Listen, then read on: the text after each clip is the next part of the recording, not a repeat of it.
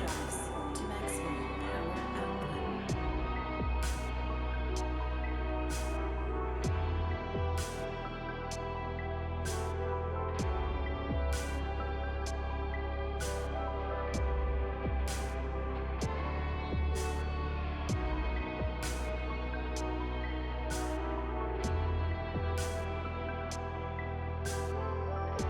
Transmitting signal in 5, 4, 3, 2, 1.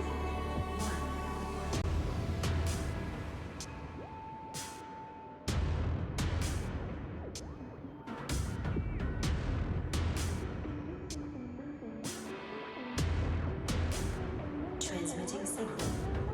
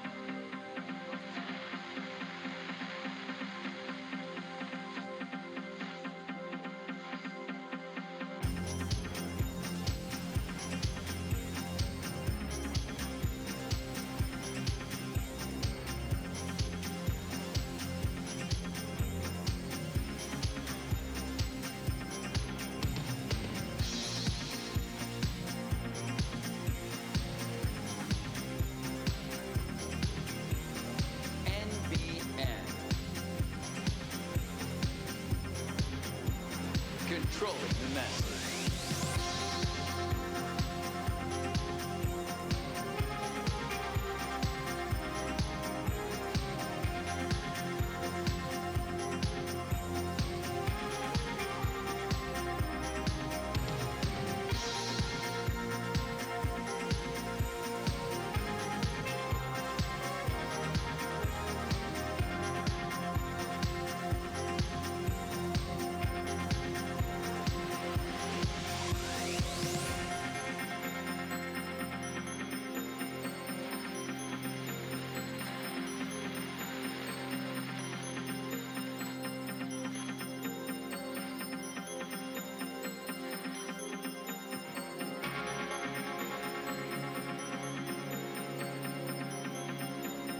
And now, broadcasting live from our near-Earth hub studio, we bring you this NBN Special Report.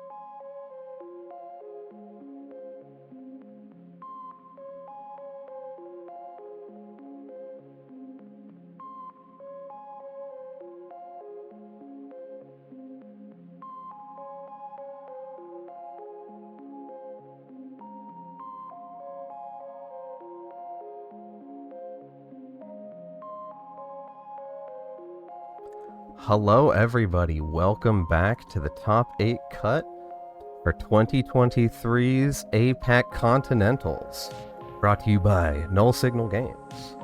I am joined currently by Thrantar, who I need to put the commentators list up. Why don't you introduce yourself for those who don't know you? Hello, I'm Thrantar. I'm a fairly new addition to Netrunner scene. I only started playing actively with the release of Parhelion. Started playing actively, you said? actively with the release of Parhelion. I became aware around the release of Midnight Sun, started following the project, started, watching the Metropole Grid, reading articles, etc., hanging out on GLC, but I didn't really start actually playing until Parhelion. That's very cool. We had someone on stream yesterday by the name of Metropole Grid, Andrej something. I don't know. Cool guy. Oh, that's not nearly where that's supposed to be. That's fine. Yeah, I spent most of today watching yesterday's cast as I tried to get a handle on the meta and what people are even playing right now. I went to the US Nats last week, and then was worn out this past week and took a break. And a lot's changed, shall we say. Oh, you were you were in Philly? I was in Philly, yeah. Dang, I was there as well. I probably saw you, but didn't get a chance to talk to you next time. But how'd you do? I came in about 45th. I'd have to go check the exact number. Well, so I happen to know that you didn't get 45th because that's what exactly I got. Alright, I'll go check the ABR page. 1 second. Yeah, I started off that event very badly, and it didn't get better. But I had an absolute blast. Some great people. Let's see here. US Nationals East Coast Champs. Swiss round. Sorry, I was 47th. Dang. Yeah, so we were right up there. My runner deck was last minute, and to its credit, bad. Same. Had a very, very fun little Steve list that did not perform, but that's all right. I respect the Steve representation. Our Dilf Daddy Steve, we love him. And then Corpside, I was playing Big BL Prov. That had a very bizarre matches spread. I did not play against a single Hoshiko all tournament last weekend. That's buck wild.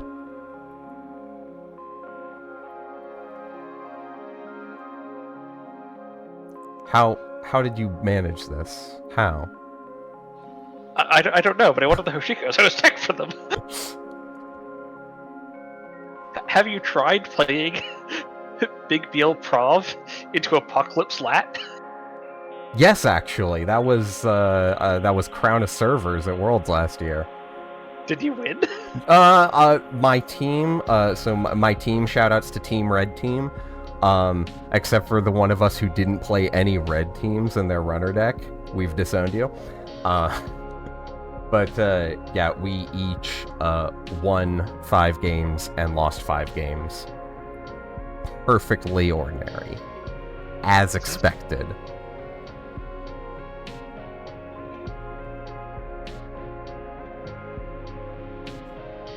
I still played against 2 Freedoms. I think Freedom actually has a lot of tools to gain from the rotation.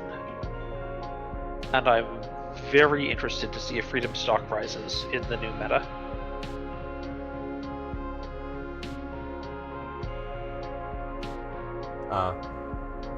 I see. Beb has just come into the room and asked for me to allow her message of, in all caps, Dilf Daddy Steve.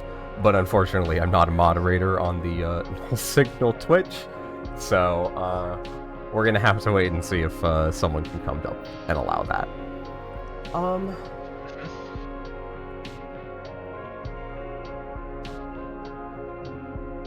Checking to see here. I don't see the games up in JNet unless... I think they're not starting for another 10 minutes.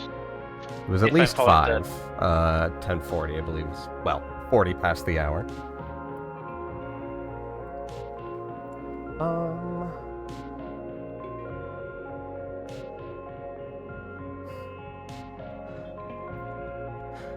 Yes. Doof Dilf Daddy Steve. That's the name of my next deck. Not gonna play Steve, but that's fine. Standings. Oh.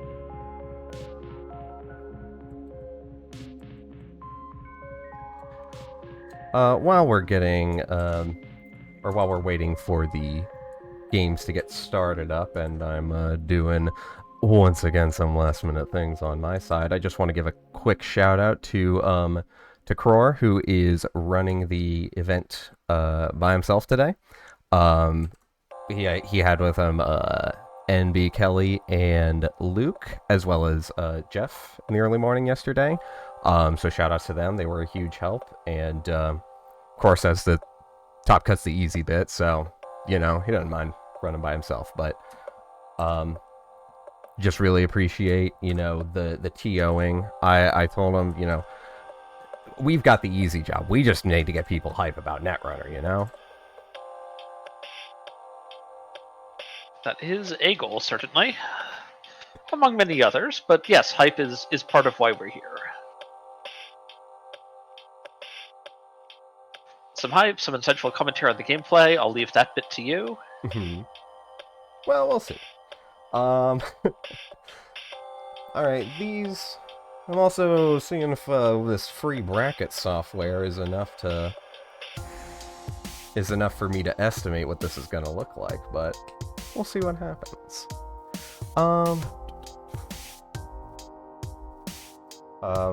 Oh, also, River is indeed going to be commentating, but they are going to be arriving in some amount of time.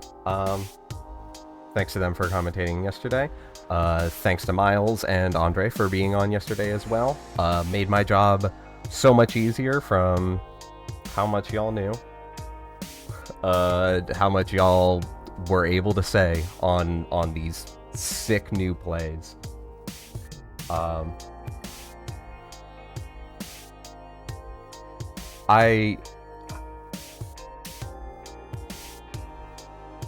Sorry, 1 second. No problem, I'm just busy looking over the matchups and seeding.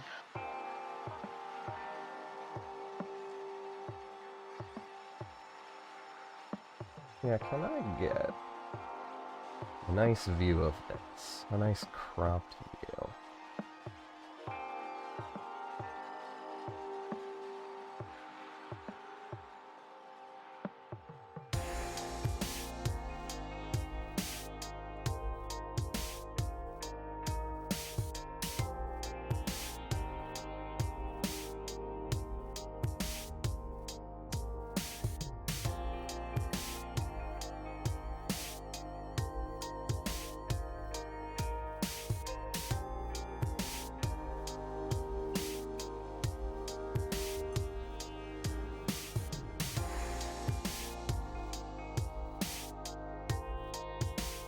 Looks like NVM is currently leading in corpse representation with 4 players in the top cut on NVN for Corp. Yeah, let's... Although all Corp factions do have some representation. We've got a Restoring Humanity, we've got an ASA group, and we've got 2 outfits. Yeah, let me pull up the intermission screen. Let's get a look at some of these standings here. Yeah, so here are the top 8. We've got Tuno, Sebastian, Pouch Surfer. Again, shout out to Pouch Surfer for running ECC last weekend. Glad he's getting a chance to play in this one, and that he's done so well. I should hope after judging TOing for so long, he understands the rules of the game. Santa, Crofi, Mr. Sticks, Kira, and Jai. Jai said that he would be available for commentary yesterday, and then he made top 8. So when I told Jeff that he would be available, he said, that's gonna be kind of difficult, huh?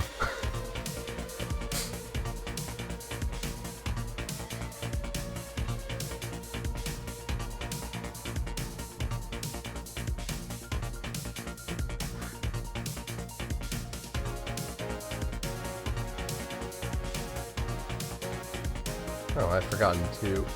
Whoop. Hopefully the music isn't too overpowering now.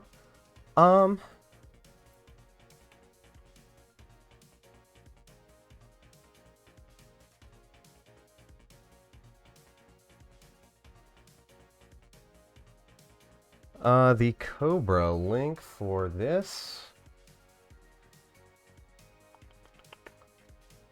I know that I won't be able to paste the actual link. Ah, yes. Here in the stream title, cobr.ai/3t6d.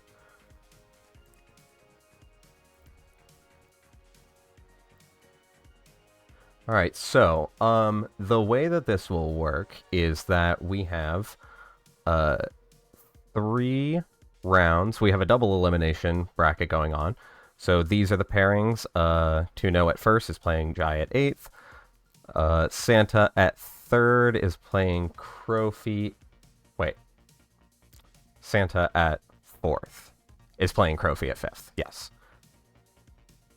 Sebastian 2nd, Kira at 7th, and Pouch Surfer 3rd, Sticks 6? Stick 6? Nice. So, there will be 2 rounds that will run concurrently. At the end of those 2 rounds, 2 players will have been eliminated. It will start with the higher seed on the left side will select which side, get a chance to review their opponent's deck list, choose which side they'd like to play. And then after that, the algorithm will do its best to not make you play just Corp for the entire cup,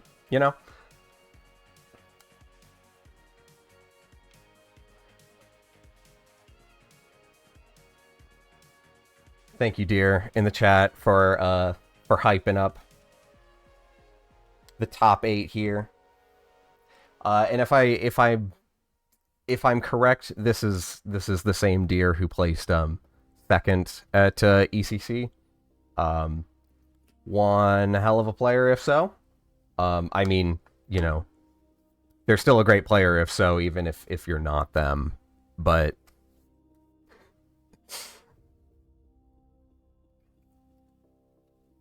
let's see here. So, just checking in to see where we are with the game starting up. Or if they are still... Looks like they're still under some logistics here.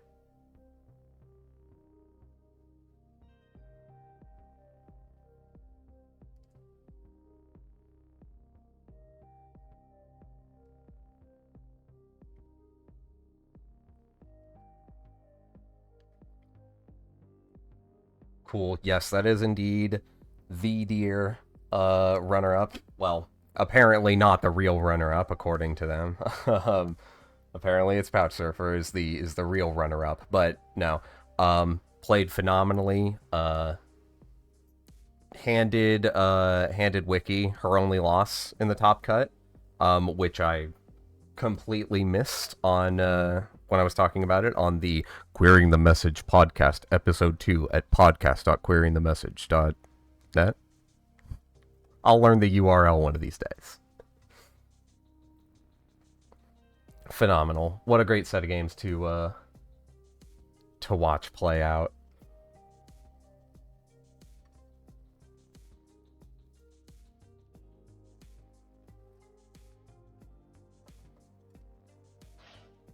Alright, all pairings are done. Game should be going up shortly.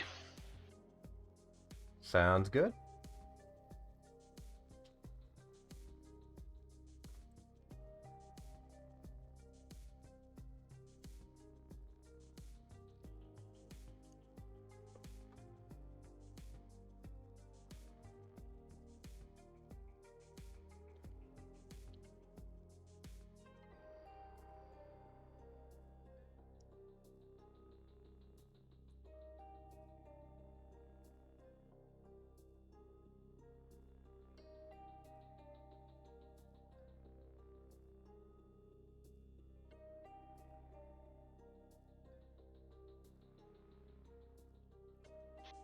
As while this is going on, I should prepare the deck lists that for the first game that we're going to be watching. So, somehow,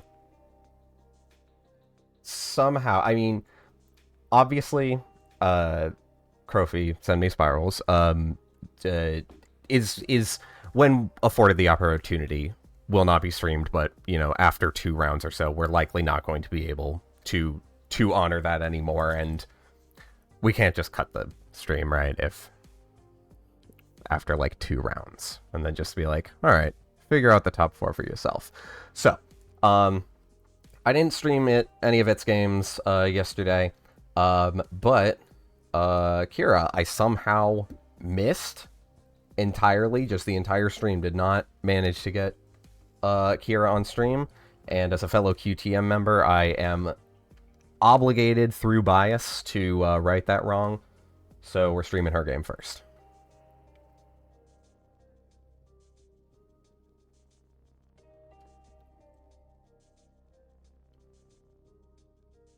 Are you keeping watch over the Discord? Do you happen to know which side the players was selected?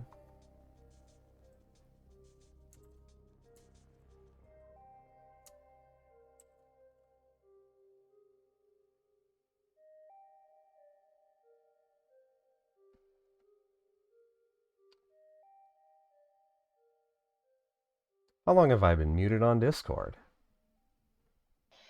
5 to 10 minutes. Oh my goodness! Oh my goodness! I've been I've audible had to the a stream. hard I'm so time, sorry. Well, you're telling me that you've just been under the assumption that we've been sitting in absolute silence for 10 minutes? I'm so sorry. It's fine. I do believe we have pairings done, and we should have games starting soon. Yep. And while I'm at it, I do also want to acknowledge that I had initially on the ending screen for yesterday's stream put the wrong time down. I was under the impression that we would start at the same time, 10 minutes from now. But it was actually, going to be 20 minutes ago. So I started the stream a little bit early to give people time to funnel in. I hope that's okay. I hope everybody who wanted to tune in live is still able to catch it. We're only about 10 minutes off of the starting time anyway, so hopefully y'all get all the net runner you deserve.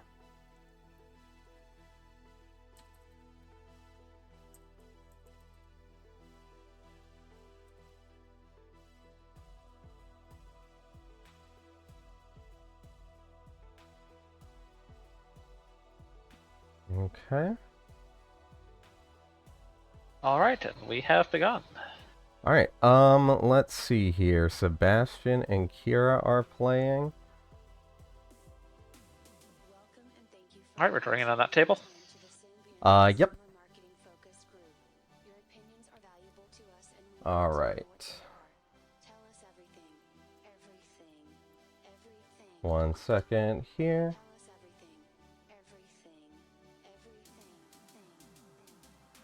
And whoops.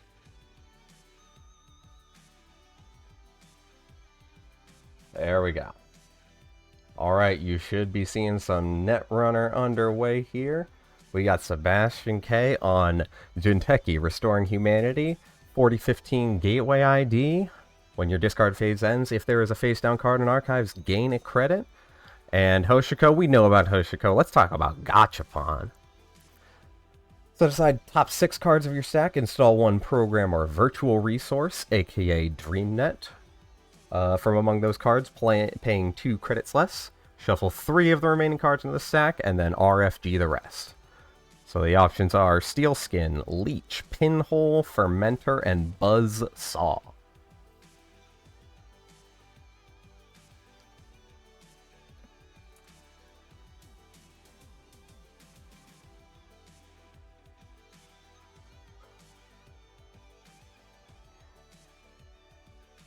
The DreamNet install, so I expect we're going to see a run this turn to possibly get the DreamNet value, especially with, of course, the departure of everyone's favorite terminal event, hard-hitting news, making early runs less spooky. When you said turtle event, I thought we were talking about Amakua. Terminal. I was like, no, that's still legal. No, terminal event. Ah, okay. Yes, terminal event. We might still be seeing some turtle events in the future here. I have to go double check what the runners brought, but in a lot of instances, you could consider it a turtle event, except it's an operation. So, you'd be wrong in several ways, but I still think it's enough. You're close enough. You got it. opportunity being found, could withdraw. And actually, for RH, the overdraw can end up being much less of a problem because overdrawing is an easy way to discard a card, to trigger that ability, and start getting your free credit every turn. And who can say no to value? Although if you're going to Hansei review, that's another way to get a face-down card in archives and not have a card left to be overhand size with. So yeah, let me. I'm gonna see if I can pull up I want to pull up another window here because I want to get some deck lists on screen.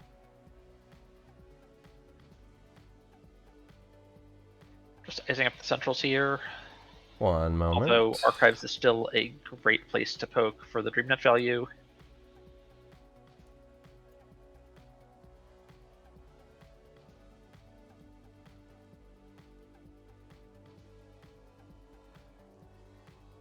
The car's a preventer ticking, so the runner will be nice and rich in a good 2-3 turns.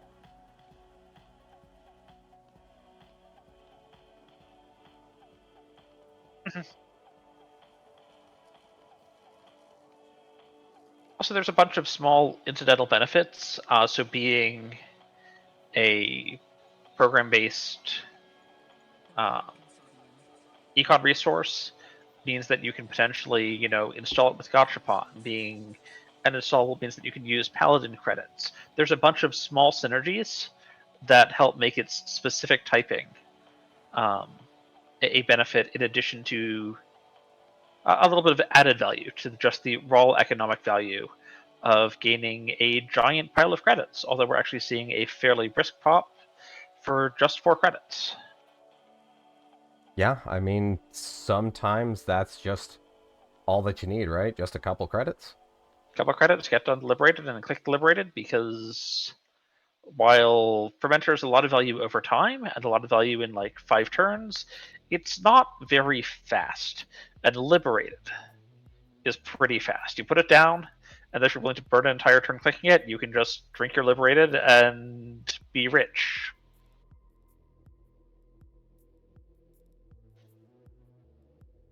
I am a little bit surprised that we didn't see a run on Archives last turn with the DreamNet down. Although, with the addition of Fuji Asset Retrieval to the agenda pool, Archive runs are a little bit spookier because there's the potential to take a bunch of net damage. Yeah, the banning of Obokata Protocol, which was correct, and should have been done earlier, and the introduction of Fuji Asset Retrieval, really kind of changes how the math plays, right? Because since it's a reaction, or it's a triggered ability, right? When you score or steal it, then the damage is done, which means that you're no longer able to say no to the damage if you're not expecting it. It can flatline you, but if it's going to win you the game, it's just in time to not. Correct. As annoying as Obo was to steal and to play against and to try to take for yourself, it was always very safe to touch. Like, you see it and you go, they've got an Obo, that's going to be really annoying. But you didn't see it and go, oh, I just took 2 net damage, or maybe 3 because they're on PE. I guess I'm dead now. And especially if you've got multi-access, if you've got incentives to run in a low hand size, like you're playing Nat or something. And just the fact that it's native poison in your deck, like they're snares. They're snares that don't do as much damage and give the runner points and don't tag them, but like they're still spiky. If you touch them, you are taking damage.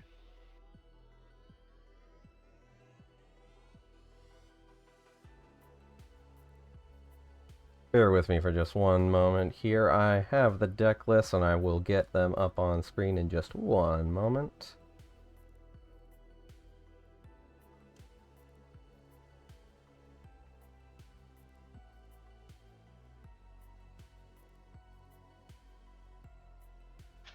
Alright, Devil Charm going down on the Anansi, just to make breaking it with Turtle possible. Turtles, with the aid of demonic forces, can in fact beat spiders. Very, very grown-up turtles can also beat spiders, but that takes quite a bit more growing to do.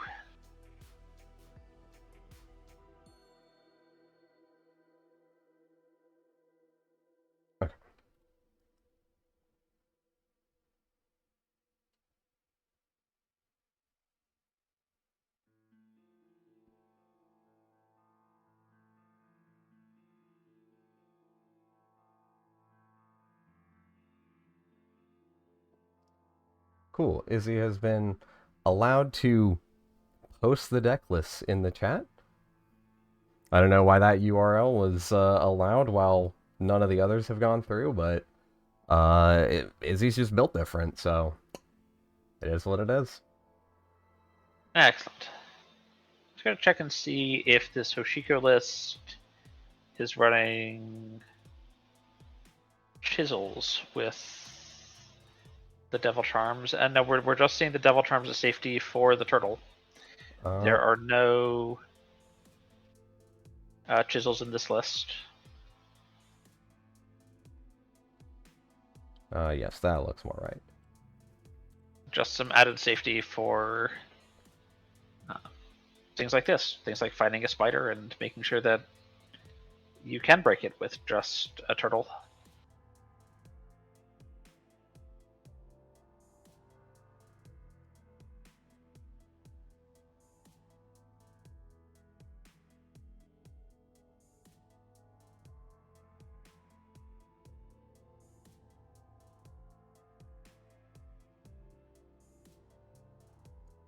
If a raindrop's in on server 1 here,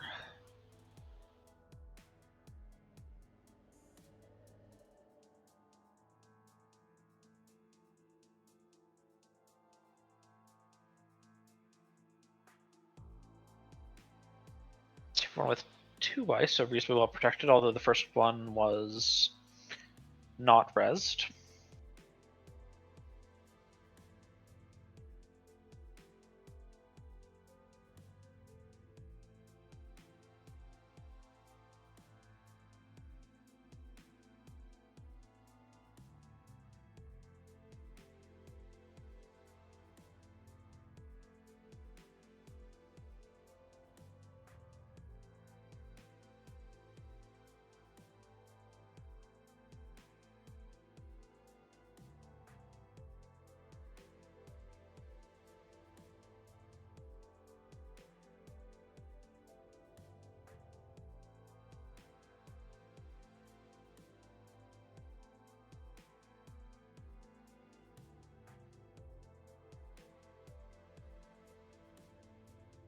Just one second here while Looks like we are resolving a judge call. Yep. It looks like Kira played the raindrops, tried to take it back in time to draw up.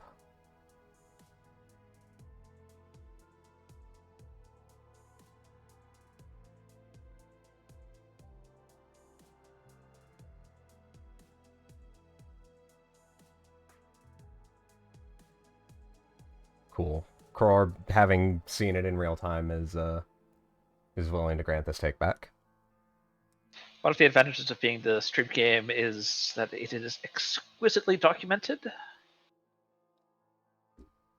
in all particulars, except for the particulars that we don't know, because we don't know Mhm. them. But all other particulars. You don't know what you don't know. There are known knowns, and there are known unknowns.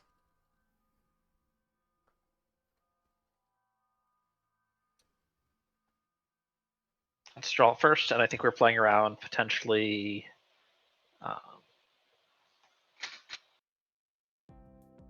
For some Fuji asset retrieval, I'd have to check the lists. We might also be worried about Anemone.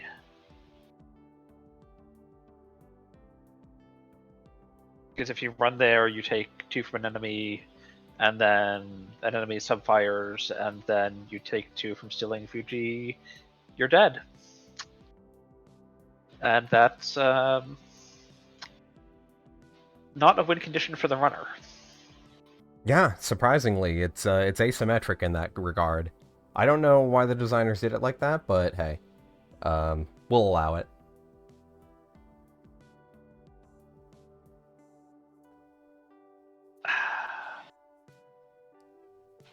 Imagine if you could kill a corpse by just embezzling them like 3 times.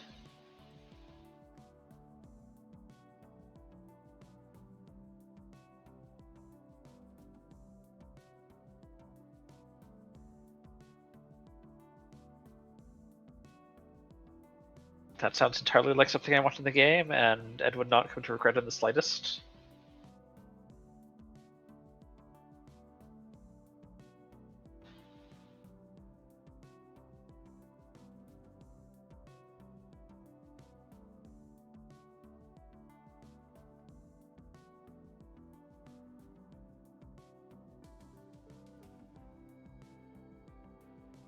Sebastian takes a fairly slow turn there, just he comes back up.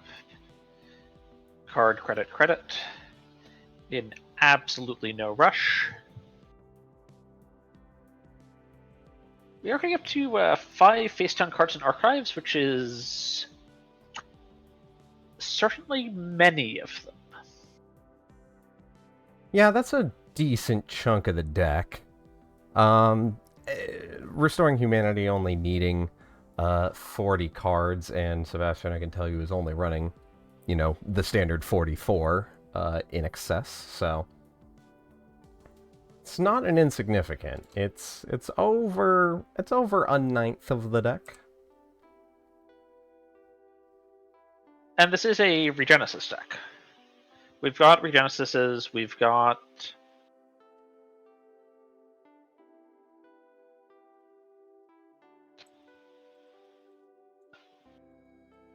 So the other thing that Kyra knows from the deck lists is that this RH is on punitive. It is on 3 punitive. If you touch archives, and there's 2 agendas there, especially like 2 Fuji asset retrievals, you're not living through that.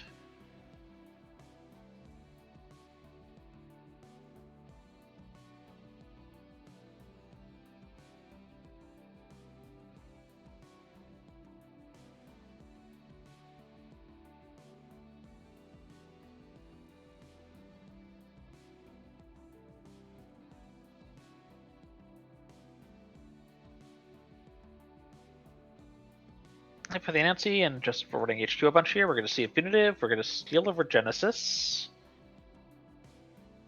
And we are coming back for a second look here.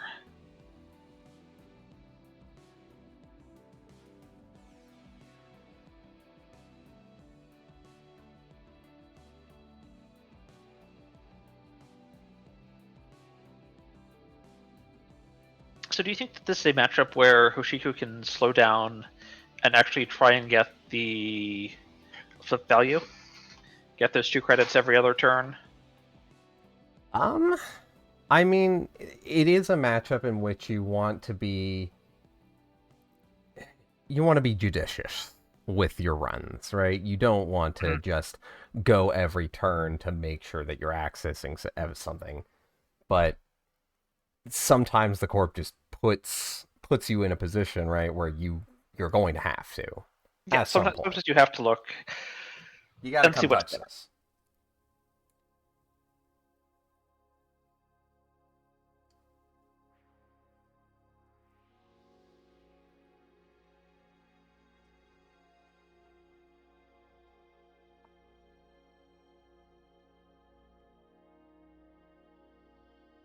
Something that's interesting about Sebastian K's deck is what's not in it.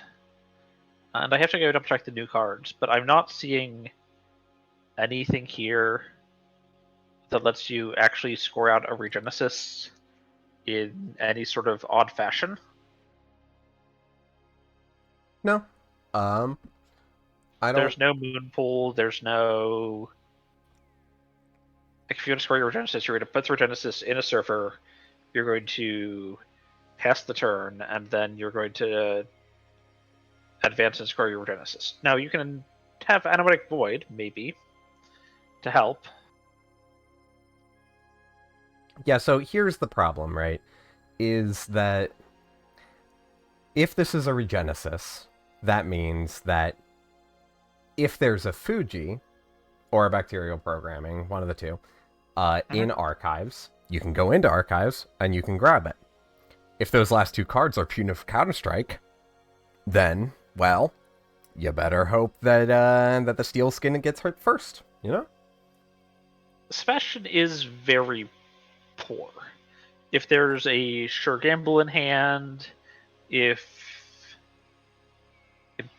have we drawn off the Dreamnet this turn yet? If there's a Dreamnet draw left for Archives, for another card and another dollar?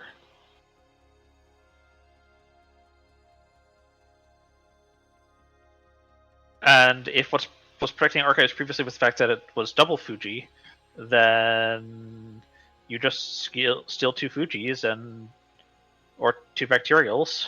What? Oh. What? Okay, alright. Yeah.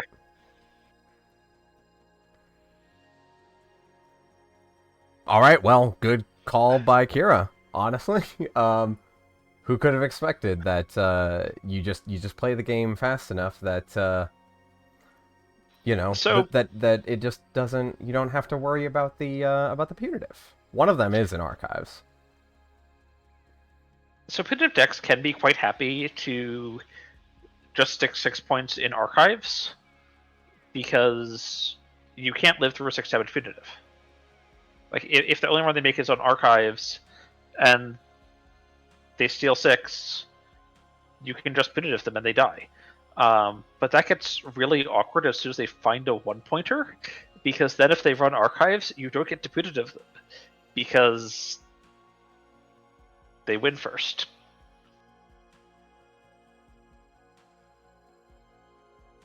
I was very confused. There's another game in the tournament tab with RG Delgado and Science Hippie, and I'm like, I don't know these names. That's the GLC Startup League. Yep. Just checking in to see where we are on the other games. Not might not stream them if there's not too much going on, but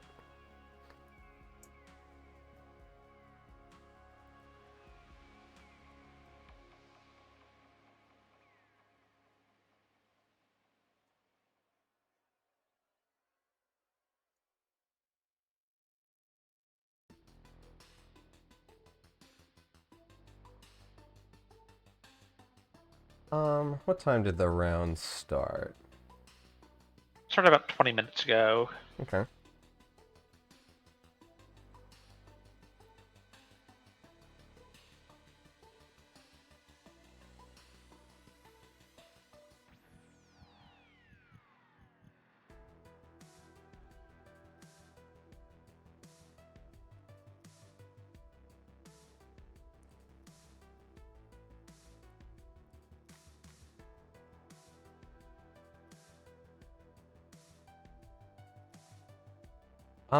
You know, actually, I'm gonna hop on over to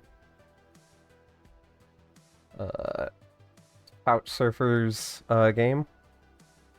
Sounds good.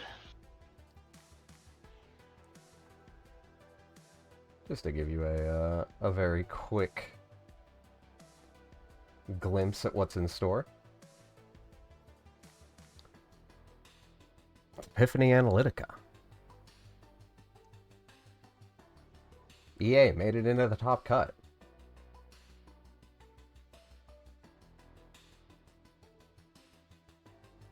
Nations Undivided. But even Nations Undivided will play a spin doctor from time to time. It's part of providing their patented balanced coverage. The most balanced of coverage. They've gone wide. Give me a second. Need to zoom out. Although, with this wage workers being res, I suspect this is game.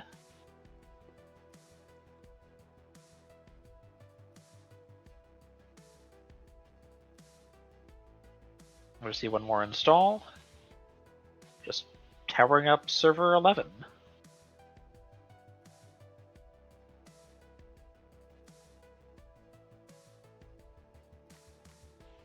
Yeah, we got a real server going on here, like an asset and then also some ice. You know what? That's probably not even an asset.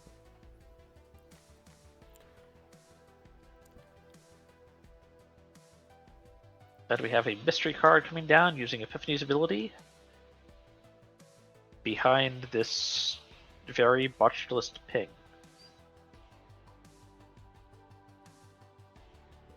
Which is only notationally different from just being in a new server entirely. The runner is currently very poor. Only 2 credits. Got a fermenter with 2 virus counters. There's potentially another 4 there. That could get them up to sure gamble range.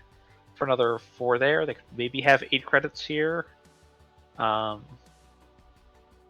on what they have in their hand. But that's still probably not enough money to contest server 11. Especially with no breakers down.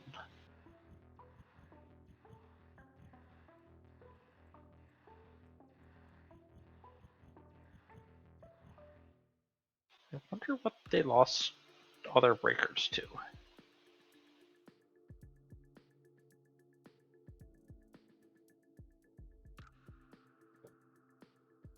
Probably Bladderwort. Couch Surfer considering his outs. So I just take 6 points, you say?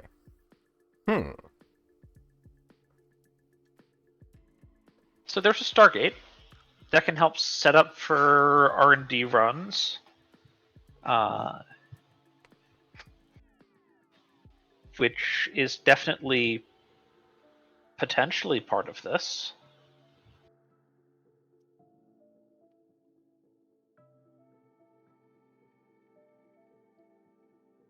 Yeah, let's talk about some of these assets that we got going here. We got a Bladderwort, ubiquitous drip econ in these asset decks, especially when you just have all of the installables in the world to res before your turn starts, including, and I was raving about this. I was raving about this to Kror and all of stream yesterday, resing a hostile architecture, trashing the other one, and then resing the third one to trash the second one, so that you can be in Bladderwort range. Yeah, I had a game like a month ago where I just started my turn, and I didn't want to do anything because I had like 3 credits, and wanted to get more Bladderwort value next turn, so I just purged absolutely nothing and said go. Because purging is weird. And does not follow N6. You can always purge.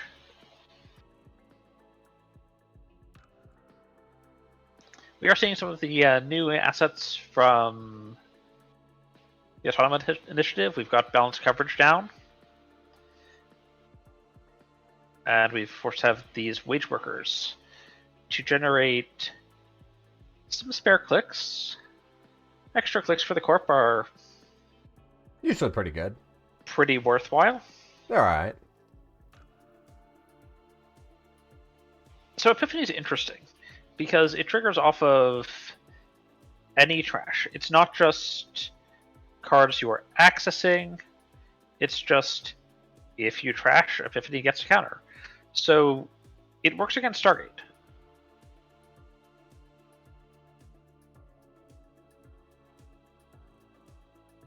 and is especially good against Stargate because Stargate doesn't give you the option not to trash one of the cards. If you run with Stargate, you are going to reveal 3 cards, and then you were going to trash one of them, even if you don't want to. Yep, that's not up to you. Which means that Epiphany will get a counter if you Stargate run. Ooh, Mad Dash coming down.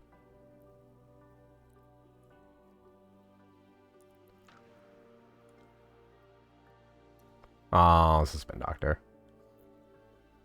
Well, you had to respect the bluff, right? What if I just put a sneaky agenda into server 8?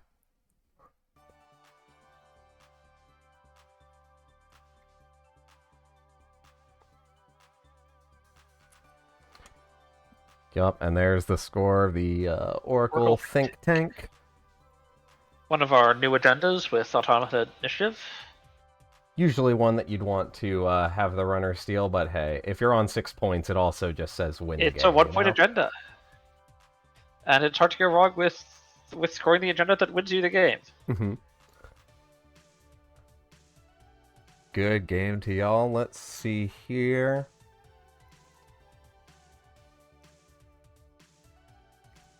Just gonna check in on the last table.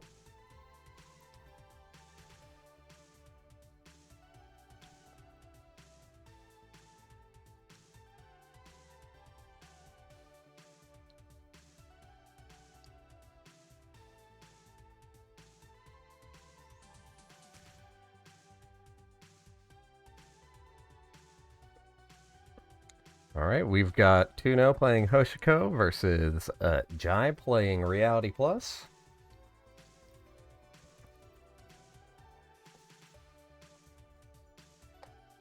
Four across the board. And 1 tag on Tuno.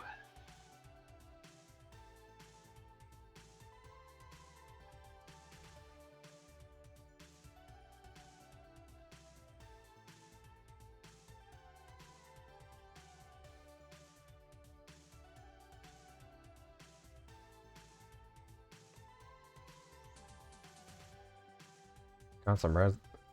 Got a res. Which I temporarily broke, but I think these 2 Maryland campaigns and potentially some federal fundraising will solve that in short order. Yeah, the Maryland refunds itself on the first turn, but you gotta get it going.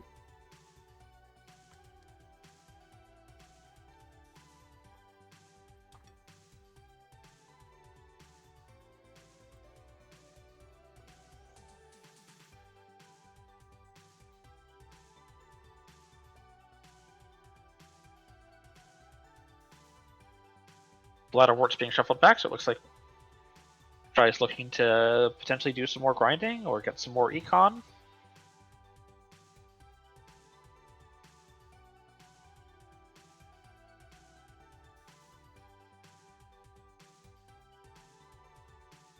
So I want to talk about Tuno's board state for a second, because there's a bunch of things I find very interesting about it. What's that? We've got an overcharged paladin with 4 credits on it. Yeah. While floating a tag. Yeah. And it valued this paladin enough to install a gachapon just to trash to the paladin's end of turn trigger, which is just being trashed by Jai this turn.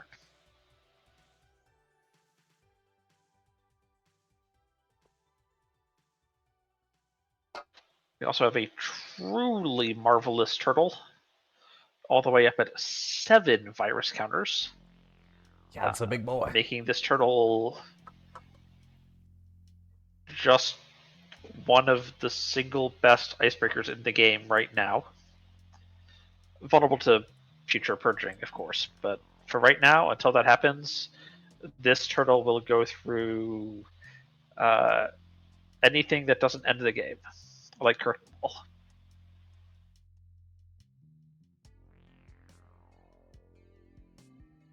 And we are using that power to try to get into HQ.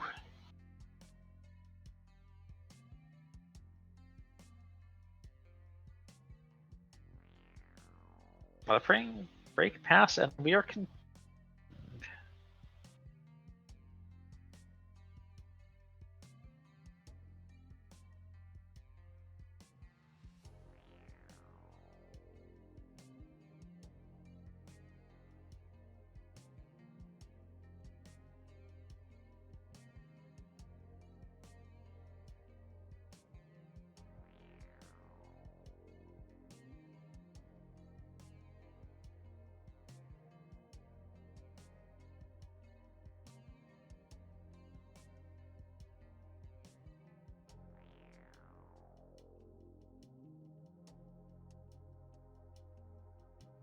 Love to see wheels in action.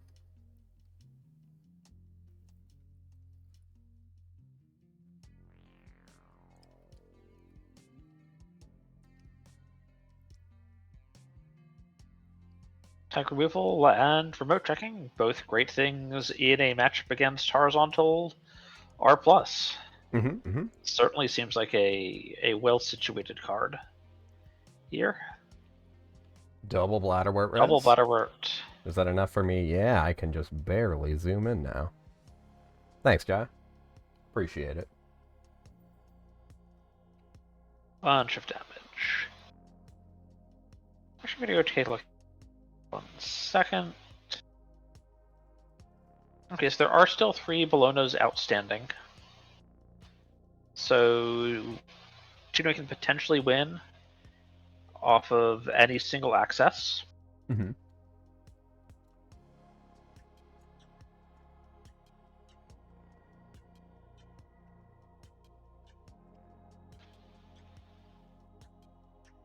And Jai is down to 7 cards in R&D. There's not an infinite amount of time left to actually score out something. And if Jai needs 2 more scores, they are running out of time. Especially because with Daily Business Show, you draw the card, and then you put 1 back. But they're both drawn. Yeah, so we did see yesterday on stream, Tuno played against, I don't remember, I don't believe it was Jai, but it was against a player who had 3 Daily Business Shows resed. And, was it Tuno, actually, now that I think about it?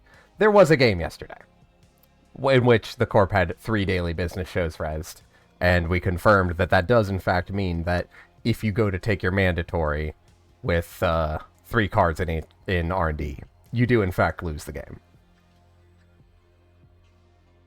I see the very spicy one of Lady Liberty here being res. We're probably expecting an agenda score. Yes, Professor Wacko, thank you for confirming. In the match against Tuno was a great game to watch. Fantastic games. Check out the stream yesterday if y'all missed it.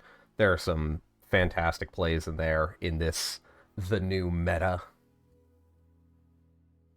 And yes, just because someone... real quick, there are 3 Bladderworts down here. But because it was asked in chat, here in Server 7 we have Federal Fundraising, which is a new card for... or from the Automata Initiative. When your turn begins, you may look at the top 3 cards of R&D and arrange them in any order. Then, if this server is not protected by ice, you may draw 1 card.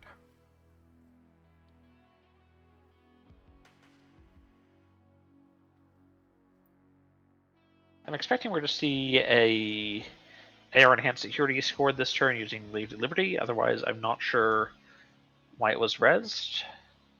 Although it could just be to set up the threat for next turn. Force Tuno to come in and trash it, or risk a 4-2 being scored. Freedom of Information, tomorrow's headline, potentially.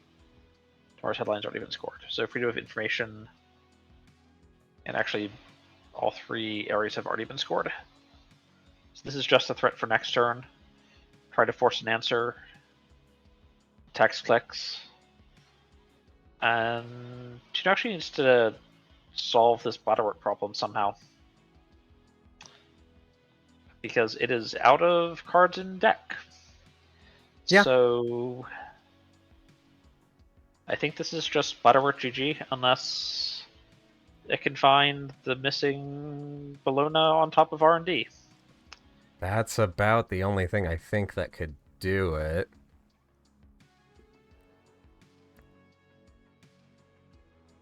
Yeah, Tuno giving this one a good think. Credit, credit, credit R&D. And hope you can break whatever ice is there for 3 credits with Turtle, which 3 credits can. Maybe it can get into HQ, but there's not... I'm not certain it can get into HQ and manage to steal a Bologna. And I don't know if server 13 was ever checked at any point.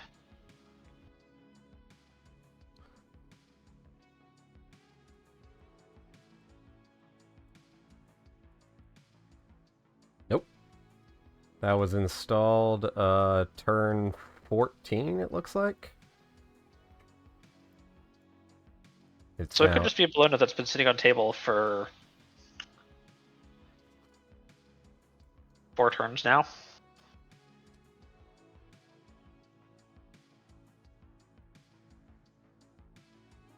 Get out of hand so you can protect the agendas that don't protect themselves. 1 credit.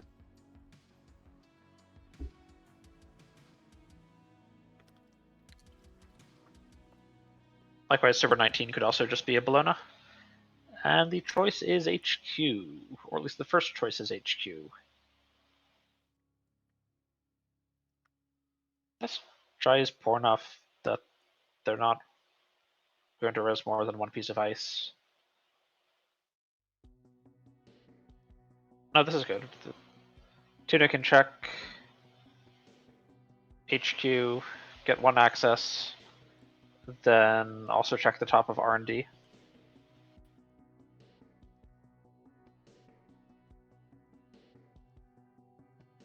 And it just needs to touch a Bologna.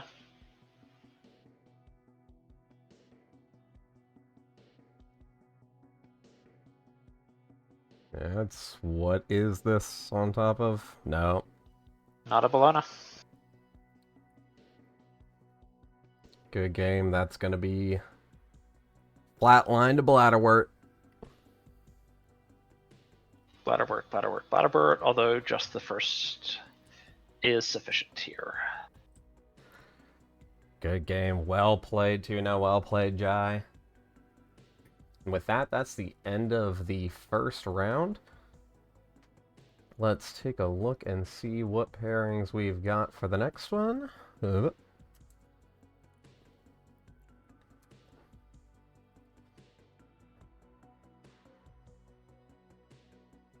Oh, and Cror did update me about half an hour ago. NB Kelly is indeed is also helping to judge /TO.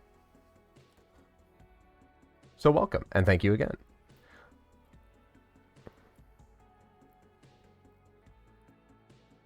Okay, so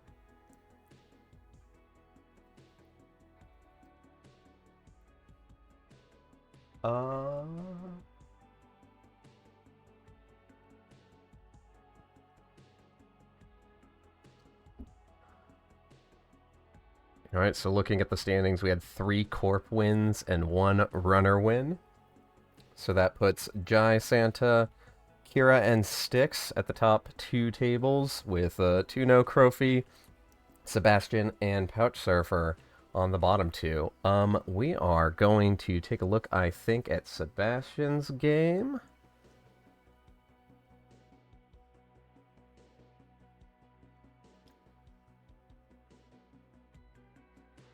Yes, let's watch that game.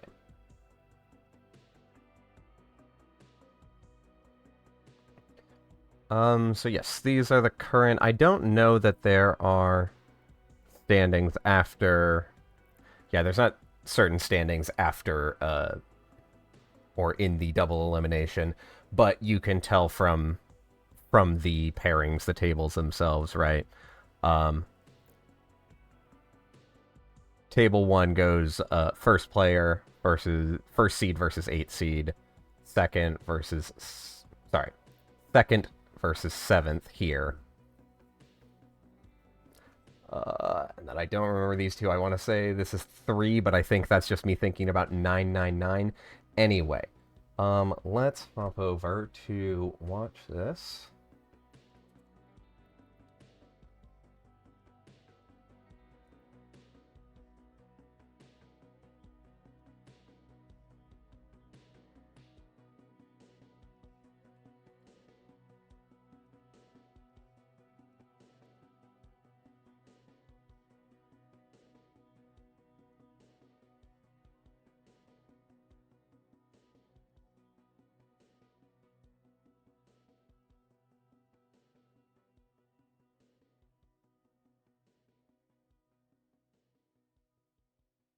Right, while we have a second here, I just want to say real quick, Worlds tickets, they're still on sale, but they're almost gone. I just picked mine up today. Let me refresh the page so I can give you an exact number here. Yep, there are still 26 tickets remaining for Worlds, so if you haven't gotten those, make sure you do so soon. Because it would be a great time to hang out with a big old bunch of Netrunner people over at the Casareus in Spain. Hope to see you there.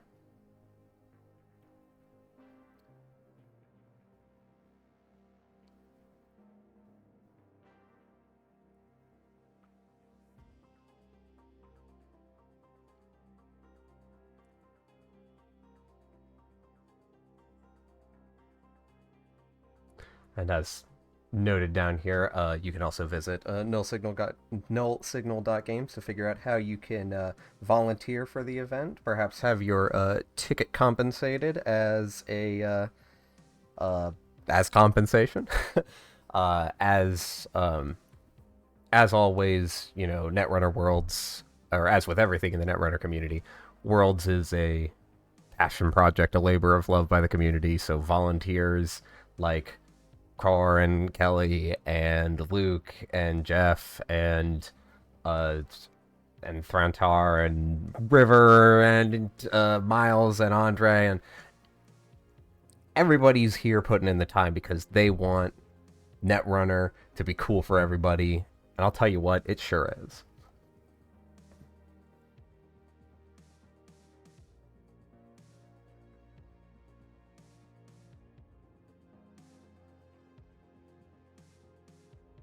I'm just taking a quick break here in between rounds, so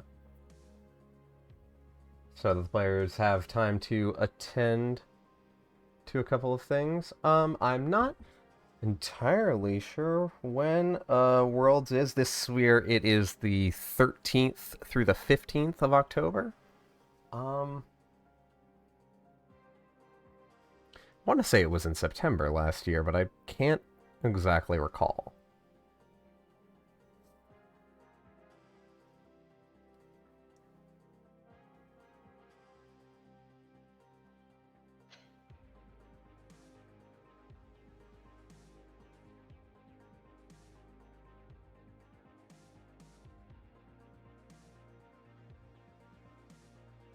Well, we got a second here.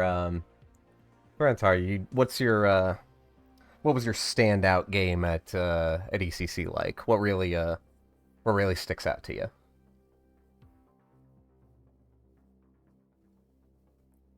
So I had a great game where I scored a big Beal, and as it turns out, the 13 advancement Beal is pretty good. Oh, the one that's worth 7 points? Is that what you're saying? Yeah, the one that's worth 7 points. Yeah, it turns out 7 points on one agenda. Kind of wild, you know? Getting the 13 advancement counters is a bit of doing, but with some prov action, with some manual advancement, and then with an RPC to move them all where you need them, it works out fine. So you're excited about Treeline then? Oh, Tree Line is I am so hyped for Tree Line. I Tree Line is everything I want out of an ice. I can finally cut the ice walls. finally I can just put the counters wherever. Is oh goodness, what was the name of the card? Install a piece of ice and like put 3 advanced. Oh, Party Construction? Yes, Party that's it. Construction? Yeah. Did that rotate? I don't know. I'll have to look that up. It wasn't in my last list. 1 second.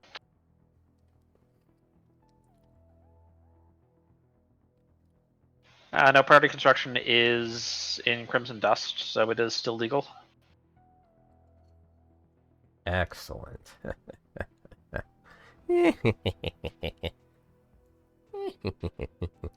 Yeah, I also can't believe that we streamed 12 hours, well, 10, almost 11 hours. Pretty close. Little bit longer than we expected, but that's fine. Oh, in the future we can all move to single-sided Swiss. And have even more rounds. That'll cut down the time.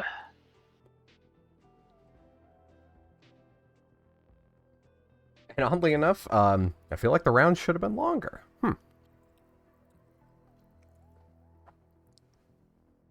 Because what's better to do with the time you save by switching to single-sided Swiss than fit in more rounds so you can play even more Netrunner. Mm-hmm.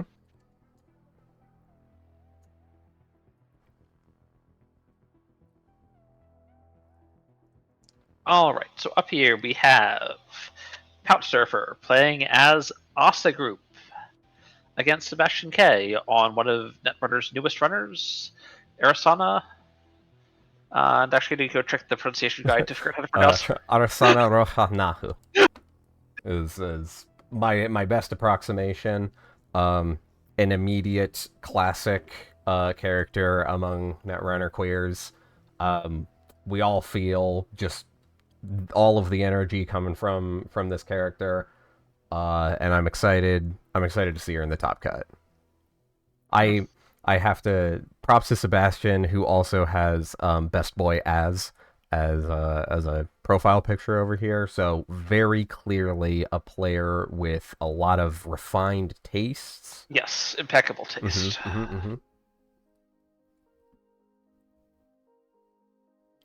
So yes, this is table 4. So this is one of the loser bracket tables. Both of these players are down 1 game, so whoever loses this game is out.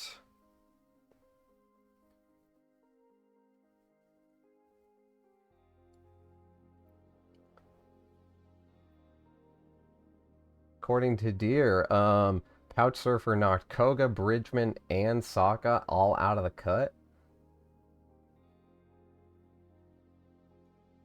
And now gets a chance to knock another unbander out. Hilarious. Also gets a chance to stay in the tournament for himself and continue making it on. Yeah, but that's not spiteful. What's the motivation behind that? It's saying that you're the best player in Asia Pacific. No. Which it's I to will knock say, out all these unbanned people.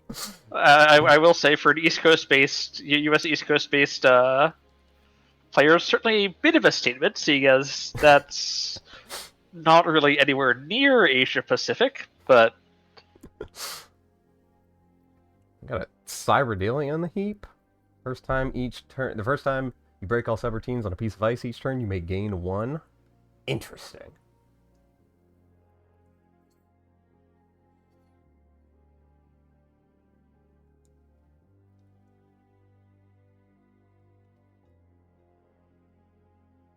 I'm sure very curious to see what their program suite is like, because obviously one of the new, very exciting Trojans and Icebreakers that Arasana got was Slap Vandal. And Slap Vandal and Cyberdalia are not a combo at all, except against Tollbooth, I guess.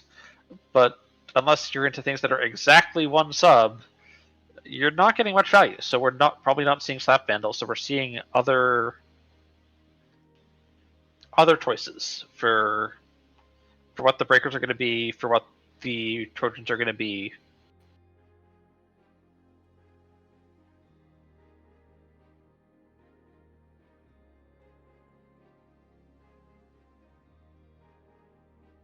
So the other really interesting thing about this Arasana list is it's running 2 deep dives. Yeah, I'm gonna get these lists up here. Let me just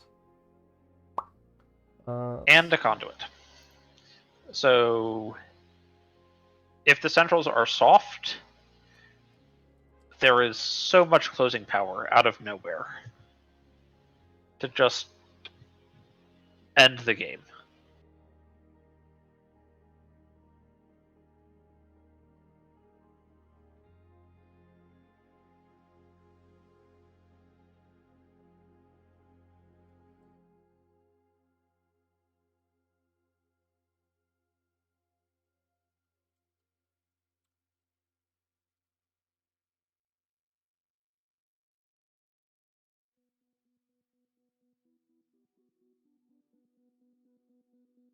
Alright, there's the runner deck. Gonna get the corp deck here in just a moment.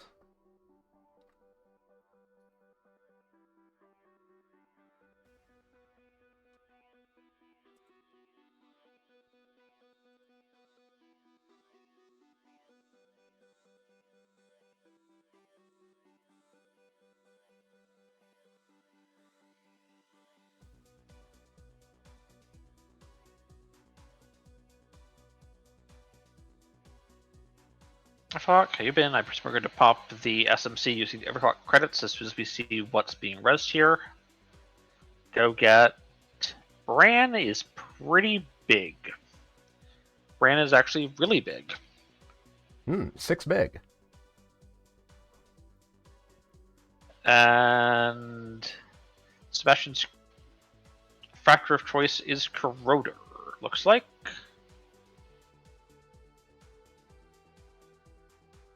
Although there's the potential to... There's no... watch list either. Hush does not help against Bran. Yeah, so if we're seeing anything that's going to break this, it's going to be a Corroder and a break for quite a bit of real money also.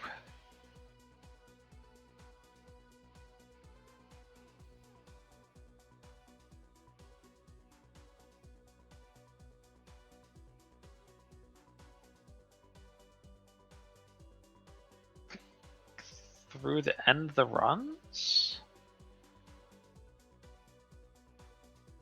And offer the install. Interesting.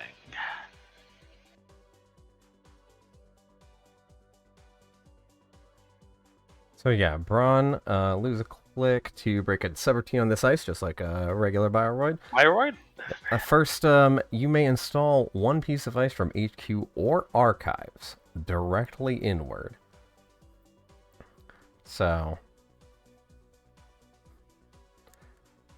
it's just a free install, not a res, and House Surfer's only on 4 credits, so might not feel like he can afford to res whatever this new inward thing is, especially when there's still the SMC here. All right. With the overclock credits. Installs and 2 more real credits from the Cuban. Installs from HQ. Gets the Cuban credits. Elects to continue the run. Still 5 credits in the overclock to go fetch with the SMC.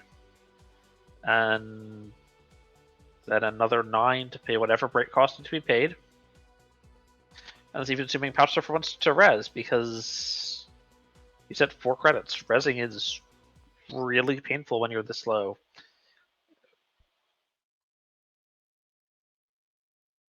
Atubola. Tatubola is excellent here. Like, this solves so much of the econ problem right now.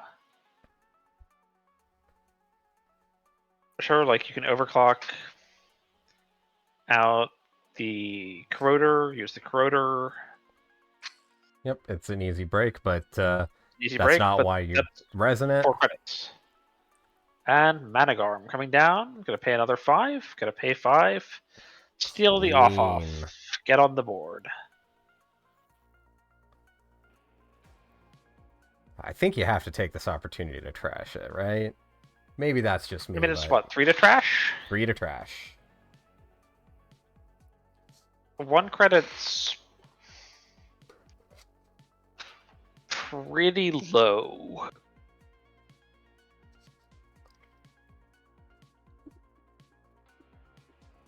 I mean, it is pretty low, but Managarm makes you spend so much just to get in that server. Managarm is very expensive to get back in.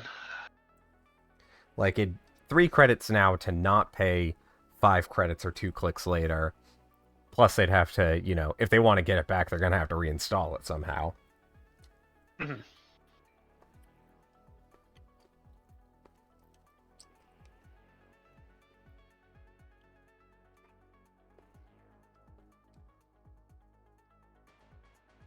Have to feel a bit poor.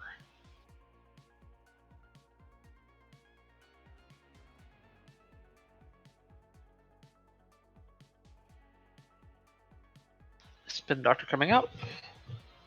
Can potentially spin back in the Skunk Works. But it's probably just looking for better cards right now. Some more econ.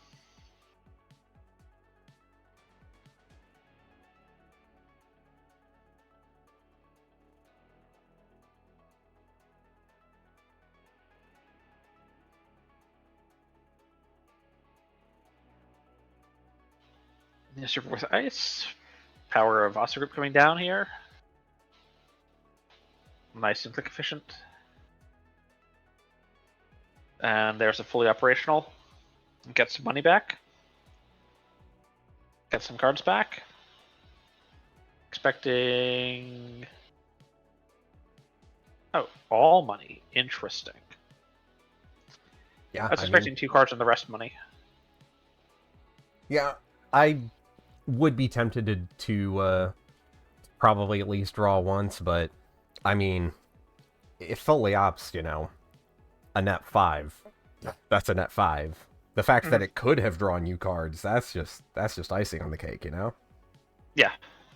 I think I would have taken the draw 2 gain 4 there, but gain 6 is still a very good and real card. Triple advance. Wage plus workers, the triple wage advance. workers. Oh, there's a 5. Seamless. Vitruvius with 2 counters. Okay.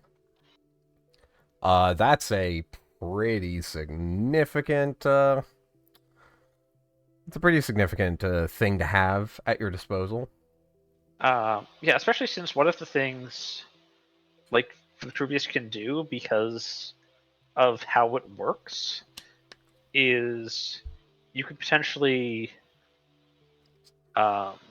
install like another Vitruvius in server 1, and then next turn you advance, you return Seamless, you use Seamless, you advance, you return Seamless, you use Seamless, and score another 2 counter Vitruvius. Yeah, there's a there are a lot of things that you can make work with this with a Vitruvius counter, and so having 2 is a pretty strong place to be, especially when you are doing like the pseudo fast advance loop with the seamless launch. It's also like worst case scenario, the world's least contestable spin doctor. Throw agendas in archives, and if you have to, and you know if they're ever really pressured, you can refer them to your hand. Yeah, I mean, that's It's definitely not what you want to be doing, but I mean, sometimes it is. Okay, so sometimes it is like at the point in time where you make that play, that is 100% what you want to be doing. Um, but I don't think your game plan generally revolves around scoring it over Advanced Vitruvius, so you can return agendas from archives to your hand. Not exactly that, no. Sometimes yes, but no. It's a very good option to have. It's a very good backup tool in the toolbox. Spin Doctor is a very good card, and there's a reason NBN has. Okay, so I think we can safely assume that one of those is an agenda, and the other one's a Manacrum's Conkworks. Yeah, I was looking at this list, and I was gonna note that there are 3 Tranquility home grids, but none of them have shown up so far, I don't think.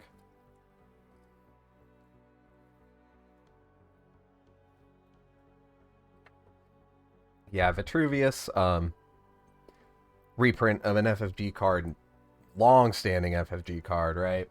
For every advancement past 3, you get one of these tokens that is a paid ability window speed archived memories, which let me just remind you, currently banned. You cannot play archived memories. In server 3, we have Wage Workers, a new Hospiroid asset, 2 res cost, 4 to trash. Whenever you finish taking an action, if you have taken that action exactly 3 times this turn, gain a click. Very much a pseudo Jeeves. Notably, you can't do one action that spends multiple clicks and still trigger this. It has to be 3 separate actions. But you can get this for basically every action. Every basic action. You know, you could click a Regolith 3 times, the same Regolith, mind you, and get a 4th click off of that. You can Biotic install, triple advance, and then, oh hey, you have an extra advancement counter to put onto your Project Vitruvius to use to get your Biotic labor back. Well, that's interesting. How about that? You can Biotic 3 times, get an extra click from Wage Workers, and then go do whatever you feel like with your clicks. Then click for 8 credits or something because you're supremely broke for playing 3 Biotics. Well, sure, but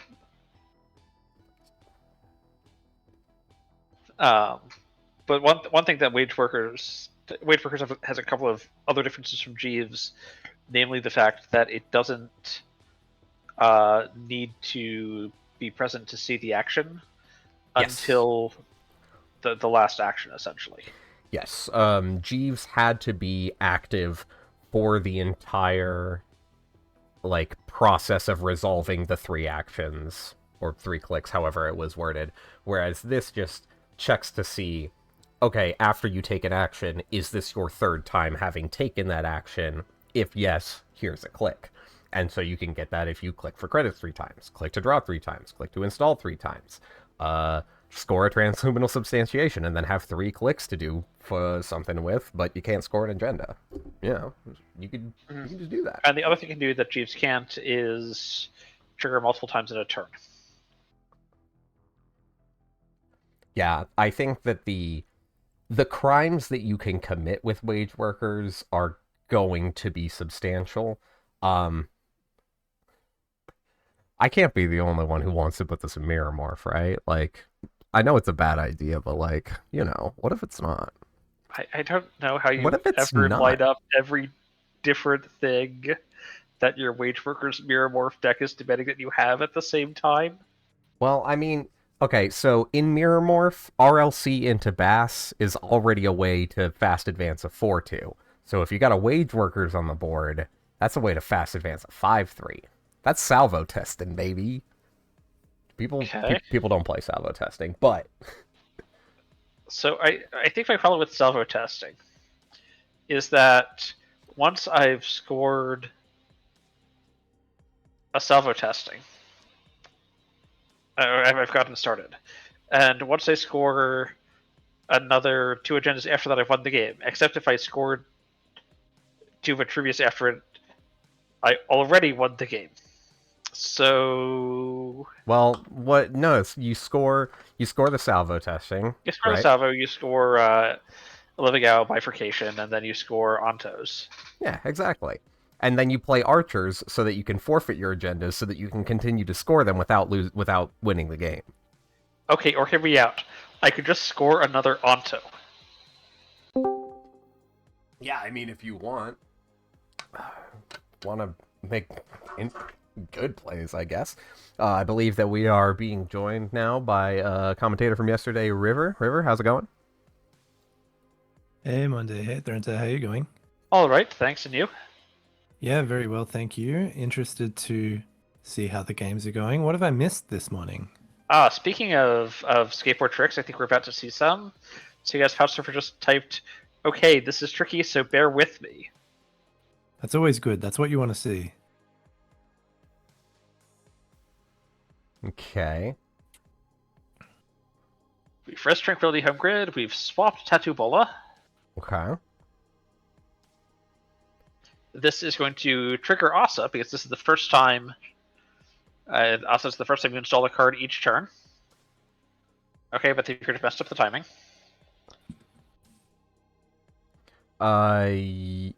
Yes, so I think...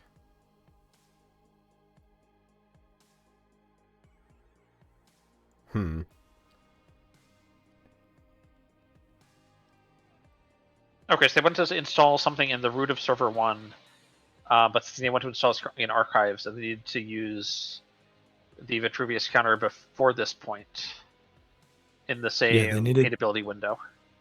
Yeah, they needed to use the Vitruvius counter at the same time that they rezzed Tranquility Grid, because you don't get the paid ability windows while triggered abilities are resolving. So Pouch will eventually be getting the 4 credits here, but because he swapped Tattoo Bola with an ice from HQ, that's considered a new install. So currently we're in the process of resolving the Asa trigger. So it should be, So there's no new information here. Like Pouchsurfer obviously knows what he has in archives. The fact that there's a Vitruvius counter is known information. Like I don't see how any information's been gained here. Pouchsurfer just wants to pull a card back with Project Vitruvius as the card to install in the root of server 1. With the Tattoo Bola install. Sorry, with the Asa trigger off the Tattoo Bola install. And this is all just going to be occurring in basically one paintability window that just needed things ordered differently. Yeah, as is being said in chat, I think that the Tranquility Grid is actually supposed to be rezzed at this point. Like, during the same paintability window as rezzing the Tattoo Bola.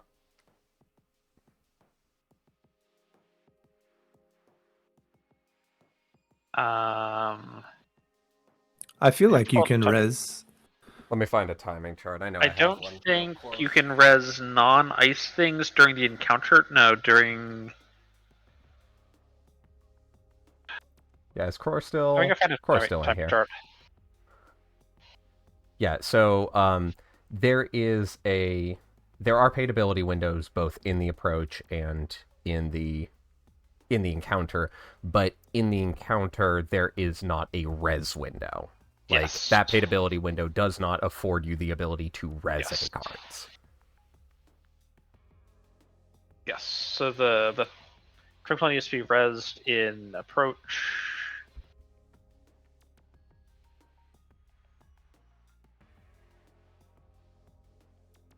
Yeah. It is after breaking? Oh. Yeah, if you're just saying, "Oh wait, I think we're in for a little bit of a hiatus." I have a chart printed out. Let me. Yeah, I'm referring to the chart. I think there's no res window here, just a paid ability window in encounter. So we need to res Tranquility on approach, I believe.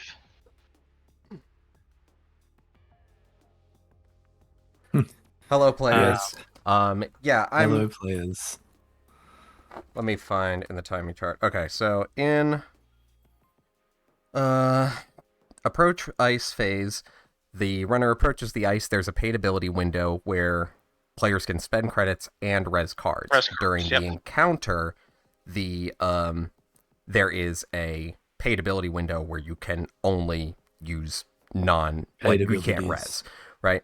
And then afterwards, the runner would pass, but there is not a that would trigger Tatubola's ability before the next paid ability window comes in at well, actually there's another one where you can't res before the runner chooses whether or not they want to jack out. So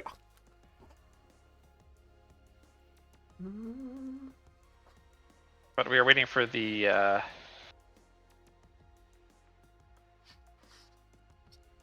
Look, it's interesting to wax philosophical about whether Pouch Surfer gained any information throughout this process, but I think it's pretty clear what their intention was to use that trank grid in the way that the rules allow. They just didn't understand the rules, which I don't know. I guess we see Pouch Surfers put it up to Sebastian K if they're okay with it. But there may be side conversations going on between judge and players as well. So yeah, Vitruvius counters can be used here because that's not rezzing. No, that's a paid ability, yeah. It's just that on the initial run of this play, Pouch Surfer didn't res the trank grid at an appropriate time. So he's just asking if he can take that back. Yeah. It is always tough when new cards are spoiled, particularly in a game such as this where there's so many individual timing windows and so there's no right to res the trank grid. This is just whatever Sebastian, this is gonna be up to Sebastian. Yeah, I would have to say in this situation, it is difficult. It is a new card, but it is it is the top cut. There are a lot of reasons that you would opt to say, if you have not, if you didn't follow the timing structures like that, that's kind of on you. But and honestly, because I don't think. Sorry, go ahead. Well, the timing structures obviously do relate to these new cards, but this is a timing question that Pouch Surfer should in theory know. But of course it hasn't come up that much with the cards before this expansion. And I think the important bit here is I don't think what Pouch Surfer's looking for is the econ from Tranquility. I think they're looking for getting whatever else is in the root of that server out, or putting in some sort of ambush. Yeah, you're absolutely right. Okay, yeah, this is an interesting one. So I believe, because Tatubola is a swap, that becomes an install because it's a card from HQ. So it ends up being an install, but because it's not an install in itself, you can't trash any of the ice in that server. But if here we use the swap and then use Os's ability to install a second ice as part of that installation, you can trash ice. Yes. Which is making me think we're maybe in for some wild Ansel gank loop here, except I don't know how you do that on 2 credits.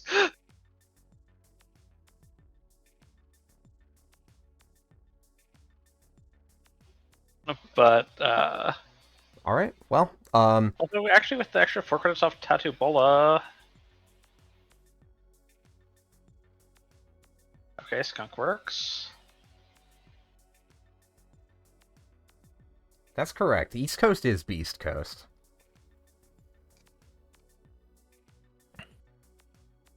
And so now in this movement res window, we're going to see the Managam Skunkworks get rezzed, Get rezzed. Yep.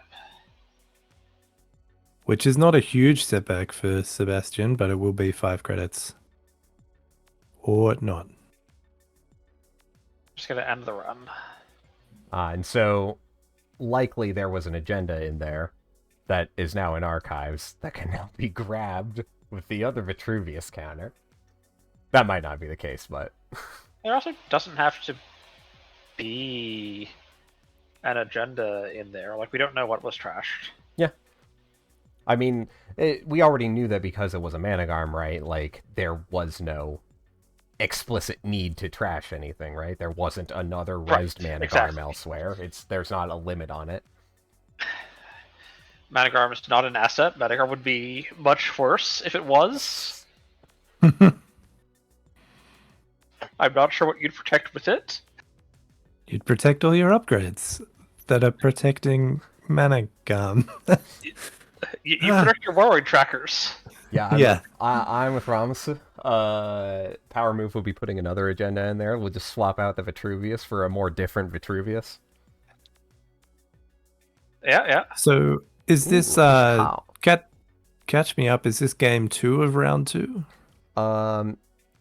So this is double elimination right now. So it is single sided.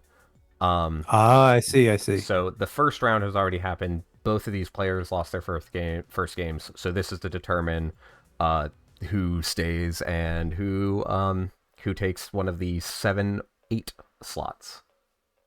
7th, of course. 7th, 8th. So interesting. We just saw a Gachapon pomp coming out from Sebastian. Saw RFG'd. Was, of course, a second copy of the console. Always a pretty safe thing to RFG. Hardware doesn't blow up much, and they're unique. So, sorry, they're unique and limit 1 per player. So the second copy is like you can bin it. But we also saw a Mayfly. Oh, there's a Mayfly. Which is pretty interesting, since we haven't actually seen any real breakers come in yet. We're gonna force the Spin Doctor. Get the shuffle back in R&D. Yeah, so Mayfly is, I think, a really good call here. Honestly, because it's an icebreaker that works well with Arasana's ability, right? Like, it's already as part of Arasana's ability, you would already be trashing the Mayfly if you installed it. But the Mayfly trashes itself when you're done using it at the end of the run. So... Yep. Oh, so this is hopefully a deep dive turn. We've seen Archives run, we've seen HQ run with the extra click Trojan. We're going to see R&D next, we're going to see deep dive. This is 100% a deep dive turn. Oh my goodness.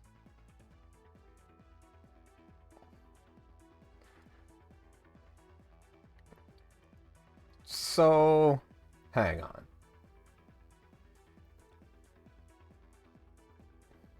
Oh, yes. Never mind. Hush doesn't...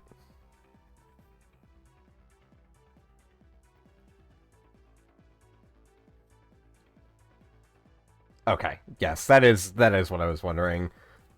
Because the Hush was on the magnet, yeah. when it was rezzed, it didn't have the res ability, so... yeah. So yeah, probably just best to undo the click, move back the Cubone. Yep.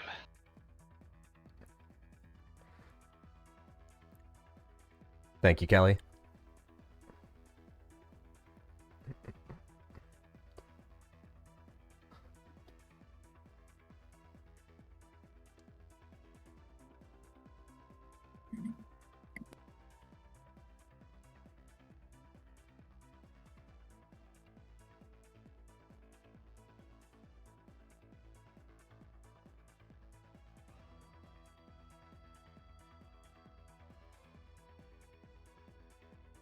Yeah, disable card is called out here in Hush. If you go to type one of the commands in the chat box, you'll notice that it is not, that neither of them are here.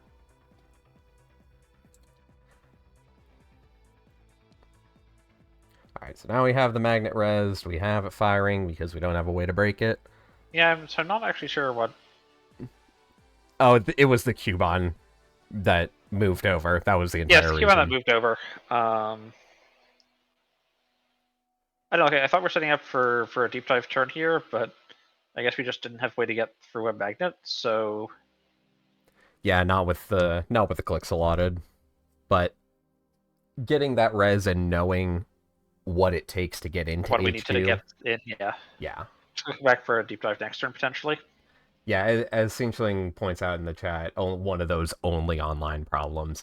And one of the things that I'm always, like, praising JNet about is, like, yeah, it is an online-only problem, but in consideration as a contingency plan, you know, there are online-only solutions to that. Yes. So.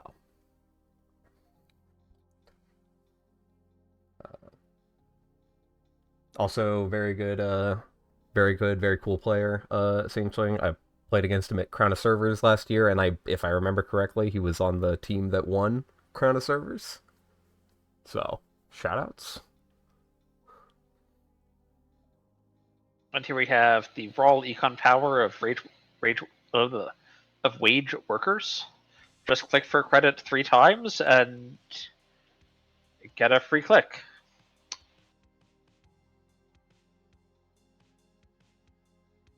And we all know how good Cyberdeck Sandbox was, and...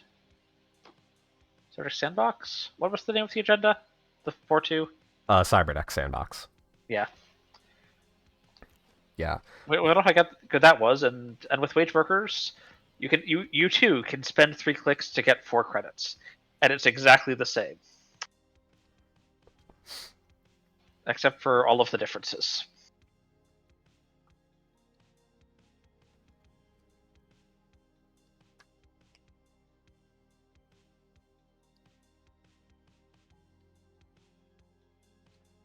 All right, cool. Glad to know that I got it. If I remember correctly, it was you and Vale, and I don't remember who the third player was. Was it your team or someone else's who had a last-minute substitution? Or maybe that was Sokka's team. Maybe Sokka was the substitution on a team? I can't remember. I can't wait for Worlds.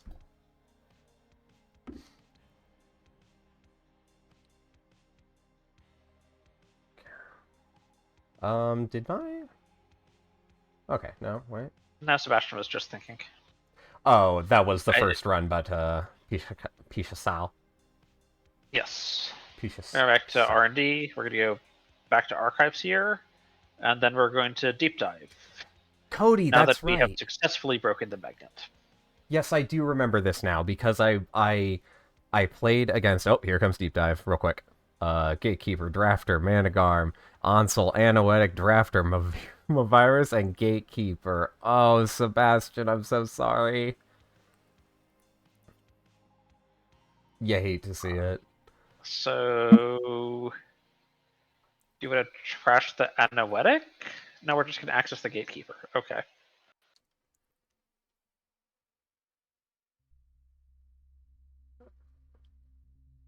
Yep. I suppose strictly... Oh. Okay. I'm assuming that Sebastian meant to use the Gachapon at the start of turn. There would have been, like, a chance if there were a Hush. Actually, no, because that was installed last turn. Never mind. I always forget that Hush doesn't work on cards installed last... Or not. Plot. Whew. Correct, yes. Clot It's been a lot of casting this weekend, folks. Correct. Clot is a tool against Fast Advance. It does not do much at all against Never Advance. If you never advance your cards, Clot will not stop you. If you never advance your cards, I don't know how you win either. But that's just an artifact of how naming schemes have evolved over the years. We're going back in for the second deep dive. Sebastian does have 2 in the deck. Because Pisha Sao is really it's a good...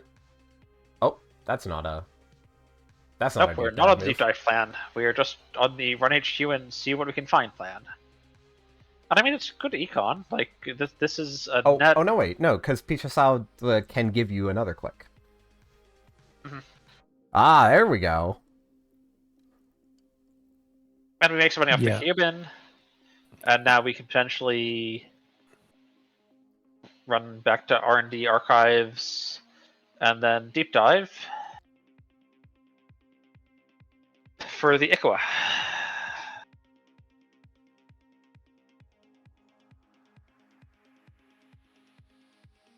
Why am I not seeing...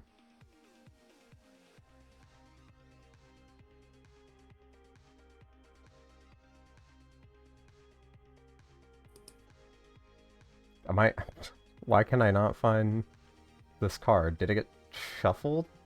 Or added back to hand? Adds back to hand. Oh! Oh! You have to add it back to your hand if you want the you next know click that out of it. Reading... Oh, wow. There we go. And Good Ikawa on top. game. But I think Sebastian was setting up for another deep dive turn here. Yeah, almost To go find assuredly. Ikawa. All right, everybody, thank you for attending this seminar on timing windows. No, but really though, both players, fantastic game. Some really great calls. A couple of hiccups there and there having to do with the online interface, but that's nature of the beast. Still a good game by both of y'all. That does mean, though, that Pouch Surfer is one of the first to be removed from the tournament.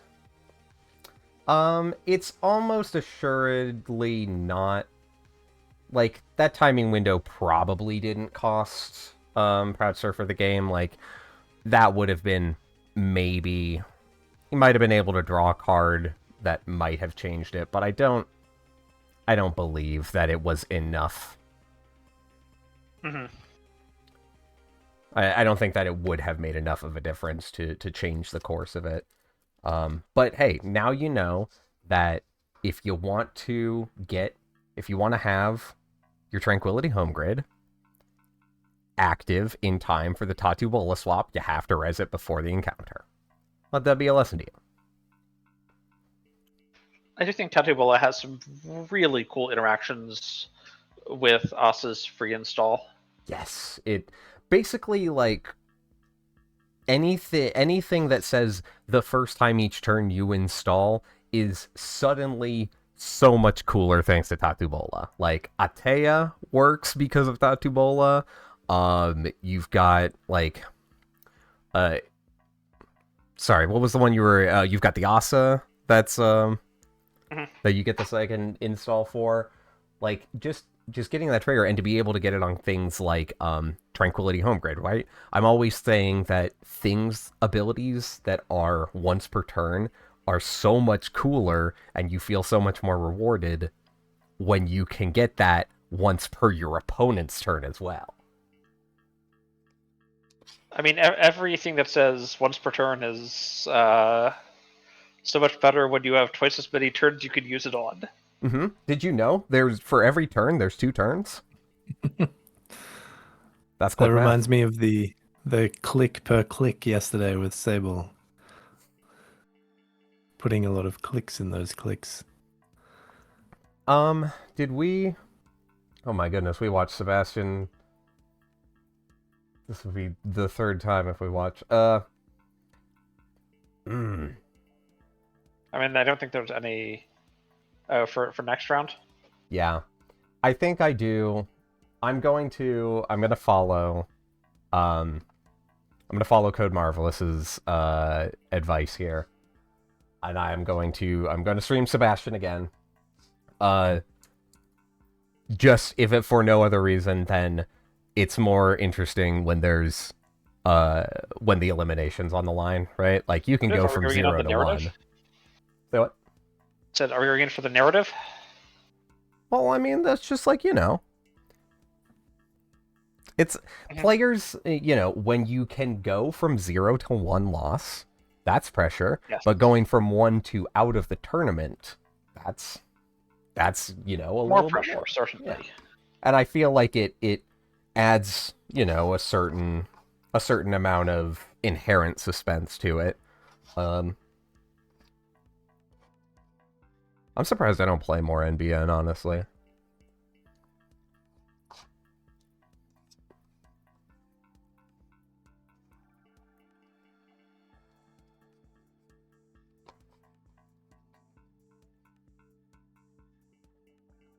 So do we have long left in the round? I guess those players had an extension.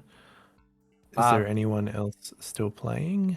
No, that was the end of it. Let me just pull up real quick while we're waiting for those to... We're turning on the next round at this Let point. me turn off the deck list as well. Yes, so we have... let me see here. So Pouch Surfer was the one eliminated from the game that we just lost, and Tuno got knocked out as well by fellow QTM member Crofi. It was bound to happen, but also repping QTM, Kira being 2 up in the cut, going up against Jai. Looking forward to seeing this pseudo grudge match play out, but yeah, we've got Jai and Kira, who are both at 2 wins, right? 1.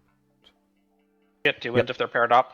And then Crofi and Styx at 1 win each. No. Yeah, 1 win Yes, each. they're at 1 win each. Okay, so yes, one of each of these games is going to eliminate. Let me see if Which one's to be a pairing between Santa and Tuno? say what? I'm just trying to figure out what the last pairing is. Tuno and Pouch Surfer have both been eliminated. They took Yep. 7th and 8th, so Be...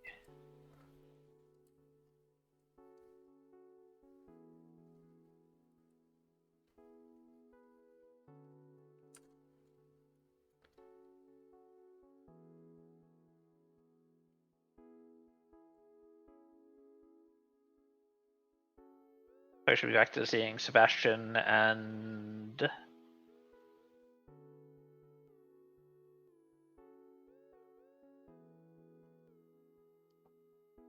Santa, I believe.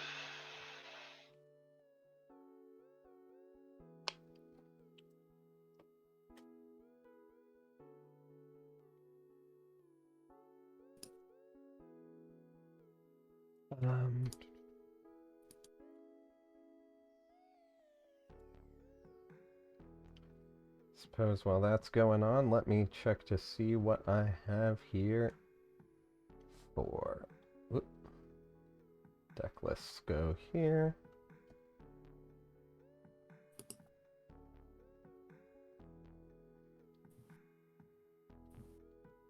We have Sebastian on Corp.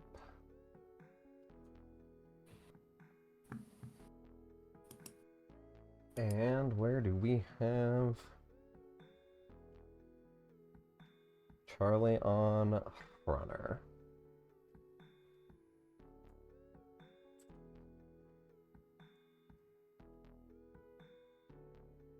Try and runner, which means Sebastian's going to be on this very killy RH list.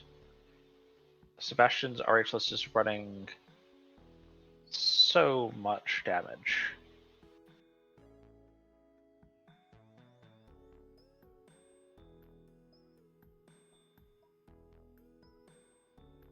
Three punitives, net damage ice, Fuji's, mindscaping.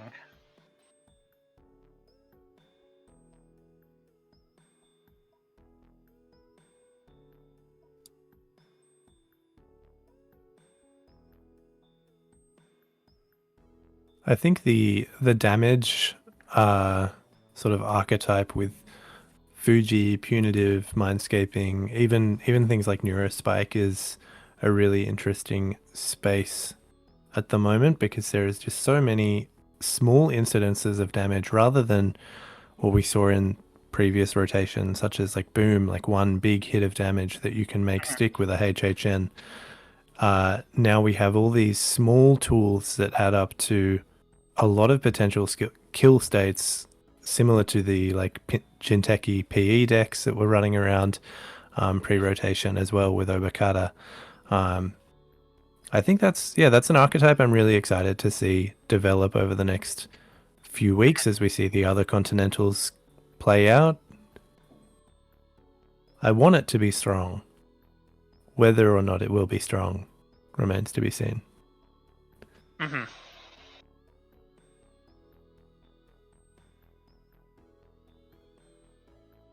Definitely. I think a lot of players, even if they didn't enjoy the particular PE brand of adding up all that damage, when that damage is available in other factions and maybe feels a little bit more interactive, I think people do enjoy that puzzle of, hey, like how can I combine these cards that all do 2 or 3 damage to add up to a kill on someone on 6 cards in hand or 7 cards in hand. Mm-hmm. They find that really rewarding, I believe. I mean, know at I a do. certain point, by the time you've put like 20 damage in your deck, you're not even necessarily trying to kill the runner at that point. I mean, you can, but you can also just kill their deck, and like, if you take 20 cards out, the odds that you've shot part of their rig are non-zero. Yeah, definitely. And that's so linked into the rotation of those bin breakers as well. Mm-hmm.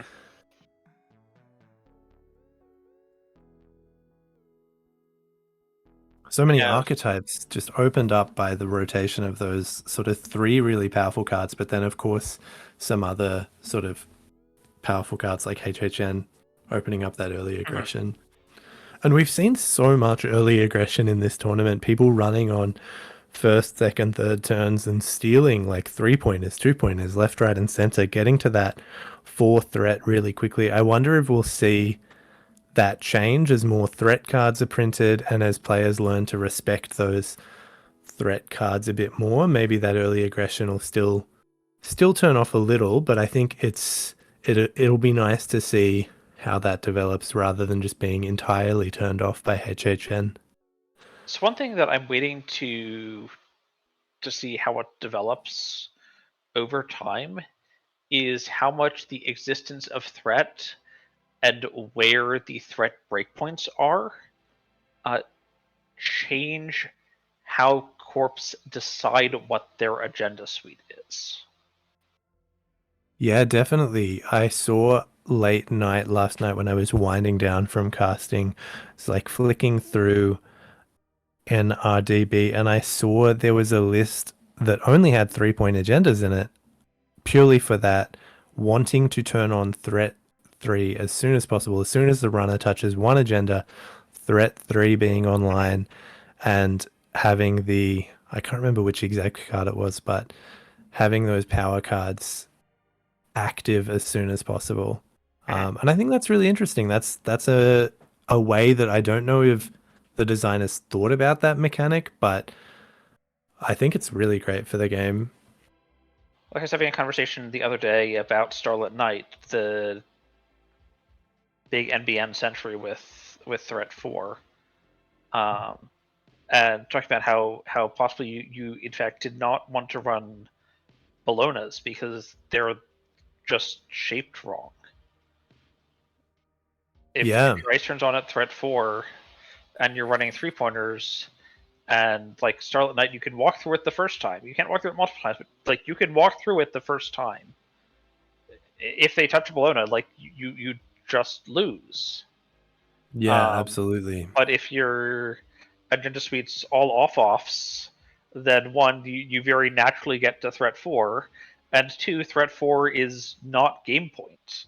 There's game left to play, potentially lots of game left to play once you're there. Yeah, that's absolutely big ice. Yeah, that's absolutely a way of thinking of it. Like instead of thinking of when will I reach threat 4, thinking about what your agenda suite means when you're at threat 4. Like, does your agenda suite mean that threat 4 can be game point? And if so, do your cards that are threat 4 matter? Like, are they going to be cards that you want before game point and vice versa? Like, are Mhm. your agendas going to enable that? Yeah, it's so interesting. It's one of those rules that now that it's been introduced, I think it will be hard to imagine Netrunner without like why were we not counting agenda points and basing a mechanic off that before? Like it seems like such an interesting thing. And of course there were some cards that did that, like stock buyback, and I think there was some others as well, like for each agenda point in the other player's score area and things like that. But now just having such a clean mechanic for both designing and testing cards around that, I think will be great for the game. So I think I'm really hoping to see more threat cards that get worse as the game goes on, and two, threat X, because yeah, stock buyback like does have that scaling, but like if you have a bunch of agendas, well, it's not scaling off agenda points, it's scaling off agendas, but at the same time, it's only considering the runner's agendas. Like if you have nothing in yours, or if you have 6 one-pointers, like that doesn't particularly make a difference when it comes to stock buyback. Whereas with threat, it has to view it from both sides, and I'm really excited to see what they could possibly do with that design space. Mm-hmm. Got Yuri coming down. Gonna get out our full breaker suite for the Soshiko. Which rice do you want to go check what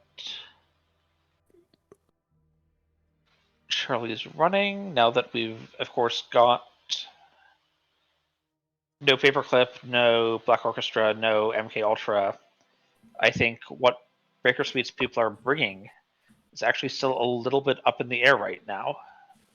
That's the most exciting thing about this meta. Nobody has any idea. So it's looking like we're seeing a Carmen Cleaver Unity suite, 2x of each, with some supplemental support. Leech, Hush, Botchless, but we're just importing pretty good breakers, and we're planning on drawing them, playing them normally.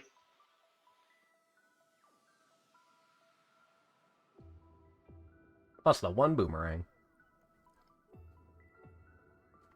Yeah, there's some tools for cheating. There's also Botchless. There's a Hush to take care of any annoying on-encounter stuff, or potentially on-res stuff if you can snipe it ahead of time. Regenesis getting plucked out of server 1. Had to go through Vampire Nasa to get it. 7 and 7. Even across the board for how much this cost him. Now, Sebastian wouldn't be so bold as to have another agenda in archives, right? Surely not, right? Well, that's I mean, Sebastian's also unpunitive. So do you want to go check archives and then just lose your hand to credit punitive? Well, punitive is a trace, is it not? So Yeah, but Charlie's at 4. yeah, Sebastian's And at 4. It's cost 3 for a trace 5. Yeah, but then the second one. Oh, you're not getting 2 off. Yeah, exactly. So what's the danger? If you lose 3 cards, but you suddenly have 4 points out of 7 instead of 1 out of 7. The danger is, if you check archives, and it's a Fuji, you take 2 net, and then punitive deals 4. I'm looking at Charlie's hand. There's not 7 cards there. You don't need double punitive to kill. Well, no, you take because it would be 4 damage. There'd be 2 from the asset retrieval. So then we're at 6 cards now. Yeah.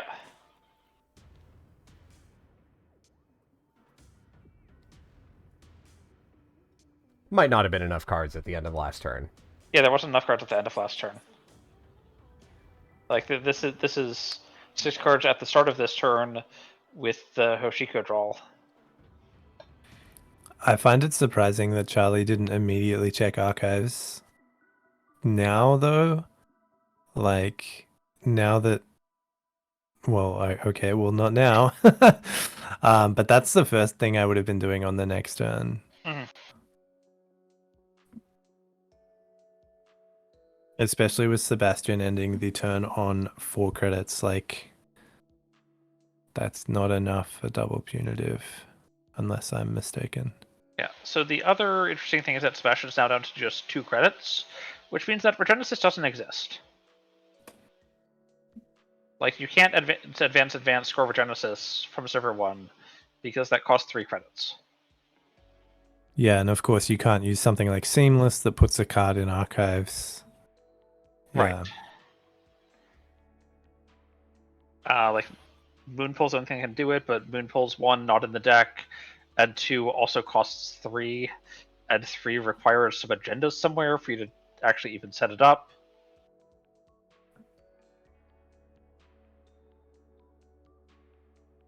There's the punitive. Hey, and there is the punitive.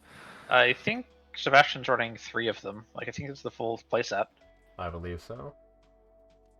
Yep. 3 full playset. I feel like punitive is one of those cards where obviously the original art is fantastic, but I think there is just so much potential for so many different ways you could draw the art for that card. Like, just branching out into how each corp would deal that damage. Like Wayland obviously sending their goons. But then if you're importing that into Jinteki, into Restoring Humanity, I'd love to see what the Jinteki punitive counterstrike looks like. Like to see how Jinteki sends their goons, and how NBN Yeah. sends their goons. Yeah, I'm imagining like someone opening the suitcase and just like a spray of like ricin or something into their face. Like, But that's the punitive counterstrike for Jinteki. So I will say... Sorry, go ahead. No, I was just going to say, like, the way that it looks is that when NBN, calls a punitive counterstrike, they call up someone from Wayland, and they're like, hey, can you get this guy? Yeah. It's like, we don't send our goons, what? Like, we need possible deniability. We just rent their goons. I'm coming out with my set of alt arts that just shows, like, administrative Jinteki assistance from the other from the other's megacorps, just like calling Wayland On the phone, like, yeah. Yes, I think we've got a trace of that meme, right? The meme of the guy on the phone just looking really angry, like. So I will say, all of the punitives have had really good flavor text too. Definitely. It's one of those really narrative-rich cards, right? Like, when you're teaching someone Netrunner, you tell them about, like, oh yeah, and then if you steal too many agendas, they've got the goons to send after you, the punitive counterstrike, like. I mean, I'd say it's nothing personal, but...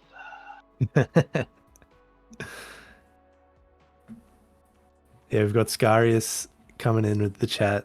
NBN would overload the power system. HB would, like, short life Bioroid or clones to send after people, and then Jinteki poisoned food or drink. Yeah, I think that's what I'm thinking. So speaking as well. of overloading the power system, at East Coast Nats actually ended up playing a cube on Sunday because he didn't make the cut, and actually drafted and played Flare. Were you part of the amazing of the cut playing right by the casting table or over in the corner? I was over in the corner with Dandy. I don't think so. I was over in the corner with I forget who. Wow. Like I was in one of the cubes. So we see Charlie MCB checking the archives now, and Sebastian popping the spin. So we're probably going to see a shuffle in on Fuji, or on whatever agenda's there. Yeah, Charlie really went to the tank at the start of that turn. The turn started maybe 2 minutes ago, and just sitting, and then decided that first click archives. I think that's a good choice forcing the spin.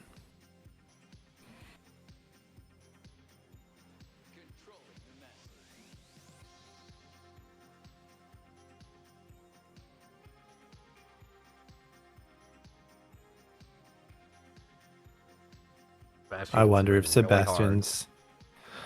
I wonder if they've now drawn the second punitive and are sitting on that. Maybe I don't shuffle this Fuji back in and go for the kill, if they've seen, or potentially if they've drawn like a sure gamble, so they're more confident in their ability to out econ. Definitely. But I still think that's just really...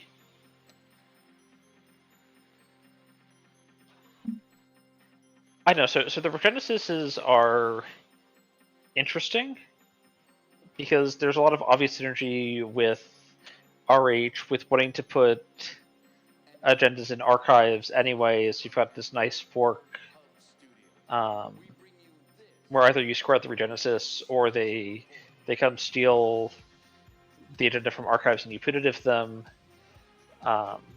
There's certainly a fork there, but also one pointers are really awkward. Like they don't get you to a good punitive breakpoint, and as we saw in one of the previous games, like you can't set up 6 points in archives if the runner has scored a point off of you, because then they just win. And I played a bunch of punitive a while back, and one of the big things you could do was just put 6 points in archives, and then one punitive is lethal, and like the runner doesn't have the credits to fight two punitives where each of them are lethal.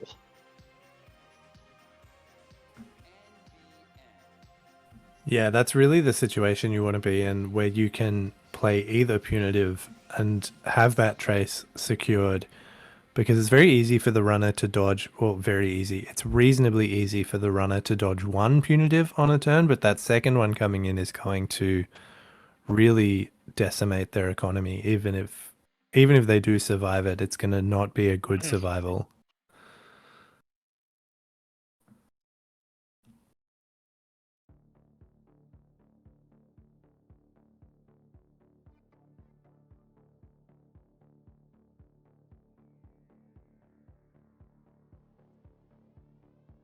I feel like R&D is surprisingly open at the moment. An enemy once rezzed, like, although of course Charlie doesn't have a sentry breaker right now, 1 net damage is fine. So I would be taking those. Matters a little bit more when there's Fuji asset retrieval and you know that they're unpunitive. Because that's, 3 plus 2 plus 1, that's 6. It sure is. So you need to do some drawing in there somewhere, and that's doable, but it gets awkward. I think once we see a killer come down for Charlie, then that R&D will be more protected. But maybe Sebastian's just resting on that idea that this isn't quite free. If you do find the Fuji, that's going to be a bad time for you. So, but Hashiko just has so much draw, and with the Dream Net down as well, it's very easy to keep that hand size high.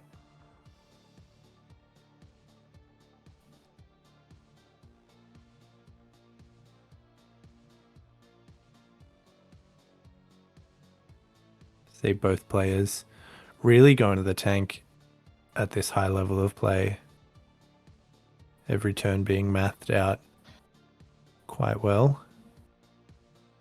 Yeah, there's also a lot higher level of decision making that you can have here just by virtue of it being like open deckless. Because there's now so many lines that you can say for sure are possible, and when all lines are possible, the ones that are possible are suddenly easier to focus on. Yeah, definitely.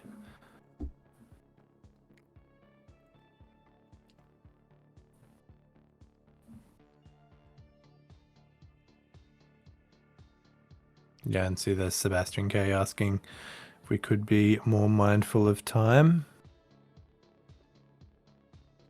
Yeah, for reference, we have 20 minutes left in this round. And I believe that I just saw, if I still have the link somewhere, I could just copy it from here. Wonderful.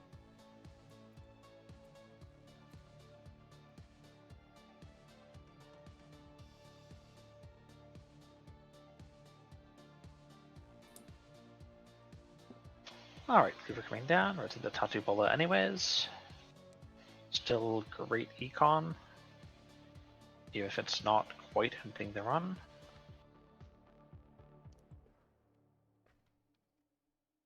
Get the swap, put in something that there's maybe not a breaker 4 down right now, get a sentry in.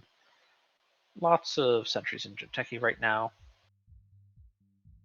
Letting the whole Vampirana's fire is kinda bold.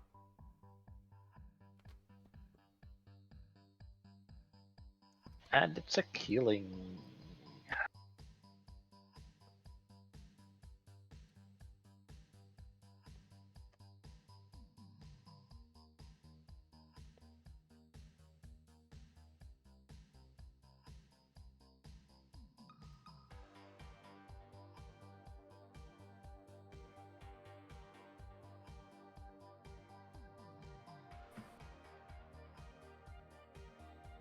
We're going to need to go back and get the killing discard here. Yeah, so this... there is a paid ability window after Charlie's last click where Keeling can be rezzed, such that she's already rezzed going into the next turn. Well, the runner has to take, the -1 hand size at the end of their turn, and then, as you can see, start a turn, you get the second counter, so you're already that much closer.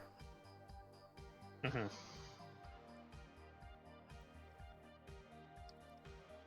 Yeah, Koga in chat saying Sebastian in a really good spot right now. And yeah, we can see that Sebastian's got this board state set up. He's got the killing on 2 counters. He's now upgraded that killing server as well, up to 17 credits. And Charlie has built a bit of a rig, but has wound themselves down to sort of 3-4 credit range, checking a few things, having to break a few pieces of ice, installing that cleaver, still unable to find their sentry breaker. And sorry, go ahead. And just now, yeah, with this upgraded killing on the board already on 2 counters, the clock will start ticking for sure. Especially with this ice going down on archives, there's no longer free DreamNet value. There's Yeah, no longer absolutely. a free server to run to keep your Fushiko transformed, keep getting those cards. Yeah. This is where somewhere this like mid to late game is where you really want to see those liberated accounts, if you have them, sort of sitting there on a few stacks so that you can burst into 8 or 12 credits when you need to trash things like a Keeling or the upgrades. But yeah, unfortunately, Charlie seems to not have that economy, now playing the Kiko and simply clicking up for value, knowing that economy is going to be what could be their undoing.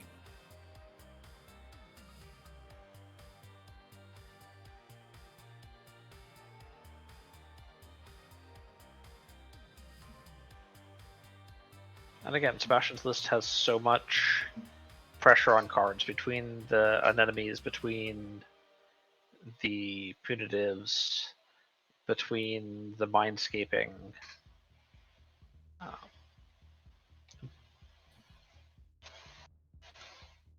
There's very little that's actually safe to touch. Like with Sebastian K on 17 credits, and Fushiko having a maximum hand size of 2. If you touch a Fuji asset retrieval, you die. Like, you either die to the Fuji or you die to the putative, because you're not winning the trace.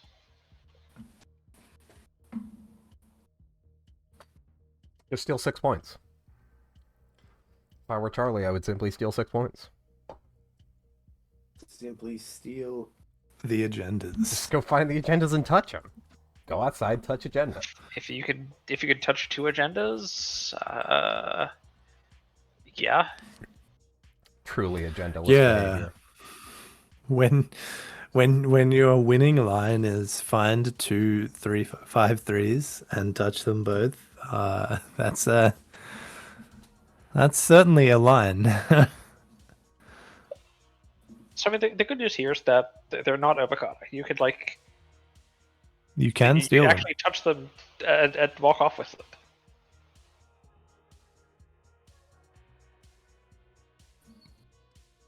Okay, that's a way to deal with the Keeling. That's a way of dealing with Keeling. I guess carefully draw up to 4 cards in hand.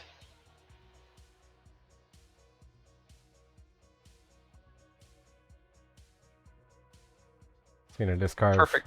Baya bands and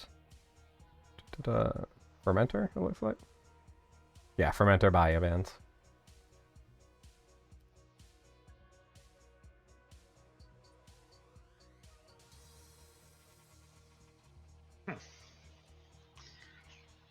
So we don't see a res on that upgrade. Not following the list, I'm not sure what it is. Do we know if it's... We know that it's do we know Anoetic. Anoetic, okay. Anoetic's the only upgrade in the list, and Anoetic can't stop that run. Yeah, absolutely.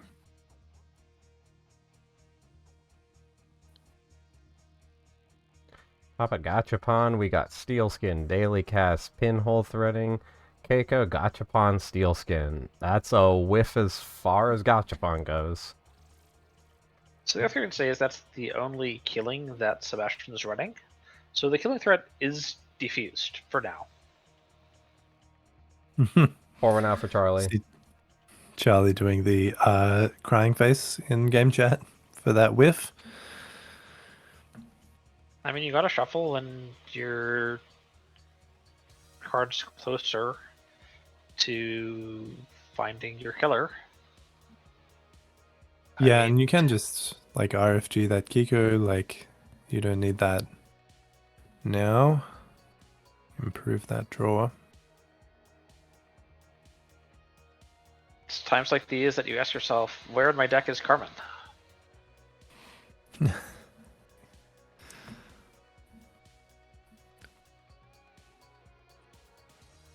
And unfortunately, I don't think the answer is San Diego.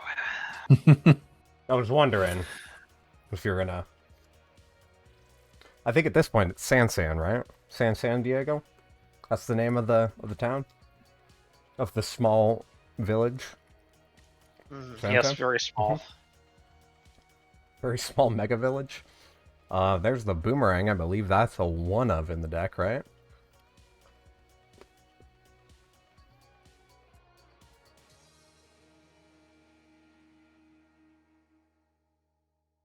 Tatibola rolling back around, and yeah, as Koga points out, that Gachapon is really big information for Sebastian, because now he knows that 2 of the steel skins are not in the grip.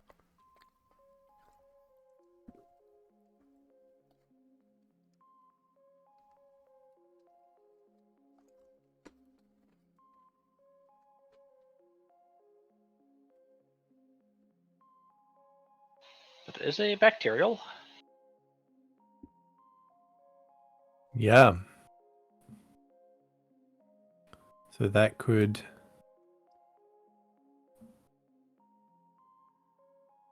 be a bit of a rough time.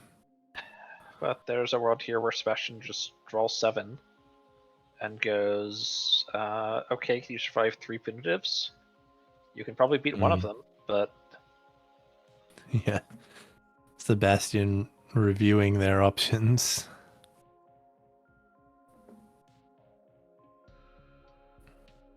Yeah, I don't know if Sebastian can probably see the top 7 right now. And I think if you see 2 punitives, then that's just all you need, right? Well, sorry, 3, because we're back up to we regular saw one hand in size. hand earlier.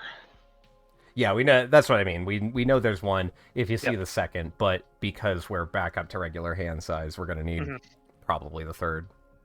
And also, Well, that's 7 maybe not. credits and has 2 clicks remaining. Like, we could see Sure Gambles come down.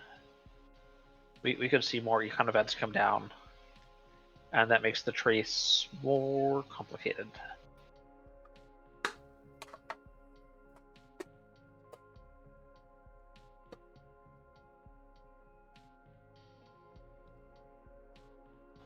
Okay, looking at the list, it looks like Sure Gamble's the only, like, instant econ.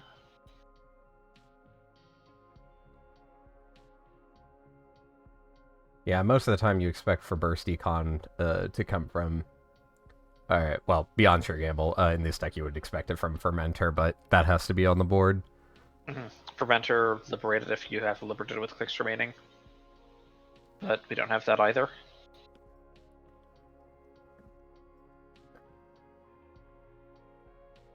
Got about 10 minutes left in the round here.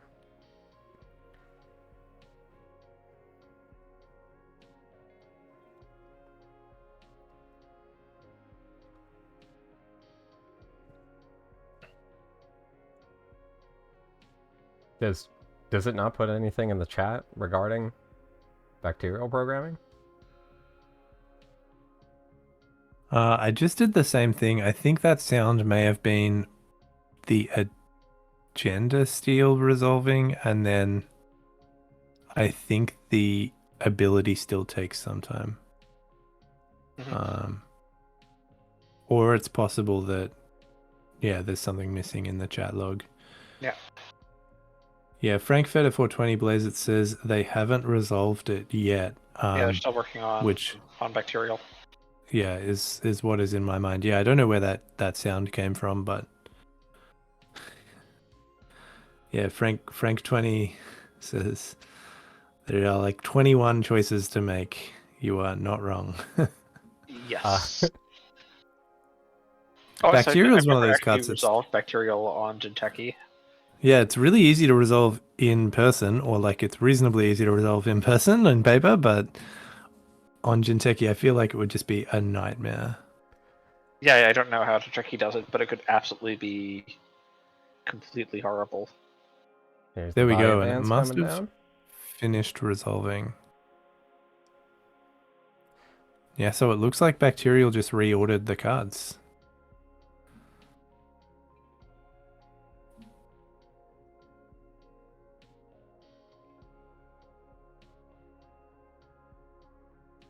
This will be devastating for Sebastian K if he has hidden a 3-pointer in archives with no way to protect it. Well, there it is. There it is.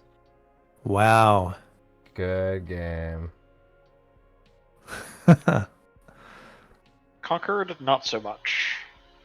I came, I saw, I gave the runner my agendas. Look, happens to us all. Thank you for playing, Sebastian K. Incredible run.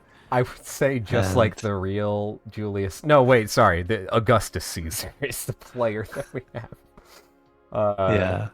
Yeah, super good game. Good to watch. Congratulations to Charlie for moving on to the Final Four.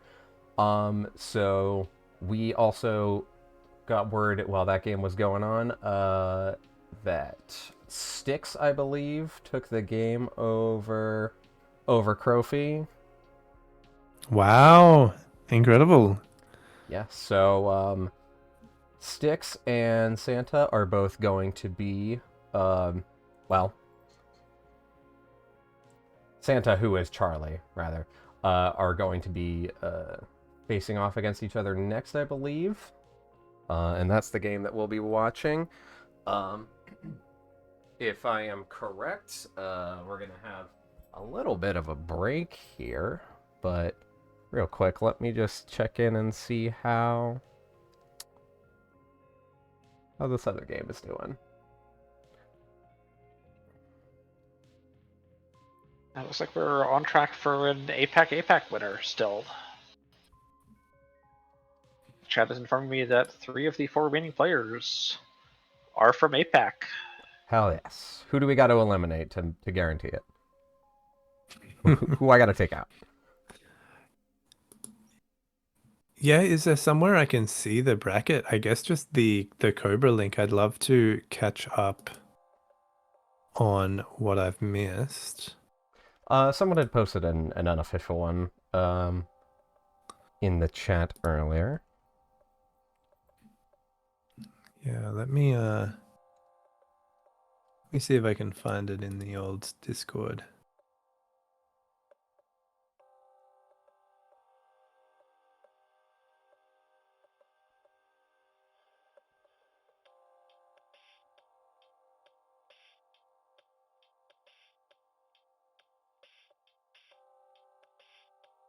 Let's check in here on the top table. Let's take the necklace off. I'll put one of those up.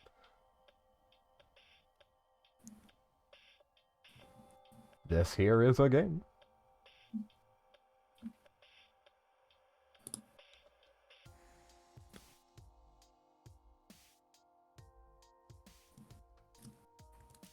All right, loading in now.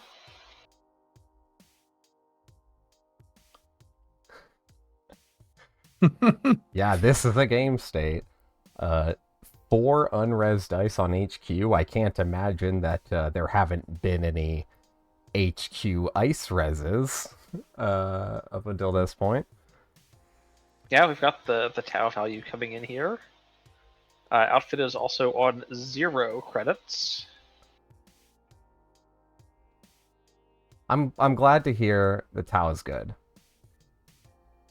I love Tao's ability, and I'm glad the Jai's in here representing the Shaper lifestyle of what if I just mess with your board a little bit? Actually, Tau plus Hermes sounds disgusting. Yeah. Like, yeah, it's great because you can, you can if you're trying to bounce, trying to clear, say, this Trebuchet in front of R&D, swap it with an unres dice, and then why not just bounce that unres dice? Yeah, exactly. Also, we've got enough bad pub to bad pub through Trebuchet's Trace 6. I mean, I think we're going to break it normally, but, like, there's currently 6 bad pub. So we're going through this Trebuchet for free, which is a really good price for a Trebuchet. Swapping out that Trebuchet just says, all right, I don't even want to spend those credits anymore. Well, now we have the credits to go trash everything that we did with the... Good game. Yeah, this Tau deck is really cool with the conduit lock going on.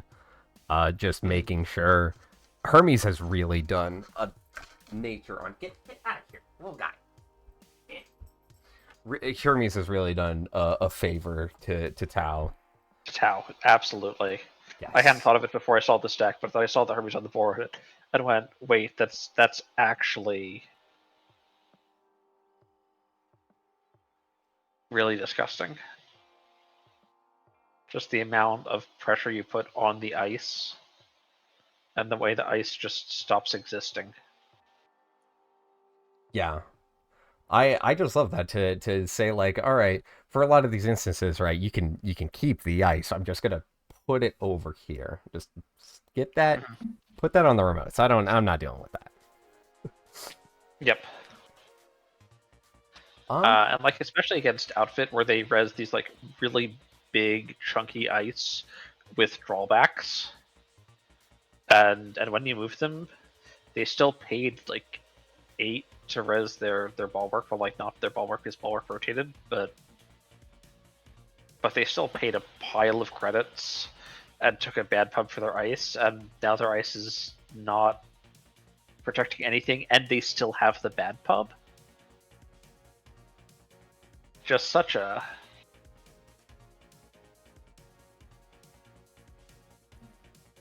Do I have a picture of this one? Let me see. So Charlie... Yes, in this next game, Charlie and Sticks are going to be playing. Charlie is running again as Hoshiko. And that means that Sticks will be corping as EA Nations Undivided. Let's get a quick capture of that one here. And I'm hoping that I had asked whether or not there would be a tiny bit of a break.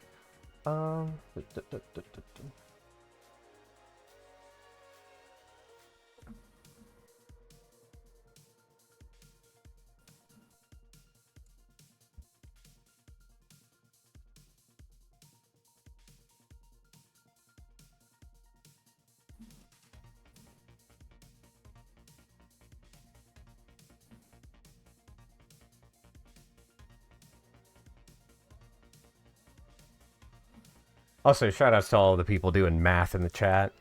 I see people have been discussing how many possible like choices you can make for bacterial programming. Mm-hmm. That's how you know it's a Netrunner stream, when people doing recreational math in the chat. Yeah. So first of all, you have to decide like the number of combinations as to, you know, what the separation is, how many go to archives, how many to HQ, how many to R&D, and then you consider of that set how many cards at R&D and what's the arrangement number of them. So I mean, I was a math major back in college, and all I'm going to say is I don't do arithmetic. No one needs to work with actual numbers to do math. yeah, no, math's not about the numbers. Math is about the algorithm. Math is about letters and curves. I mean, honestly, passive certified math is mostly just logic. Okay.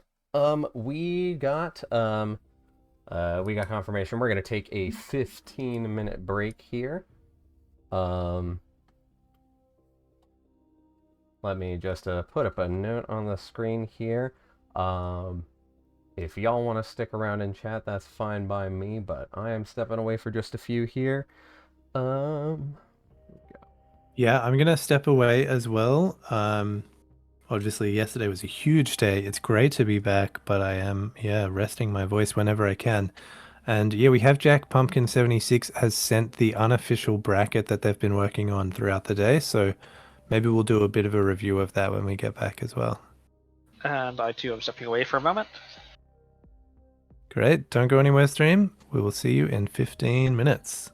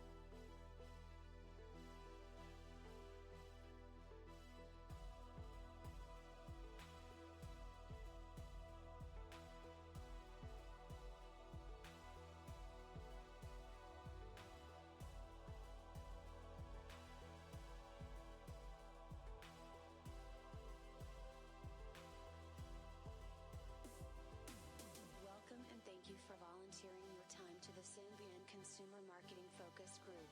Your opinions are valuable to us and we want to know what they are. Tell us everything. Everything. Everything. Tell us everything. Everything. Everything.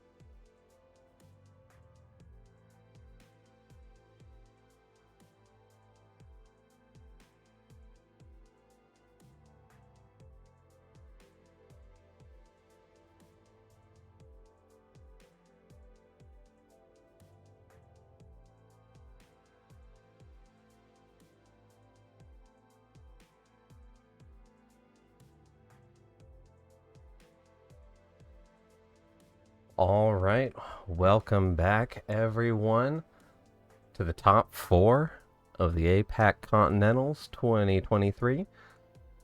We are just about ready to get into the game that determines 4th place and who gets to move on to the next game to face Kira. So we've got Charlie running versus Styx Corping. Let me pull up the deck list here while the players get started.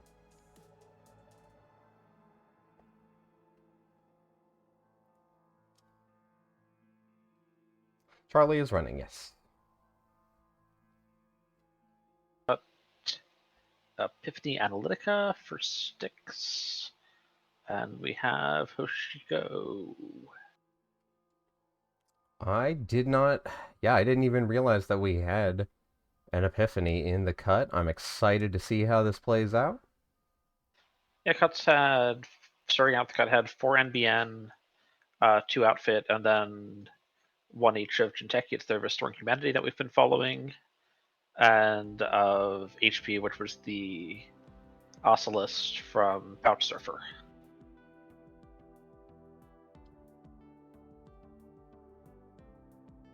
Alright, good luck to the players here.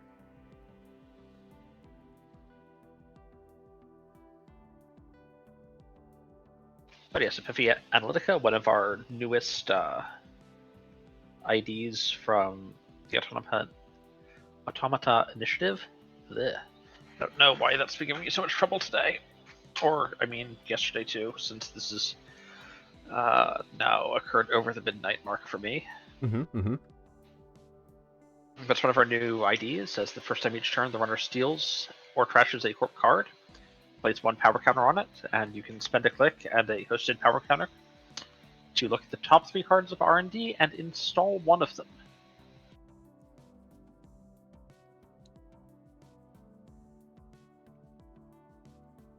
Got a ping being rezzed on this run on the remote. I'm back, just returned from my break. Welcome back.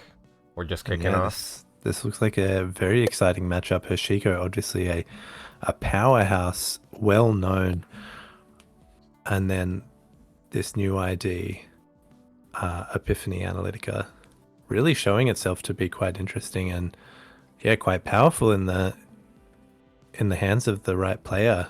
Mr. Styx, only one of 2 people to bring this ID to this tournament. That sounds right. I believe.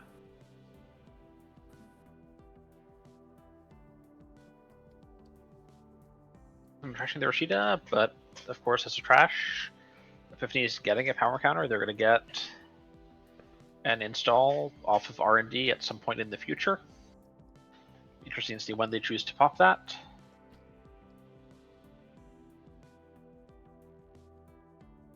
Yeah, and we haven't seen any other sort of design on the corp side that interacts with these power counters, so they can hold those for as long as they want, but obviously installing a card that's not coming out of your HQ and installing a card that is one of 3 that you get to look at previously not in HQ, a very powerful effect, very tempo positive. Optional install, you look at 3 and may install 1. So, yeah. So there's some safety there if you decide you actually, can't protect any of those 3 agendas right now. You can say, maybe let's not. Yeah, and of course there's no shuffle associated with this, so you also just get to know what's coming up, which is definitely handy. Indeed. But Mr. Styx has used that ability to install the second card from R&D into that server 1, protected by a ping, although not really protected with that cleaver on the board coming down very early for Hoshiko. Although Charlie is only on 3 credits, so yeah, even spending that 1 is rough.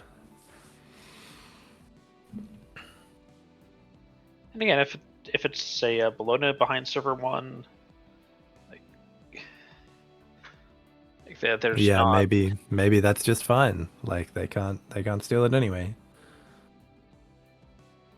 Gyroscopic just putting in the chat, if Styx wins this, we are guaranteed an APAC winner for APAC. So that's pretty exciting.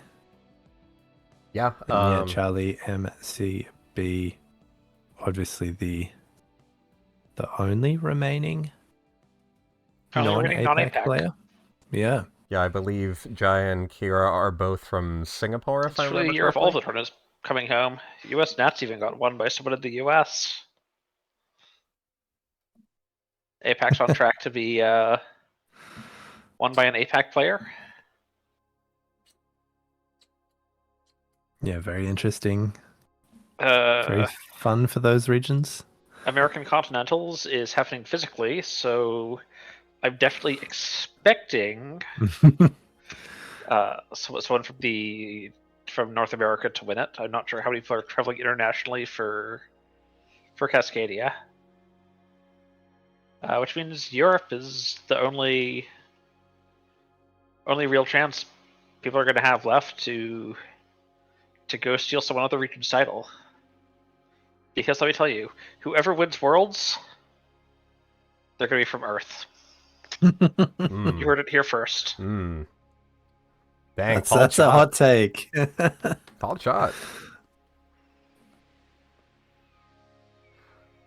So I head to Epiphany for a second.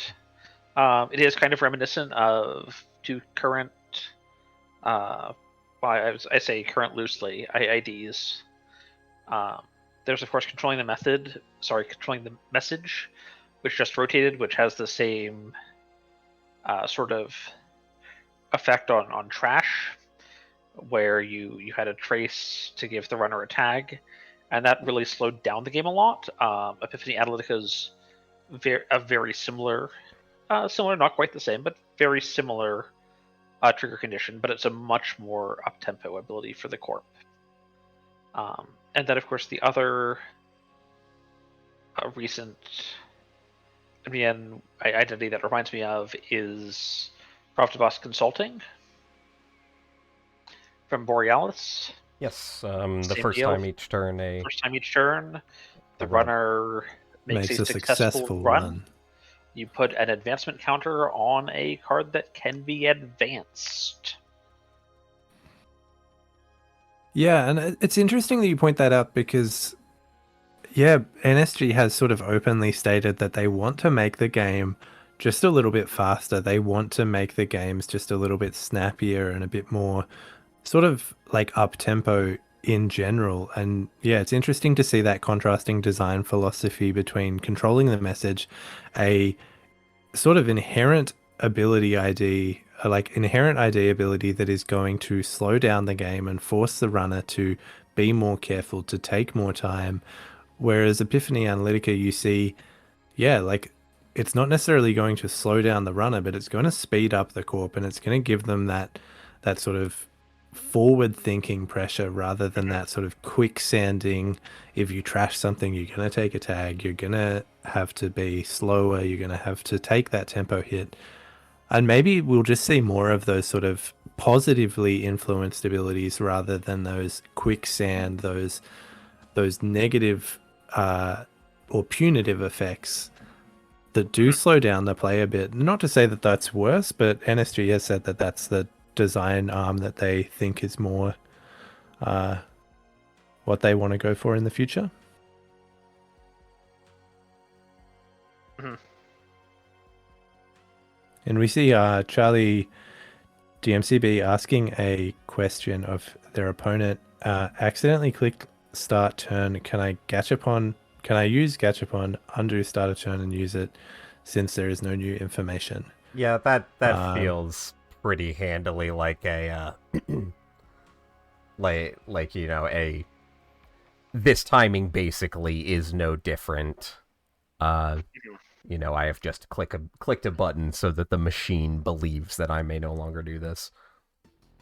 Yeah, I mean, this is sort of I forgot to resume Rashida, so JDat shouted at me, which I mean we've all forgotten to Teresa Rashida quite right and had Janet shout at us. I don't quite understand what it is that I don't understand quite it is what Janet's expecting with the Rashida, but whatever.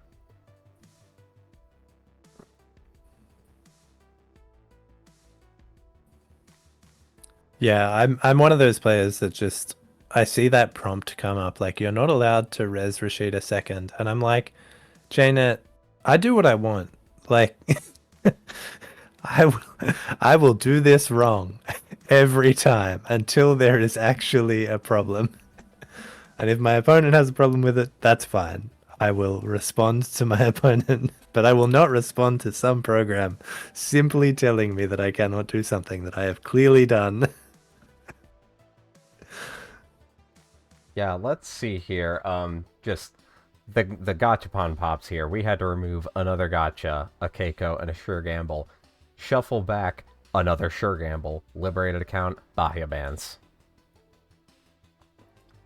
Taking a look at Charlie's deck here.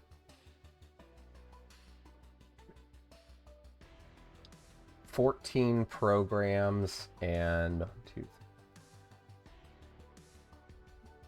5 virtual resources. So yeah, that was about a 1 in 2 for each of those cards to be a hit or not.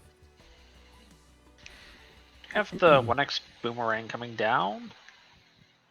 6 going broke. Completely broke to res this endless Eula. But yeah, even with the boomerang, that endless Eula is going to end the run if I'm not mistaken. Oh no, the it's cleaver is the 2-for-1, yeah. a twofer, and takes that AR enhanced security. This is Bring back in. a steal in this matchup. Like in any deck that runs this, this is the card that you would like to steal the most. Only worth 1 point, but if the corp manages to get one out, either by scoring or with is this one on a Lady Liberty? I think this one was on Lady Liberty. Let me double check. Yes, one Lady Liberty.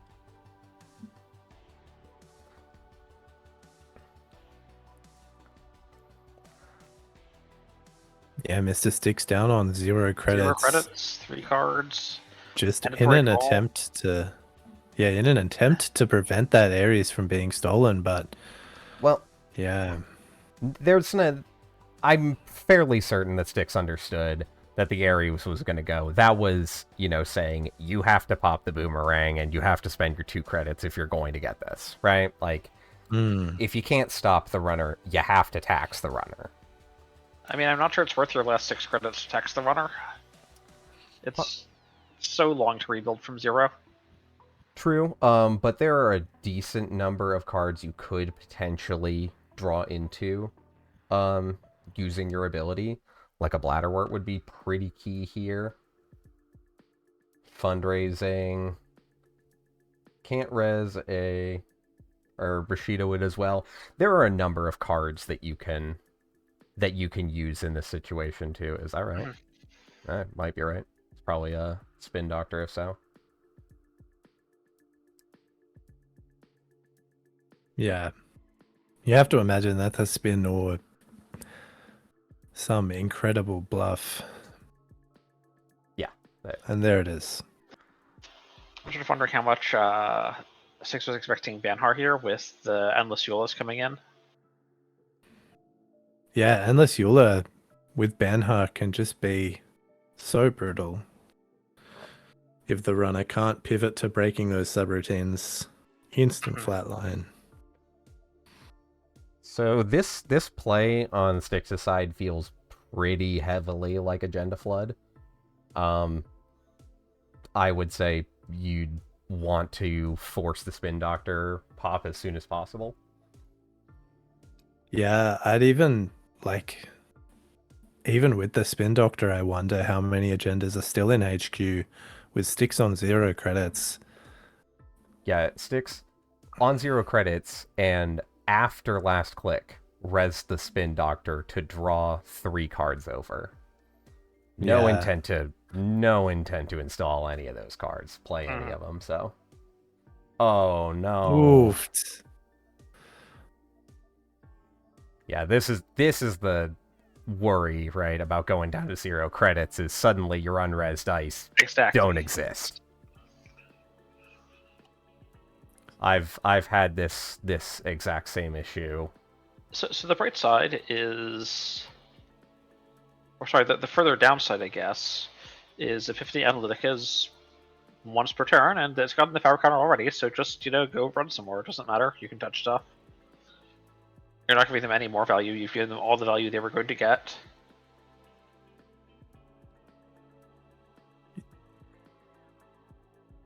Okay. Then using this last click to Are we just find something with Analytica. Give me a second. While Styx is deciding, I would like to see we if... are using Epiphany.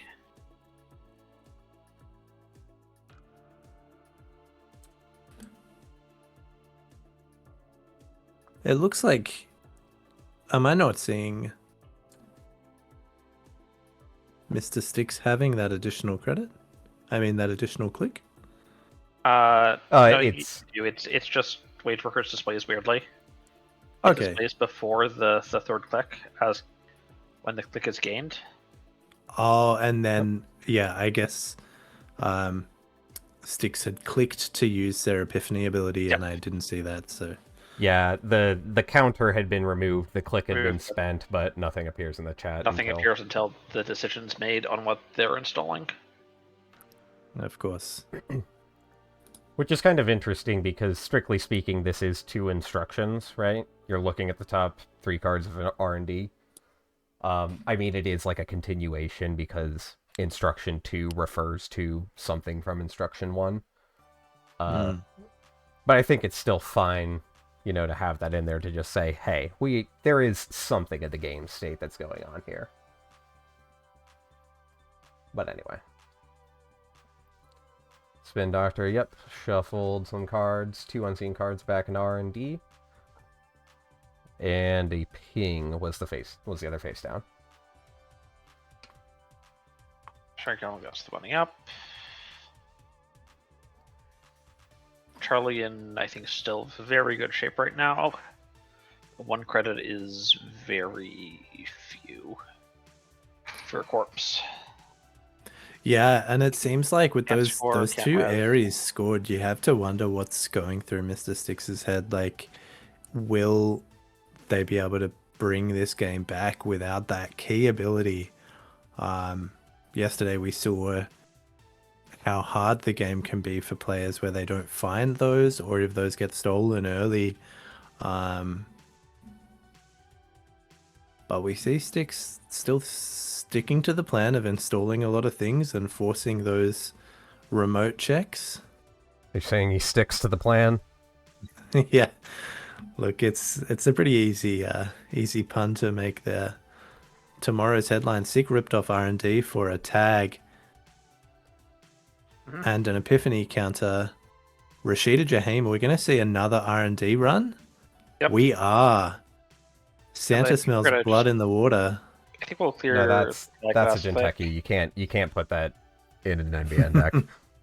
I think we just clear the tag here, although maybe 1 tag doesn't do anything these days. But I think we just not being able to trash that card from the top of R&D really disincentivizes that run back, obviously. Exactly.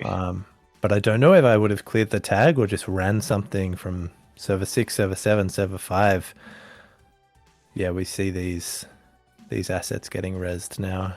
Did you see the federal fundraising to rearrange the top of R&D? Do we have Behold? Do we have any sort of ambush? Do not see any real type of ambush, I don't think. Oh, okay, so looking at the lists, Charlie does want to clear off the tag. This There's the one end of the line. On end of the line and also market forces. And market forces for a 3 credit swing right now, that's actually obviously market forces has a much higher ceiling than that. But a 3-credit swing right now would still be pretty big. I think Styx would take anything they could get at the moment.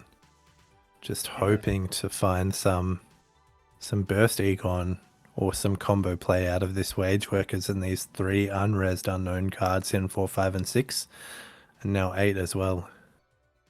So we can get Rage Workers value with install, or even like credit, and then get a credit, which is...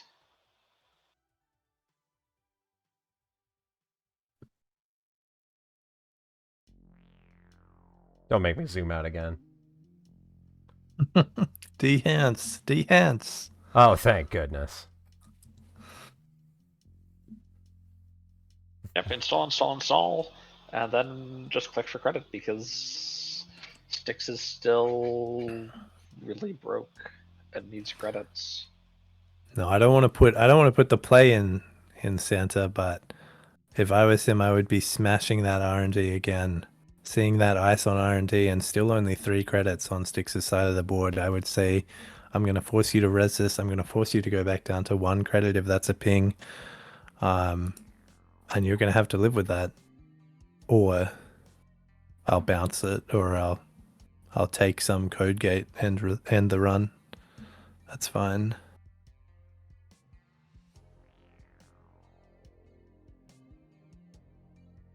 Spencer, interesting. Good call against these sort of wide asset matchups.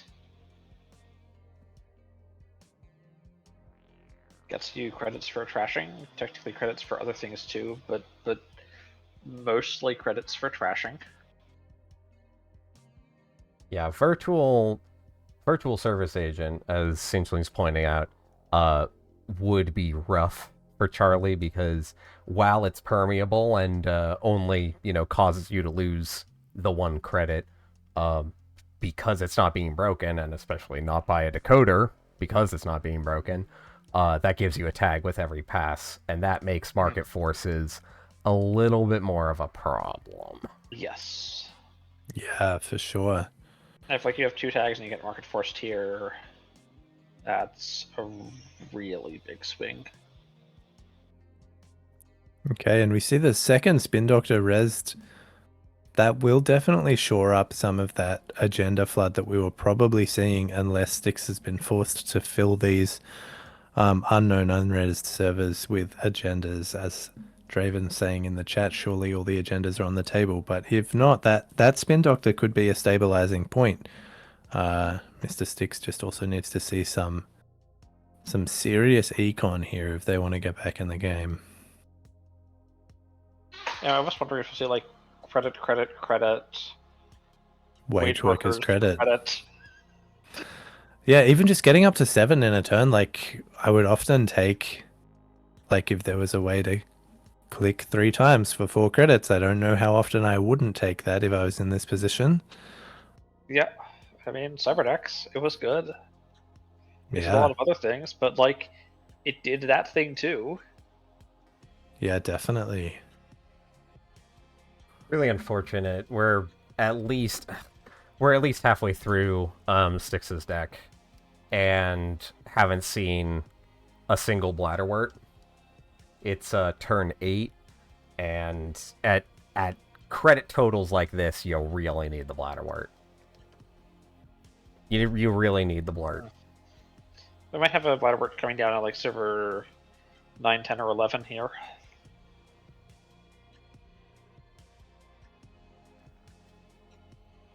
Perhaps doesn't have anything I want to install, so just takes the credit.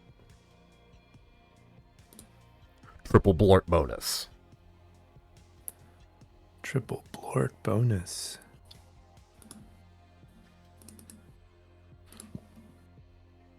Start adding credit to get that Fencer Fueno value. I don't think I shuffle here. I think I just tell the runner, spend 2 credits and give me a counter. I'm not shuffling for you. Yeah, for ping into Rashida's. It's okay. Yeah. Rashida It's much Hey, better to hopefully just like it shuffle is. that Spin Doctor back with the Yeah, other just Spin shuffle Doctor. Spin Doctor in the future.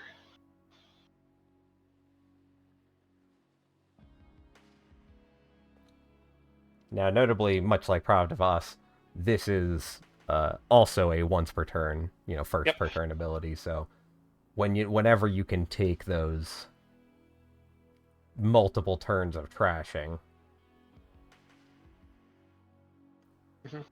All right, so Styx Res's balance coverage doesn't have the fundraiser, but still knows from the last trigger of that. Yep. That there is an Oppo research on the top of R&D. Which we And could then- conceivably play.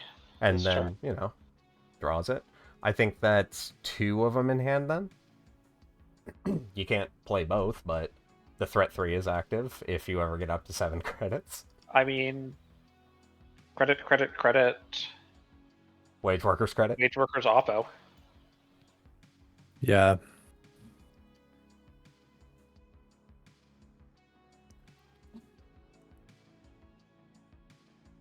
Credit. Wage workers Oppo. Scoring a think tank. Okay. Ah, okay. Interesting.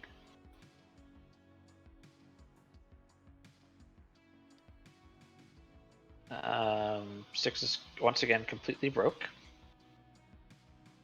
Okay, I guess Tekin was a ping, but 2 credits is still not very many credits.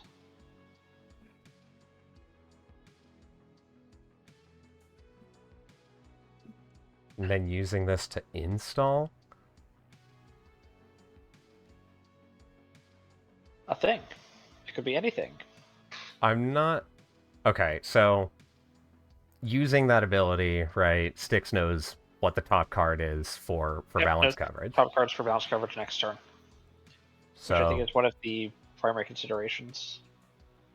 I would have to imagine that 22 out of 49 cards. Maybe that's a Bladderwort in 12. Maybe that's the first Blort. Maybe that's Blort 1. Mm-hmm. Or if I mean, like, more balanced coverage would be fine. Yes. Federal fundraising can maybe fix some stuff. Yeah,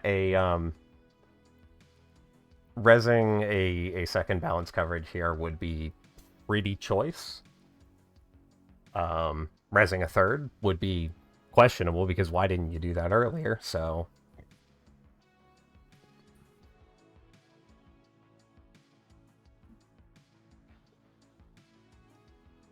I do think Epiphany is being helped greatly by the fact that APAC rotated. yes, pour one Yeah. out for Apocalypse. I would not want to try playing this into APAC.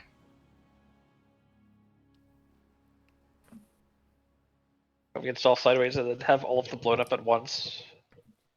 Because I've got 8 ice total in my deck. Yeah, this deck is definitely this is an environment that fosters this sort of horizontal deck better, right? Mhm. I'm gonna say it again. All right. Run event, right? Run a remote server. When that run ends, if the server doesn't exist, repeat this. I'm just saying. I mean, we can go on a marathon. Run our remote server. Gain a click. You can pay 1 to return it to your hand. Yeah, but why would I want to pay 1? Uh-huh. This one I'm saying, you play it and you got to make all the runs at once. Okay. That's the difference between this and marathon. I'll call this one 5K. Charity 5K. I know at one point I designed a quest card, which was, of course, quest, and then the payoff was run all of the remotes. Mm-hmm.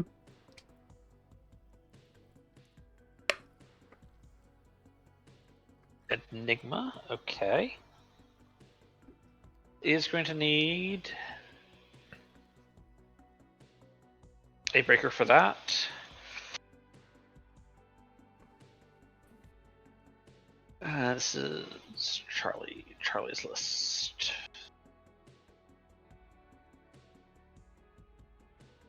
Oh, there's the bladder word.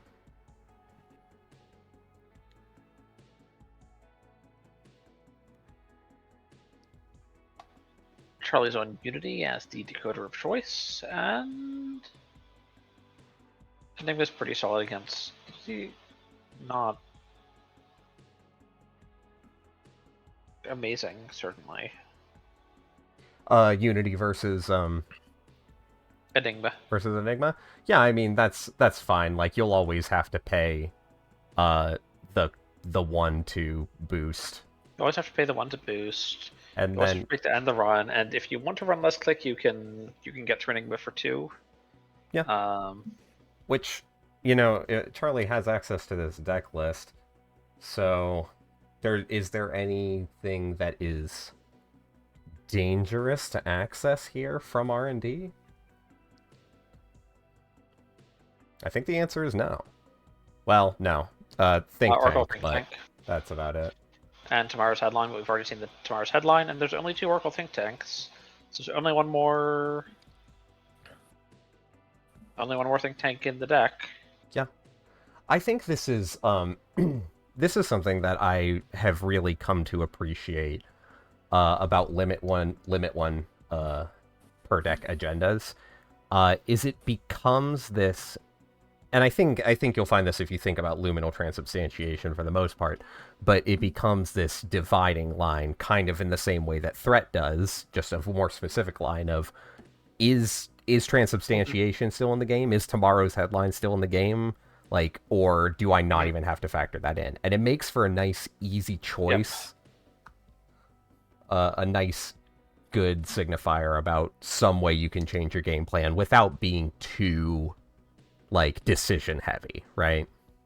Yeah. So.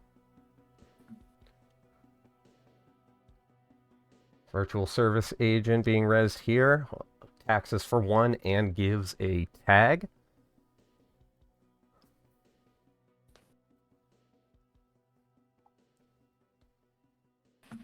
For a moment, I did not see the botulus, and I was like, why has Charlie done this? But, of course, with the botulus breaking those subroutines and getting into R&D...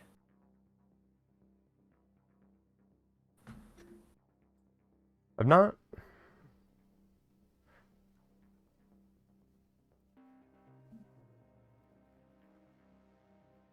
considering whether or not he wants to access here. No, this is Styx thinking. This is Styx thinking. Okay. Obvious things Vera res. Trash the well, I mean, don't trash, but like get the card in hand on steel. Rezzing and shuffling. Doctor to shuffle the last spin and a federal fundraising. Yep, and also just to shuffle non-agendas in. Like it's decreasing your agenda just density. Decreasing that density, yeah. Yes, Amani is a card that I had not considered in this deck. Whenever an agenda is scored or stolen, you may trace X. If successful, add an installed runner card to the grip. X is the advancement requirement of the stolen or the scored or stolen agenda. Mm-hmm. I do like the spin res just because it's like 0. 0's really cheap, and 6's economy is still struggling. Cheap as free toys, yeah.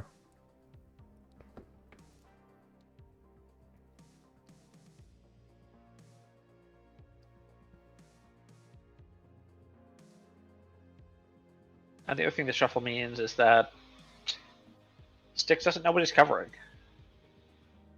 He's going to provide balanced coverage of something. I hope he's good at guessing.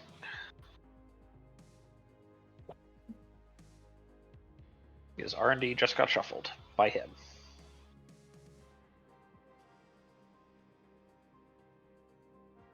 Lort takes out a Keiko. Asset is called. 6 does not reveal an asset. So either there's no asset there, or this is some sort of really involved bluff. I don't see a reason to bluff here. This deck has 23 out of 49 cards are assets. I mean, 100% of those are on the table right now, so perhaps mathematically not a smart call, but no, I think still probably is the right number, or is the right call based on the numbers. No, like it's the right call based on the numbers, but I'm saying you can call asset, see an asset, and then not reveal it because you're not required to make the runner think you drew something that wasn't an asset. This is true, but and while I have been, incorrect about plays many a time, at this point I think you would want to not end your turn on 1 credit.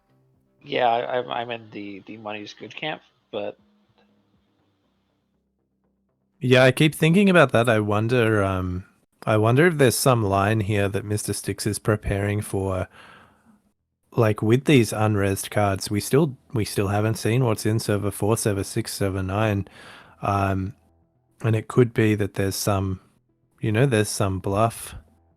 Perhaps some other bladderwort's already on the board that Mr. Sticks is sort of trying to line up a particular number for a kill that just hasn't eventuated, of course, because for Hashiko it's so easy to stay on that high hand size. Yep. The other thing I'm possibly saying is that we've got like an Amani on the board or something, and we're trying to set up some part of combo turn. We've got the wage workers for extra clicks. Yes, Ramsu, this is timed. We have time coming up in 4 minutes here.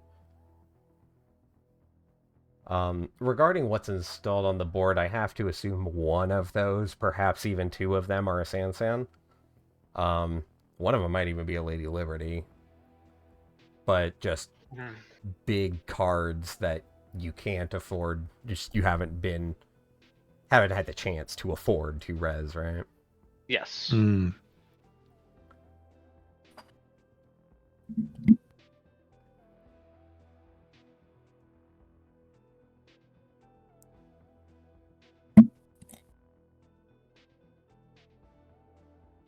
I'm a little bit surprised that we haven't been trying to pressure HQ. The runner's still flat broke. And What do you mean Sorry, flat broke? That's a send credits. What are you on about? The corp, rather? sorry, yes, the corp. The corp is flat broke. Like probably can't res HQ ice. Okay, here's a blur. The corp is 30 cards deep in their deck, and we've seen like and a third of the agenda points have been scored, right? So the density. Deal net damage, discard Labor Rights, go down to 4 cards. Deal net damage, discard Steel Skin Carring, go down to 5 cards. Yep. I love... The money also adds up. And Mr. Sticks just revealed the 3rd Bladderwort from the top of R&D to gain 2 with balanced coverage. So now has that 3rd Bladderwort in hand, but without sort of the pressure that could have been put on earlier in the game. It's going to be pretty easy for, I think, Charlie to pivot to trashing those Bladderworts now. Now that the threat of 3 is on the table. The Butterward in server 2 behind the Eula. Yeah, I'm yeah, that's surprised true. This Eula hasn't had anything installed behind it. Like, you can still like make the runner pay 3. That's not nothing. Yep.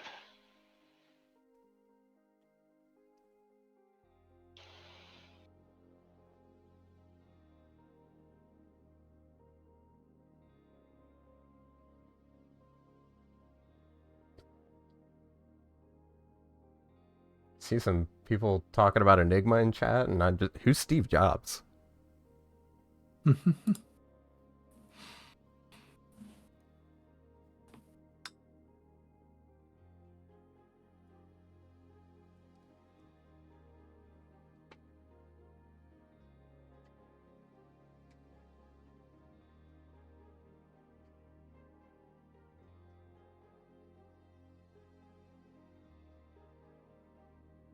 I keep having to drag my browser window further to the right as more of these assets come out.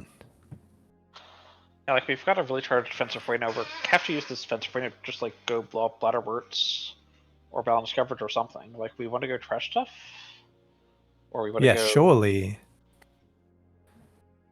Like why am I paying 1 credit to keep each turn to keep a 5 credit defensive point around when I could use my 5 credit defensive point time in the round, so that's probably going to be Charlie's win unless there's a 2-pointer hiding on board. And yeah, I think at time in the round, there's very little reason for Charlie not to be checking server 6, server 9, server 13 for the hidden 2-pointers. Make sure there's not a Bologna hiding somewhere, because that's the only thing you can lose to.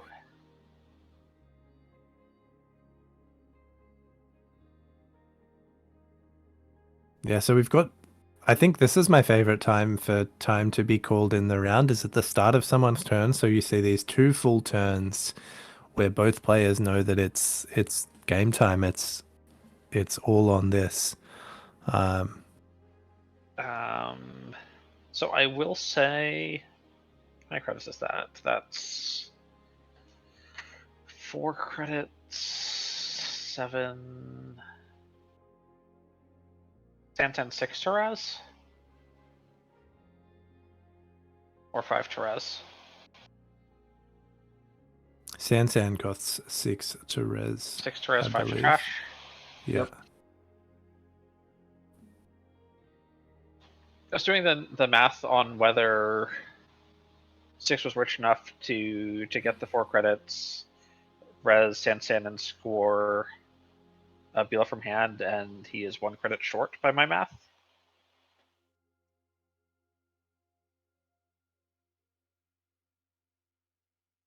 So I think the only thing Charlie doesn't even lose to, but draws to. What happens if we draw anyways? Actually,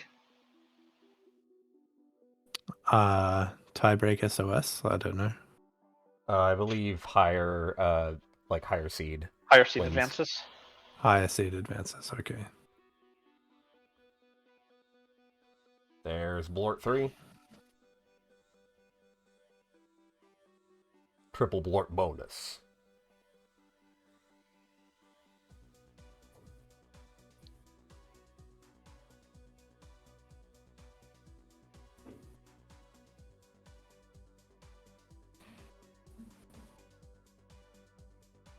Yeah, I guess just trashing that Blort to make sure that 2 net damage is all you're going to take from that. And those Fencer credits are free at the moment. They're not going to get used for anything else.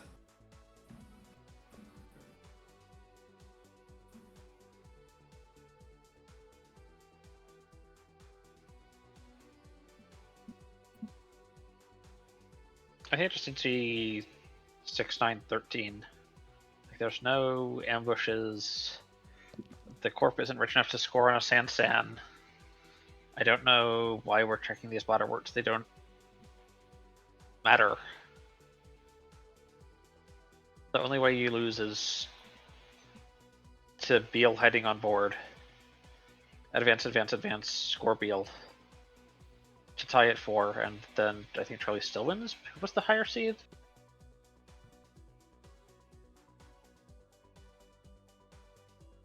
Yeah, Charlie was 4th seed, so I think Charlie just wins. Yeah, this kind of goes to show just how punishing it can be when you, as a corp running 3 AR enhanced securities, don't get a chance to score any of them. Having 2 of them just taken out of the game early, affords Charlie such a buffer that it's hard to bounce back from. Mm-hmm. Yeah. Styx has 3 clicks to manage some type of a score, but that's unfortunately, it doesn't look like there's any form of fast advance. So I mean, it's not even. I mean, Sands, but Styx does not have the money for Sands. yeah, what I'm saying is even if we had the Sansan on board and the money to res it, install advance at 3-2. Yeah, there we go. Just understanding when there's nothing left. Just good game.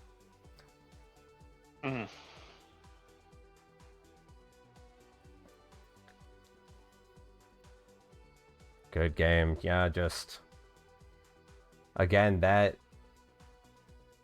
double AR steal early in the game. How long did it take for both of those to get stolen? Yeah, I think not long. I think we saw both of those get stolen in the first sort of 5 turns. Maybe 4 turns. Maybe even less. 4 turns. Wow. Yeah. Yeah, Draven in the chat. Rough game for Styx. Yeah, that's That's how it goes sometime. Like, just couldn't threaten anything with no money. Well, it really is just so you're banking on scoring the one security to I can get rid of this, huh? You're banking on scoring the first AR enhanced security to deter the runner from running, because then not only does it give you the power counter, it gives them a tag, and then suddenly things like end of the line, market forces, like look a lot more appealing. And then as you score another, like because you have the runner on the back foot, you score another AR, and now suddenly it's up to 2 tags. Yep.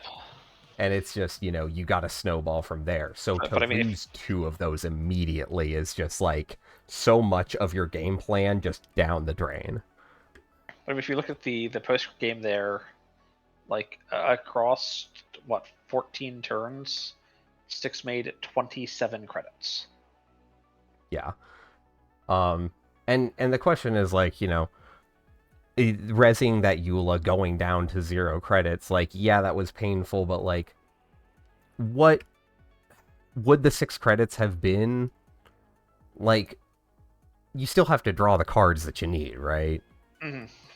I think I would say rezzing the Eula wasn't wouldn't be like incorrect, but you'd still have to like put some of your assets behind it, right? Even if you want the runner to, or even if like the runner runs it and they're not going to steal it, they're not going to get any closer to like winning the game, right? They're still at least paying 3 credits to go through the Eula. Yes.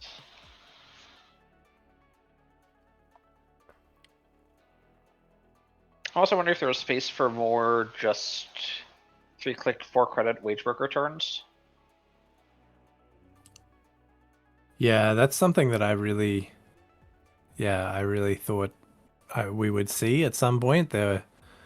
But yeah, I have to imagine that Styx had some other plan in mind involving those bladder warts, keeping on that low credit total and activating a kill or a play, but just did not eventuate in time.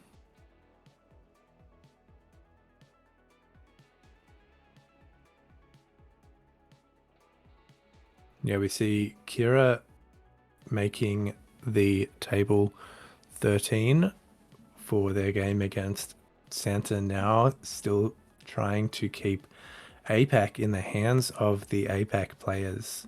Yep, they did not manage to cinch APAC for APAC last round. And then, of course, the winner of this match will go on to verse Jai, if I'm understanding this bracket correctly. And then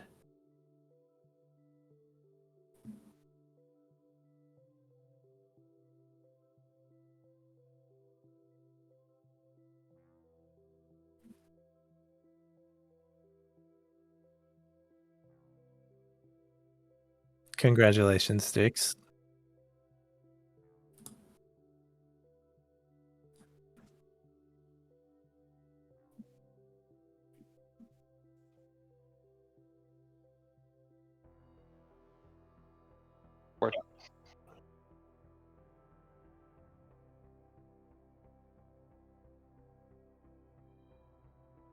That is an incredible end to this tournament. I think I got to say I kind of hope that upset happens and we see that last game. But yeah, it's also hard to believe that Jai will lose that game when he's in such a commanding position on 3-0 in this top cut. Incredibly tense. Yeah. Yeah, we saw that I think that was one of the second last or the last games we spectated yesterday. Jai's deck just incredibly disruptive, and yeah, such a read on the power level of Hermes and the the combination of that with Tao's disruption, like just so strong. All right, so Able to we've got open up so many servers. All right. Let me. Yoshiko versus Outfit. Oh, whoop. All right, we are back. This is semifinals. Kira on Hoshiko versus Charlie on the Outfit. I am pulling up this this deck list now for Charlie's side. This is a pretty long-standing matchup at this point. While there are certainly new cards in both of these decks, this is not something that's coming out of left field. This is not some new list. These are very well established decks have updated to the new card pool. Mm-hmm. And yeah, we've already seen one of the key cards in this deck, Too Big to Fail. Now, the Outfit did, of course, lose its signature Big Ice Bulwark from rotation, but has replaced it with the new Valentau. Yes, the bully. 2 credits for 6 strength.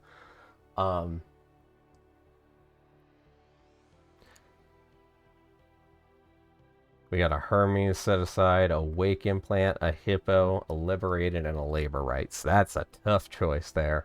The Amakua was seen and was the only installable, so we'll take that. 1 credit.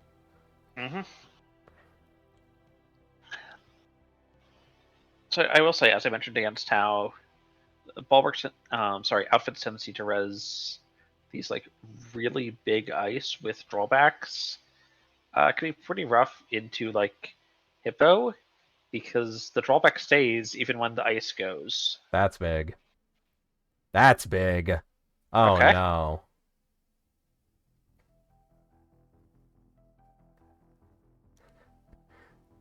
Kira says all APAC finals. No questions. Yep. So the bright side, this turtle is still looking pretty weak.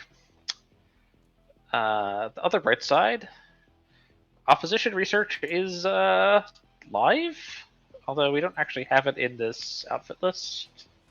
Yeah, this is big deal outfit. This is double big deal outfit.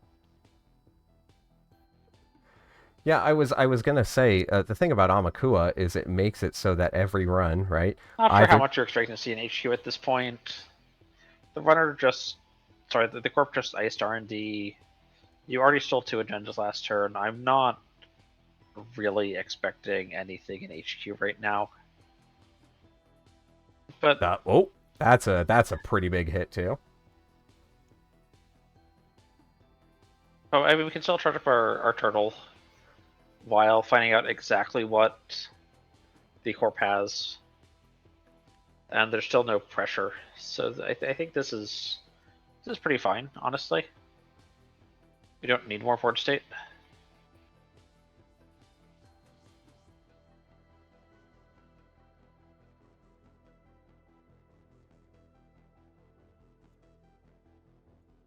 Pivot is live. We are on threat 3. It does all of the pivoting.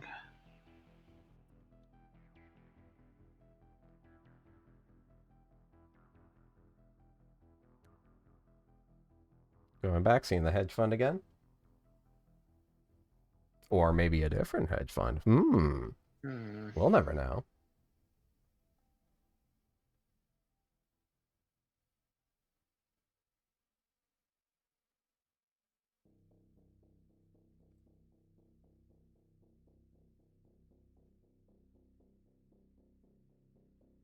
And of course, this is an open decklist tournament. Kyra knows that there's no Oppo in this outfit list, which means that just going in and ransacking HQ there is really free. Like, there's no big punish for it. Yeah, the one thing that Kira does have to be cognizant of is the two Mavirus in this deck. With Amakua as your main breaker, that Mavirus is the bane of your existence. Yep. So I'm wondering if we are looking to just set up for a purge here, shrink the turtle back down.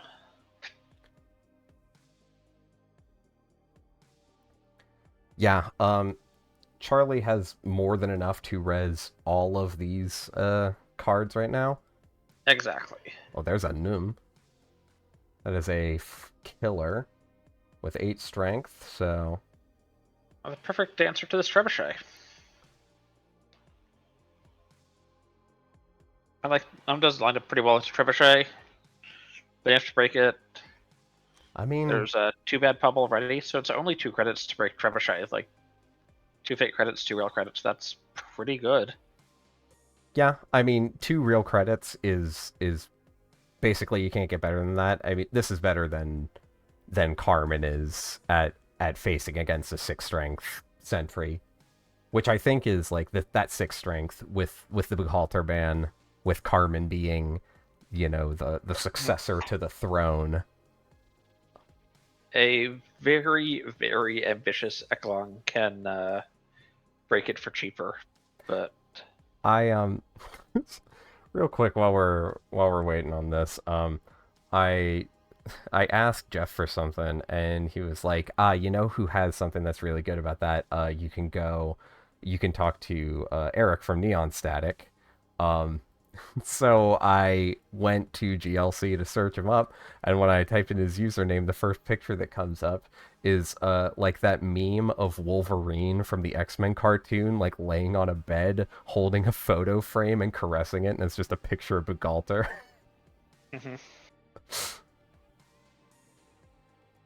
Gachapon coming down. There's Hermes, Raindrops, Fermenter, Leech, Buzzsaw, and another Amakua.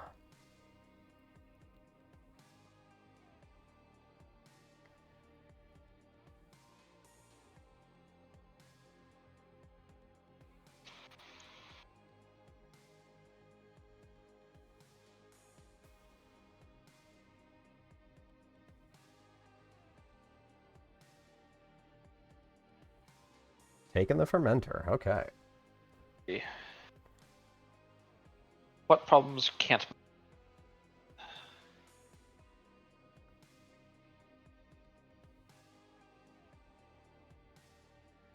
I think Gachapon is really counterintuitive to me in some ways, because I want it to be able to get hardware. Like I feel like that idea of you're going to that cyberpunk place, you're operating that vending machine, and you're getting a program or a virtual resource, and I think like, kind of give me a little chip, kind of give me a Hermes, like that.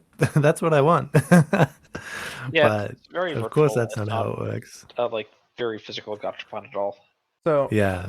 the I mean, yeah, you would think of it. I mean, Gachapon are, you know, physical machines, but in the context of Ashes, I mean, I don't know the exact story, but it is like GameNet, you know, which is within NetSpace, however it's officially referred to. Oh, So, well, gachapons. Sorry, go ahead. no, what were you saying? I was gonna say, well, gachapons are started as physical machines. The term's certainly been appropriated. Yeah. Gachas these days are into the Genshins, very, the Honkai Star Rail, yeah, for sure. Well, I wouldn't necessarily. Yeah, appropriation is a word you could use for it. Yeah. But it is still kind of it's the same sort of mechanics. Like Gachapon, as far as I'm aware, has always had this, you know, what do they call it? Like chase rare results. Yes, it's an element of chance. It's what you get from it, and some outputs are better than others. Yeah. Real Chocolate Daddy in the chat saying unable to install hardware is Gachapon's downfall. The fact that Gachapon can't install hardware is just par for the course.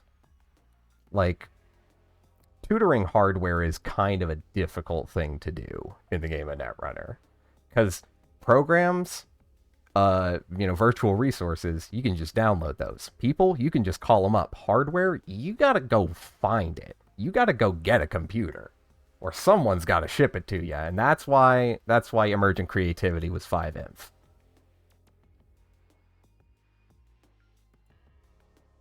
Or you hang out at an observatory for a while. And walk off with all the telescopes? I'm not quite sure on the flavor there.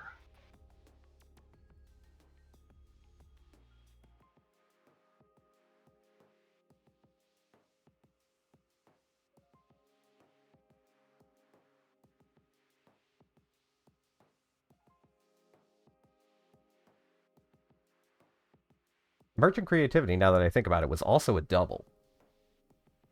This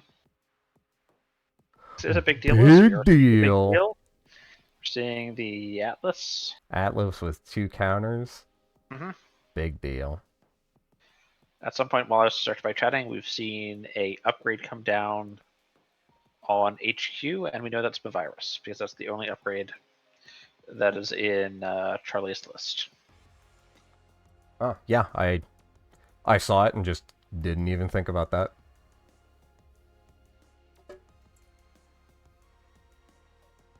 So, here we go.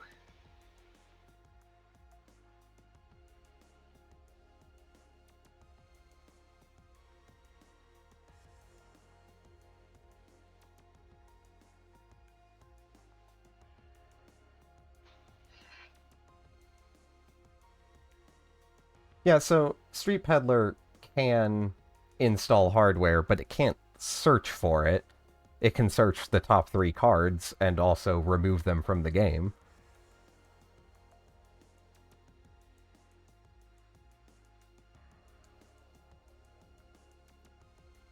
I want to say the new card can do hardware. 1 second.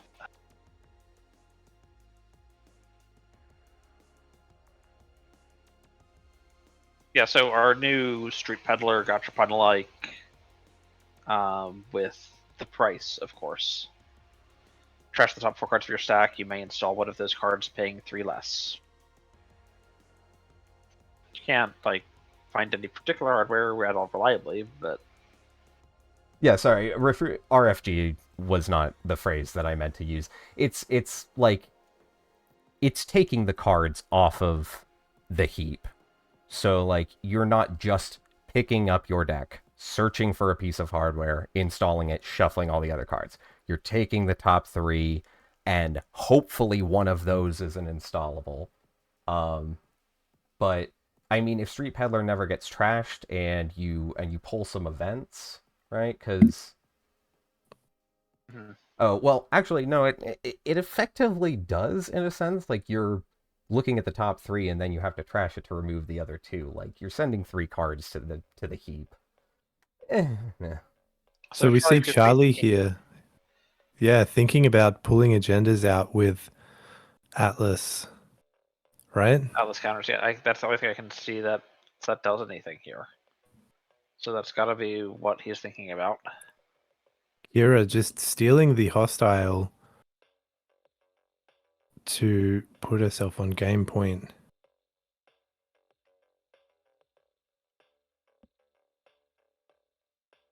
I'm not even sure Charlie's ready for Red Agenda in HQ yet. Yeah, exactly. This is a very scary time. You know what's safe this turn just because Kyra's out of clicks, but I don't know how you get it out and scored. There's, Audacity, Letting the access?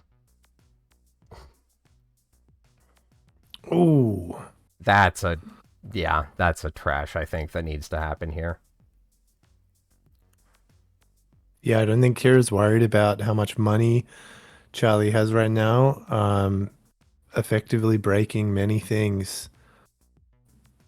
with Amakua and Num I mean, and that Charlie not being able to afford many ice reses either. I mean, that too big to fail needs to be trashed just 'cause it takes Charlie back up to big deal range. Yeah, for So, sure. like you just Atlas up, big deal, and Atlas. Yeah, in this deck in particular, right? It's for 0 credits, you can gain 7 credits. And in order to do that, you have to also gain 3 credits. And in order to do that, you also have to reduce the advancement requirement of your regulatory capture by 1. Oh, but there's another too big to fail in hand. So now actually, Charlie is threatening a lot. So I want to say this list is running 2 big fields, which means Yes. that next turn we're looking at Tutor Big Deal, Tutor Atlas. Like maybe one's already in hand, and that would be amazing. But like Tutor Big Deal, Tutor Atlas, install Atlas, advance, a Big Deal, and you've got another Atlas with 2 counters.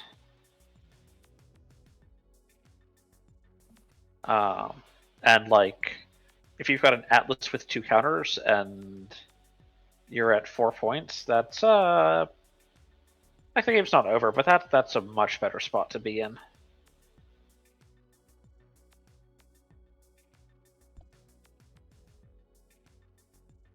So what I'm wondering here is, what's under this botulus? What's protecting R&D here?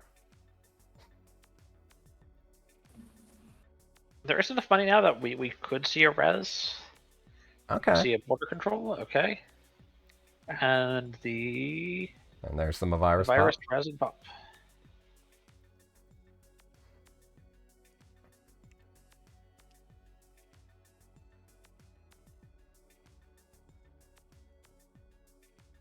And actually, the 3 credit rebate is pretty big here. Like 3 credits off your border control subs firing is real money.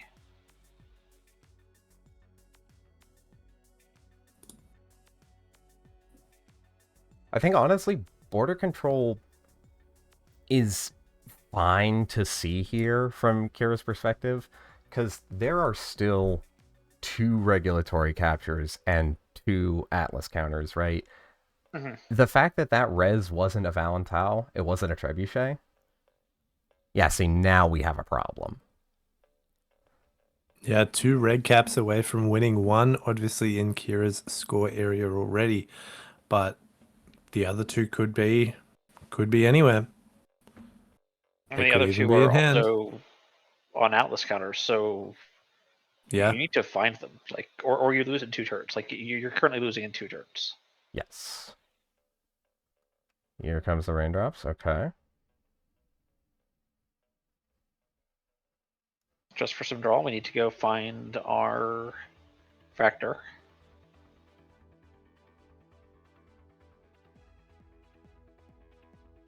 Yeah, so there being... Oh, let me see, actually. There is 1 more hostile in the deck. So that's a dead draw. Above the law's already been taken. 2 Atlas. There's 1 more Atlas. And so 1 hostile, 1 Atlas, 2 captures, and the drone deployment. 1 STS, yep. Which drone deployment is basically textless right now.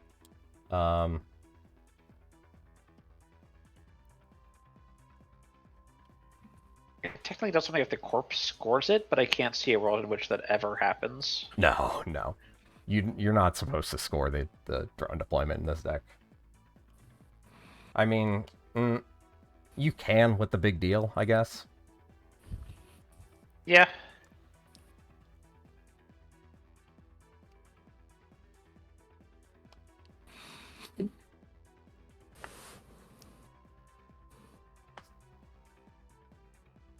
And the virus, of course, also got rid of all of the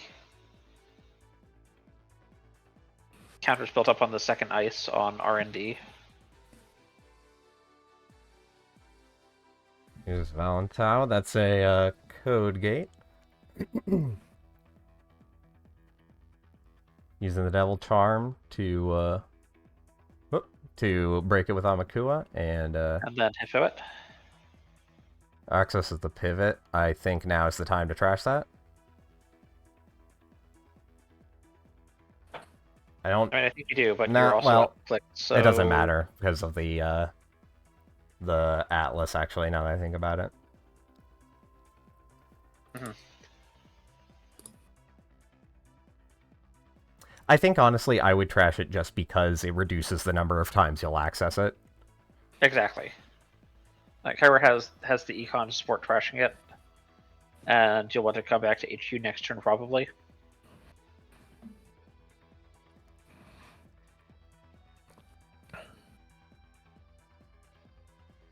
To see if you can find an agenda in hand, and you'd rather not find the pivot for the third time. Fourth time? So the third time is to result 2 times off the initial accesses.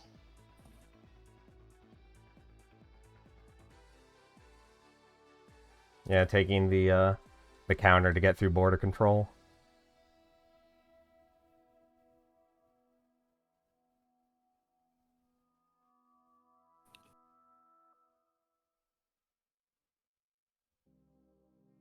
So now surely we just see Charlie advance the clock, I guess depending on what's in HQ as well.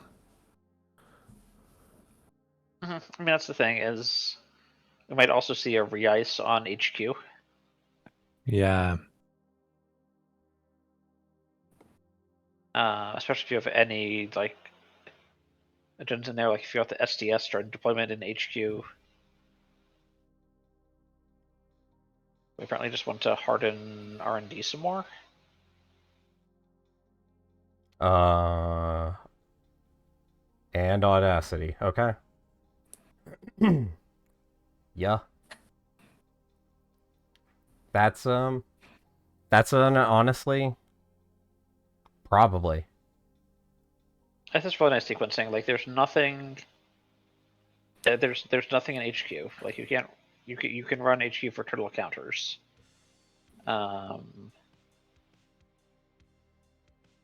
R&D as a border control.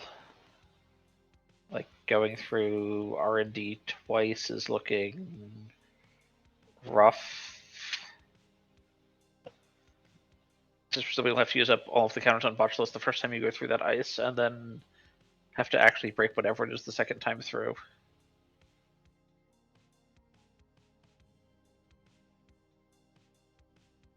Yeah, and of course if this ice at the outermost point is another border control, or if potentially both of these ice are border control, this could be a full lockout. I mean, Kyra, like, she doesn't have a cleaver yet, so... Well, the Amakua got a can, counter. yeah. The Amakua can get there. Oh, right, border control. Yeah. It's really bad strength. Yeah, it's easy to forget that border control is just a 1 strength piece of ice. Yep. That 4 res is so iconic. You often think I need to have 4 credits to pop that trash ability, but yeah, it's easy to forget it's just 1 strength. Yeah, it's just 1 strength. Not a powerful barrier without that trash ability. Mm-hmm. So supposing border control did not have that trash ability, what do you think is the right price point for it? I'm so bad at game design. I don't even want to hazard a guess of what would be acceptable. Yeah, I feel like if, as being discussed in chat, Valentau wouldn't actually, I don't think, be a problem here. So if Kira runs R&D, 5 bad blood credits brings her up to 24. Valentau gets rezzed for 5, refunds 3. So now Charlie's at 19. Goes up 2 to 21. Kira goes down 2 to 22 and can still walk right through it. Once. With the border control being popped and need to go through it again, it gets a bit messier.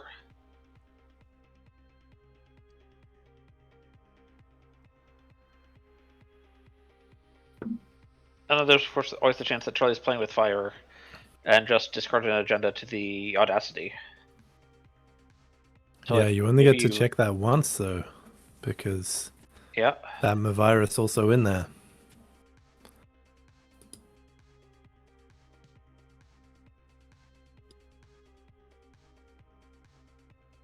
Oh, such an exciting game. I would love to know what's going through Kira's head at the moment. Probably just mathing out all the possible ice combinations.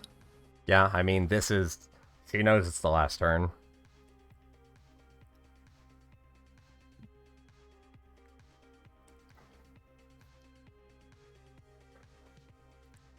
Yeah, we got 15 minutes left here. I'd say... I think they'll successfully take one turn in the next 15 minutes. You think? I don't know. I think. I'm optimistic. If they can't, we'll call for a judge.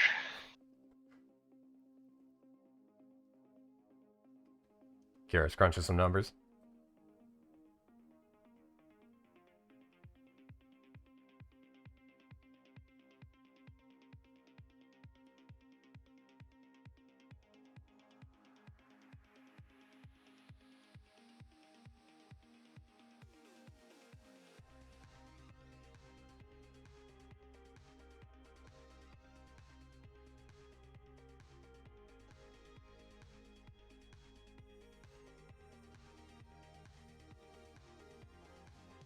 I think Cora was going to provide the advice to twiddle your credit total by 1 credit while the judge was watching.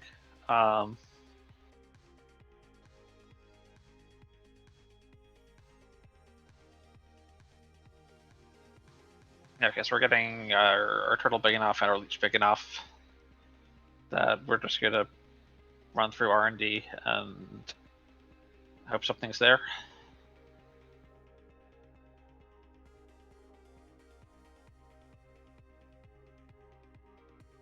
Now here's a question for Charlie. Is it worth not rezzing just all your ice? Is there an ice that it's not correct to res?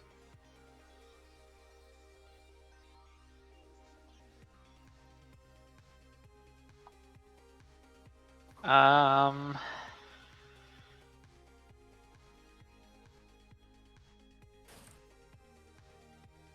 a bunch of weird bad pub math. Like if you res things that provide bad pub and then pop the border control, the run back might actually be cheaper. I mean, at this point, what's one more credit gonna do, right?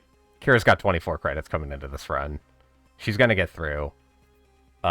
She's got 1 click left after this, so that's gonna make like a credits difference. All Charlie needs is 2 credits and for the red cap to not be on top. Well, so Charlie, let me go pull up Kara's list. Actually, this is an open list tournament. We can actually know if Kyra has clot. There's no clot, so there's absolutely no clot threat here. Winchester. Okay, that's 6 credits from Num. No, I mean it's 4 credits. Sorry, counters. It's 2 botchless counters. Oh yeah, there's a botchless here. I forgot. And then 4 credits from Num next run.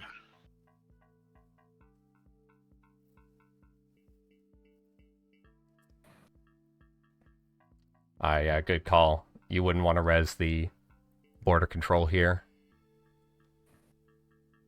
Now you'd want to res it.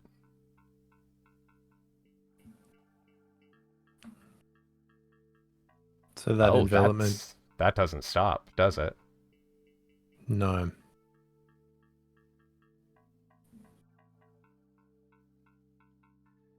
And then Charlie should just pull the right cap. Before access. Before access.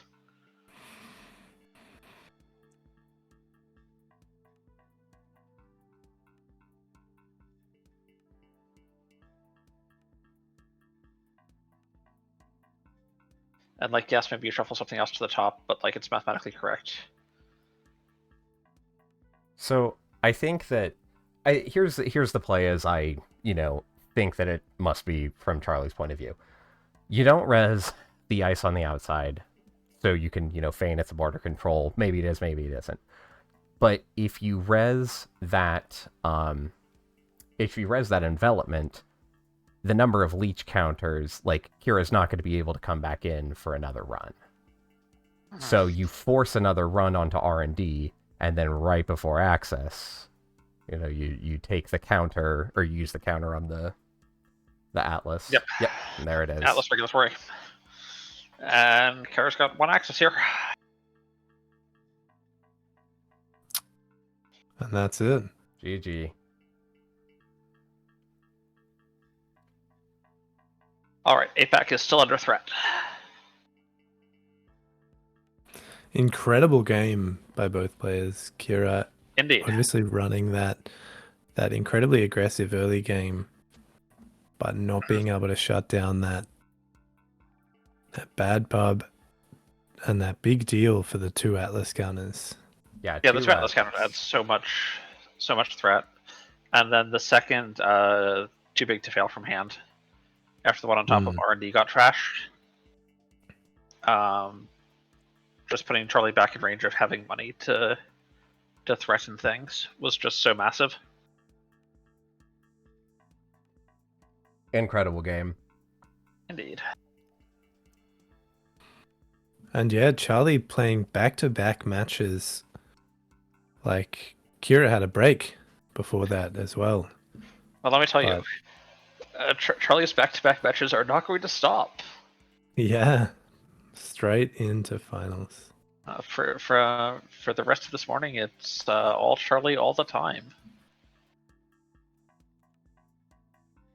In stream chat, people spending their channel points to highlight reveal archives. Chat wants to know. We wish.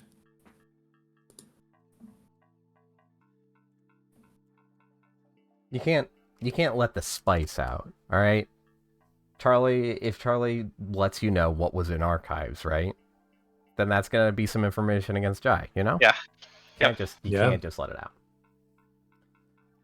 Okay, so with that, I believe that Jai and Charlie facing off, Jai will get to decide which side of the matchup to play.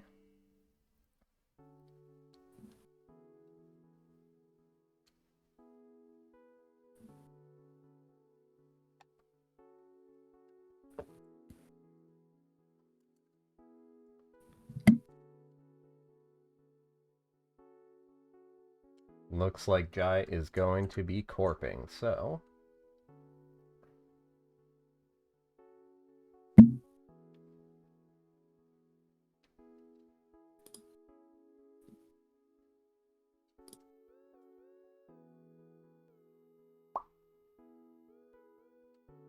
Jai is corping. Yes. Alright, so this is going to be R plus versus Hoshiko.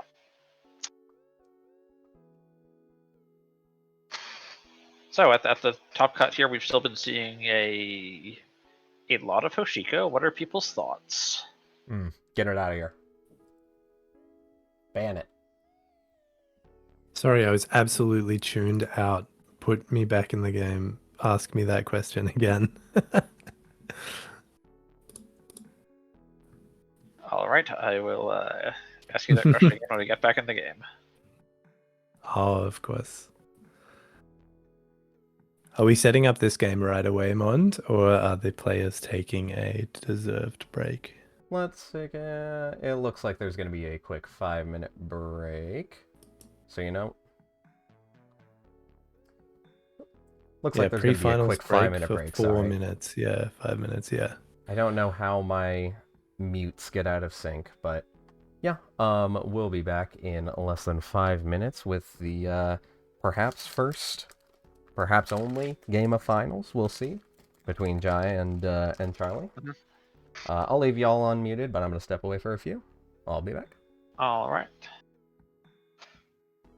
So what you're saying is In our top cut here, we've been seeing a bunch of everyone's favorite runner again, Hoshiko. What are your thoughts?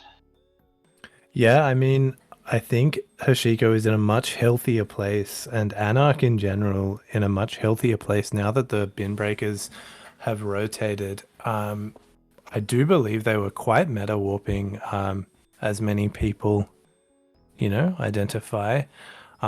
And I guess this tournament's a great example of that post rotation meta of we still see some Hashiko, a great Anarch identity with a incredibly valuable ability, but then still seeing some freedom players, a lot of 419, and some of the new shapers, some Arasana and some Tau doing really well. Obviously, Jai on Tau for that disruption, which paints a picture of a really healthy meta. I hope it continues to evolve that way with all three runner identities being sort of viable and playable in these competitive events.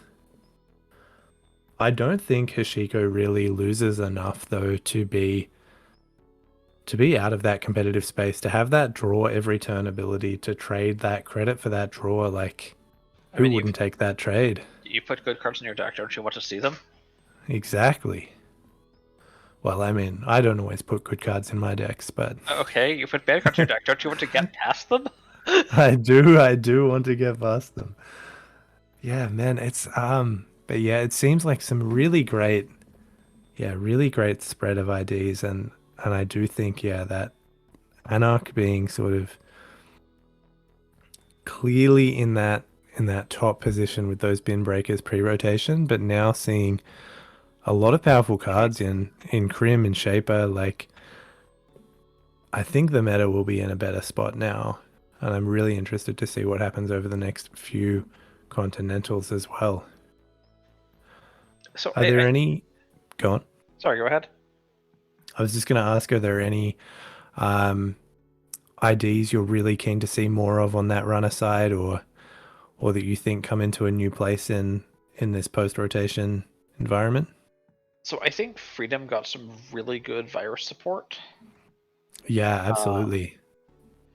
Especially, I'm keeping an eye out on Audrey.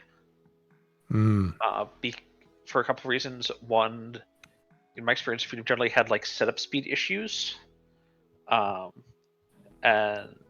Audrey as a like pseudo universal breaker that can get you in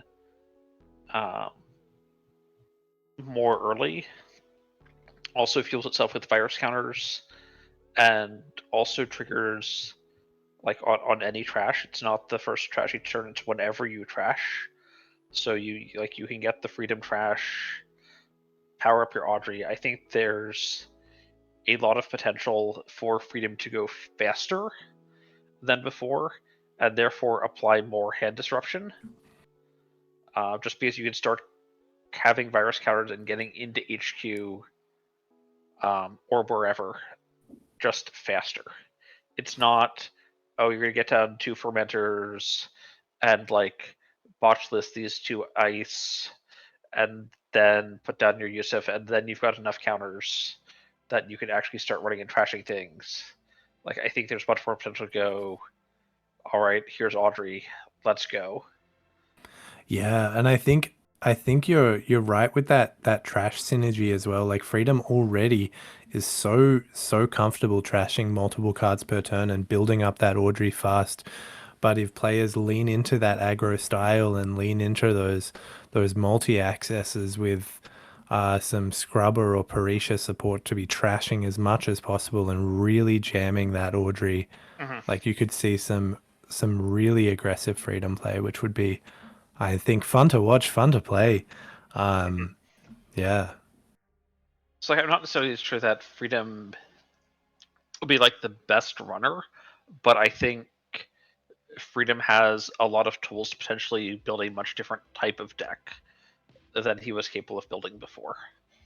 Yeah, I think you're right with that setup speed being a real speed bump for Freedom to find that consistency to win games at that higher level, right?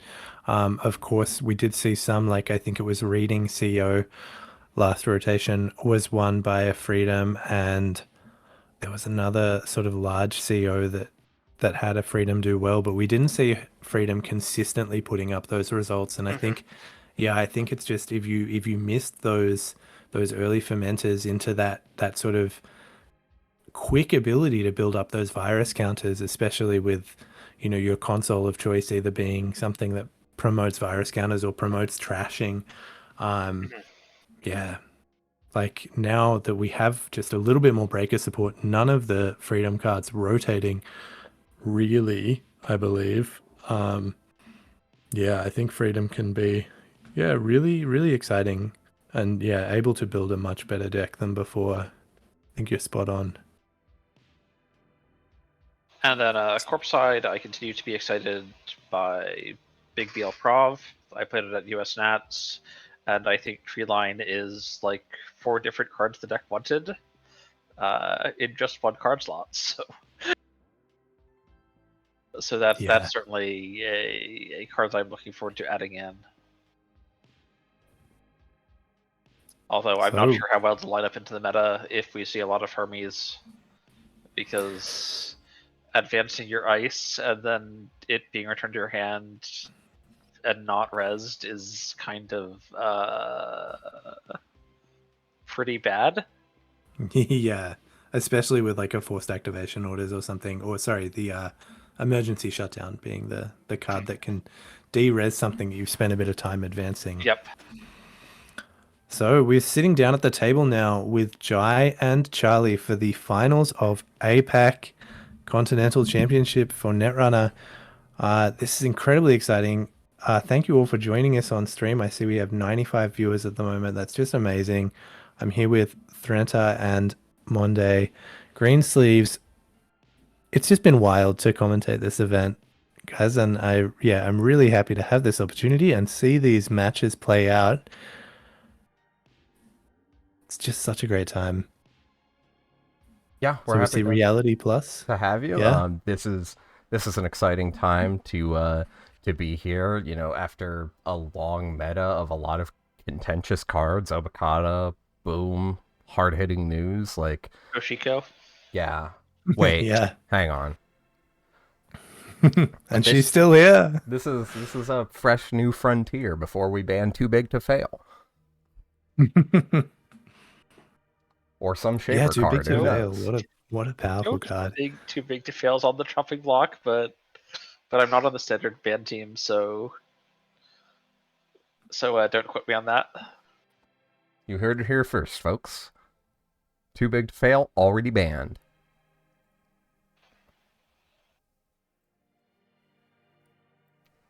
Someone should let Charlie know, since I'm pretty sure he's on the outfit corp side. That's all right. If they get to grand finals. That's all right. He just has to win this game and then get disqualified. And then win again. All right, so getting back to the actual game here, we've got DreamNet coming down, just for 3 credits, and the run. Seeing a Maryland campaign. Yeah, and leaving that Maryland campaign on the table just to keep on a reasonable amount of credits. But that DreamNet and the early fermenter will set Hashiko up, set Charlie up for a big mid-game economy, and hopefully enough sustain to keep on top of this board state that's already starting to spread out from Jai with 2 installs on turn 1 and a HQ ice. Yes, this is a pretty wide asset list. Jai's only running 9 ice. We've got 3 drafters, 3 pings, and 3 virtual service agents. And that is it. And those are all, I mean, drafter and virtual service agent at the end of the day are porous. And at the end of the day, ping is a 1 or 2 strength barrier with 1 sub. You're going through that for 1 credit. Like, no matter what your breaker suite is, you're going to go through ping for dirt cheap as soon as you find your fractor. Yeah. And the fractors being so efficient still in Hashiko, like Cleaver, Kuroda, still having access to those great breakers, but not quite as great as Paperclip, obviously. Yes, Paperclip was Problematic. And we see, yeah, server 3, an install and an ice protecting that. One of these 9 ice getting invested in protecting this card. What could it be? Probably something incredibly important. I mean, we just went through this. It's a ping, it's a drafter, or it's a virtual service agent. Yeah, Jai went easy on us and just said, 1 and 3, right? I'll let you keep that. Yeah.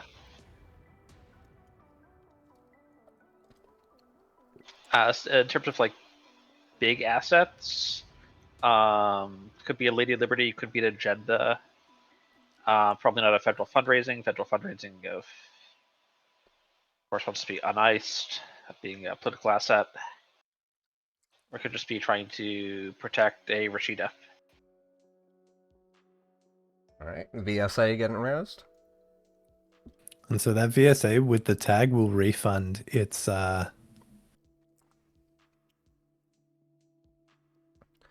On the gotcha. Oh, it might not. Pinhole, Finding the Madness, hush. Hush. Carmen, Liberated. Oh, there's 2 Carmens in here. Jai commenting in chat, sick play. Or just sick. Yeah, just dodge the tag, hush the VSA, and leaves Jai on 1 credit. Yeah. Oh yeah, that is sick. Wow, it's not even that you put the tags; they also deny the 2 credits that go with the tag.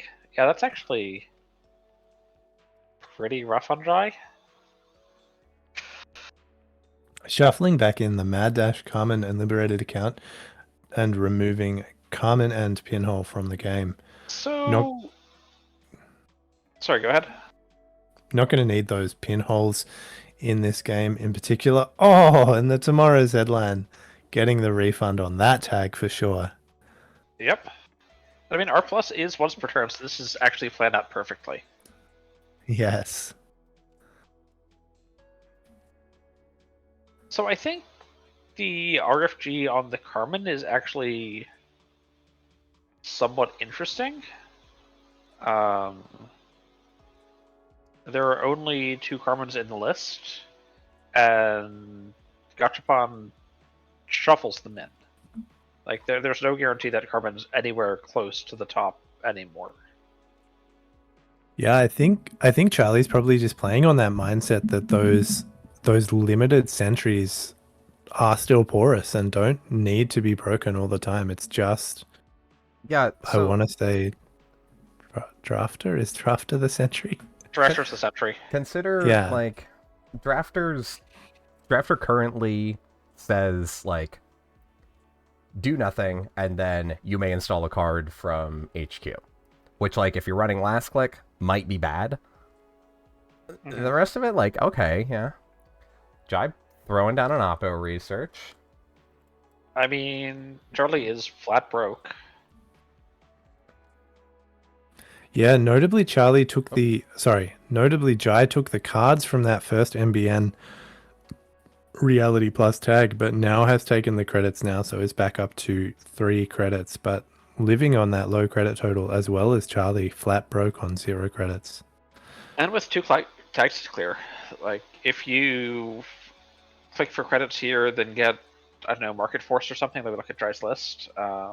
That's really rough. Okay, there's no Market Forces, there is Shipment. So, if you don't score, Jai can potentially install Advanced, Shipment, a Bologna, and scoring a, credit positive Bologna sounds good. I'm certainly on board for that.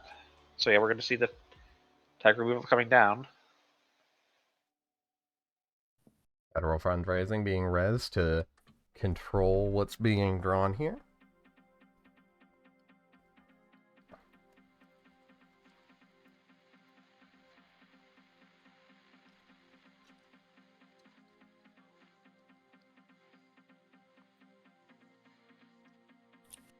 Yeah, so if Charlie hadn't cleared those tags, shipment from Vladisibirsk would be Vladisibirsk. online. Vladisibirsk would be online to score possibly a Bologna in server 3, but those tags being cleared shuts that right off. I mean, it doesn't even need to be in server 3. Like, with shipment, you can score 5-3s from hand. Yeah, true. Or you can just pay 3. You can just. Oh, and there's the early Aries score. Yeah, I think that even if so, you can install advance shipment from Vladisibirsk to get out of Bologna, right? But that's something that Jai can still do, even if Charlie doesn't take a tag this turn. 2 credits is still enough to fast advance a Bologna in this deck if the tags land. But no, I think that whatever play was considering, again, we saw earlier, like, AR Enhanced Security, you can't let that get stolen. And that was sitting behind the VSA that's been hushed.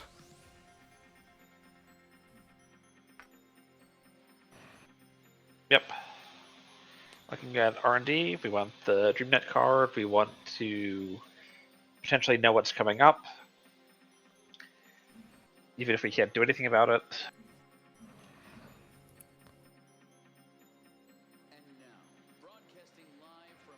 So actually, we've seen a couple of decks that are going really, really wide. Like we saw the Epiphany Analytica earlier. We're seeing R plus now, and this is again a very asset-heavy R plus list. Do we think there's space in the meta for like Imp to come back? Yeah, we saw Imp in a few lists yesterday. Just of course, I think it was in Freedom, but also in other lists. Still a very powerful effect. Jai rearranging the top 3 cards of R&D and then saying oof in the chat. Yeah, I'm very curious to know. Knowing that one of them had just been seen as well.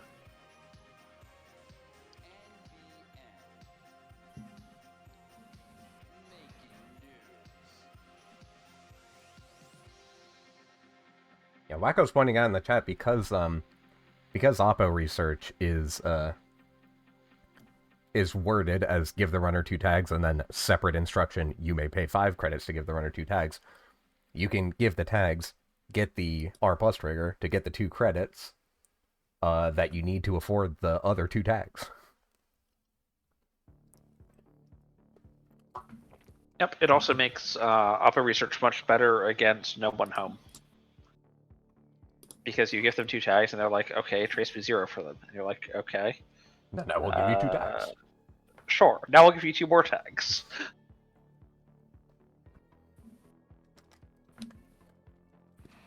Okay. I think it looks like while Charlie is back on their economy, I still think with this Aries scored so early that Jai is in quite a commanding position here. But it is easy for Hishiko to sort of continue to build up this economy and just run over the top of everything if necessary.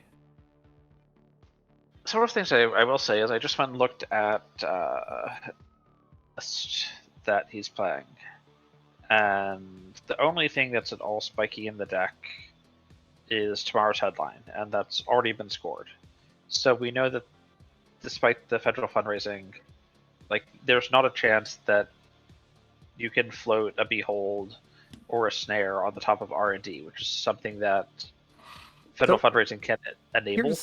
Here's I think, this is exactly emblematic of what I'm saying about AR, right? Yes, you do want to score the Bologna early to make sure that Oppo research is online fully. But how long Charlie sat, looked at that Rashida for 1 credit to trash and went, You know, but should I? Like, maybe not. What? Yes, that's huge. All it takes is 1/3/1. And especially when you consider the win condition, or the alternate win condition, right, of Lady Liberty, where it's just like, okay, come trash this. Take a tag, maybe 2. Because the first time you res it, you have enough to, put an AR enhanced security into your score area. Yep. Come trash this, take 2 tags. Or don't trash it, and, here's a BL, here's a Freedom of Information. So this actual list has a pretty flat agenda curve. There's 3 1-pointers, there's 3 2-pointers, and there is 3 3-pointers. It's my favorite agenda suite. Once again, Jai making it really easy 3 on us. 2s, 3 3s, yeah. Adding up to nice, even 18. If it was 19, it would be odd. It would be really odd. What's bothering me, though, is that tomorrow's headline does not have an advancement cost that is 2 above its agenda points. So yeah. Basically what I'm saying is even if Jai wins this game and becomes APAC champ, should be disqualified. Yeah, these all should have been like 2 Freedom of Informations as an off-off. No, just the 3 Freedom of Information. 3 Freedom of Informations? Okay. Yeah. Nice, very clean looking agenda suite. Excellent. Yeah, I always think that your deck lists are much easier to write out if they're just all 3 ofs. Yeah. And you should optimize to take as little time writing your deck list in deck list submission as possible.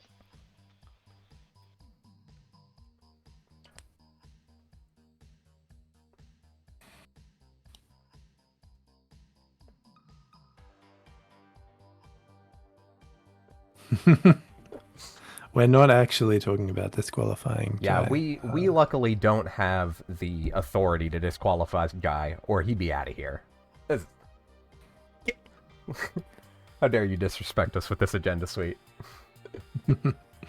Ramus asking in chat, what is the deck's scoring plan? And I think we've seen the essential part. Yeah, Prof Wacko replying, make the runner go tag me.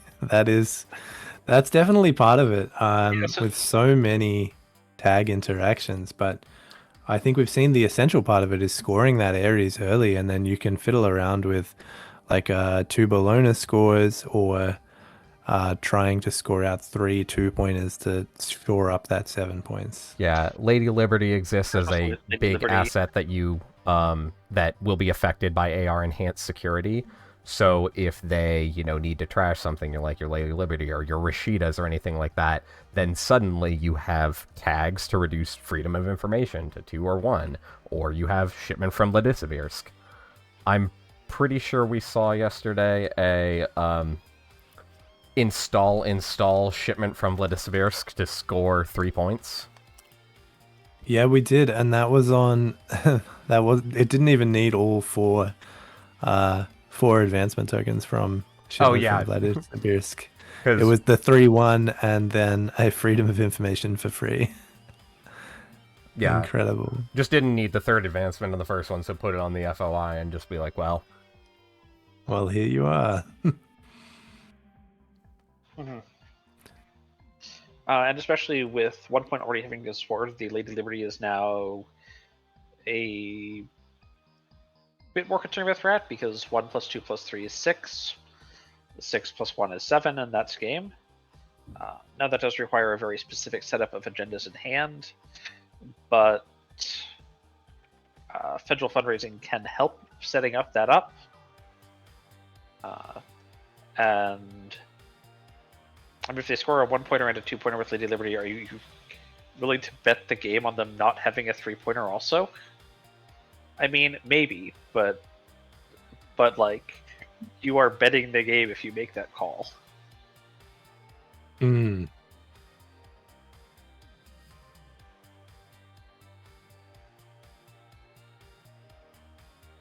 Chocolate Daddy in chat asking, where is the game? Maybe having some technical difficulties, Monday, or Maybe not. Maybe I've misunderstood something. I I dropped a have to couple stream out. frames, Stream's but looking fine right now. Yeah, it looks fine to me. Chat, do let us know if I honestly we drop. I think the dropped frames were from me unpausing the stream to check, honestly.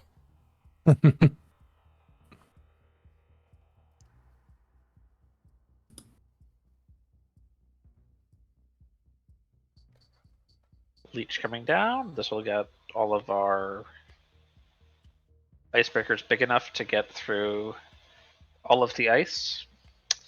This would be perhaps more useful if all of the icebreakers weren't already large enough to get through all of the ice. I guess Carbon into Drafters a slightly unfortunate breakpoint, costing 4 to fully break. Yeah. Okay, these will help Carbon match up much better to Drafter. Cleaver goes through ping fine, and what's the decoder that Charlie's on? Unity? Jai in chat with his opponent saying max value Baja bands, give this guy a medal. Yeah, it's definitely not a card that is as powerful as its sort of homage. Spiritual, like its predecessor. Its spiritual predecessor in Juice's Wild. But yeah, using that four credits from Baja bands to trash the daily business show is very important for finding those agendas and not letting the bottom of R&D be stacked up with several agendas you want to be stealing. Not Yeti in chat saying the influence spend of this R plus seems wild, is wild and seems to be working for them. And yeah, got to agree. You see the bladderworts. And what did we see yesterday from Jai? So it's 3 Bladderwort, 3 Maryland, 3 Drafter. Yeah, it's which I actually really like. Like if you're seeing, like if your call is Carmen is going to be like the killer of choice. Yeah, 4 credit breakpoint. 4 credit for drafters is like, ugh. It's just not a very favorable breakpoint to hit drafter with. Now, like if people are, if it's a more shaper field, and people are running Echelon, then that potentially breaks it for 2, which is much better. But that's after a bunch of setup. And also, this deck has so many drafter hits. Like, if you let a drafter fire and they install a Bladderwort out of archives, and then you just have to go back and trash Bladderwort again and get grounded of cards, it's absolutely miserable. Drafter needs to be broken if you're not running for the game through it. You can't just go, I'm going to take value runs through Drafter and come out ahead in value, because you aren't. Yeah, at this point in the game, Drafter is now always going to have something, right? Mm.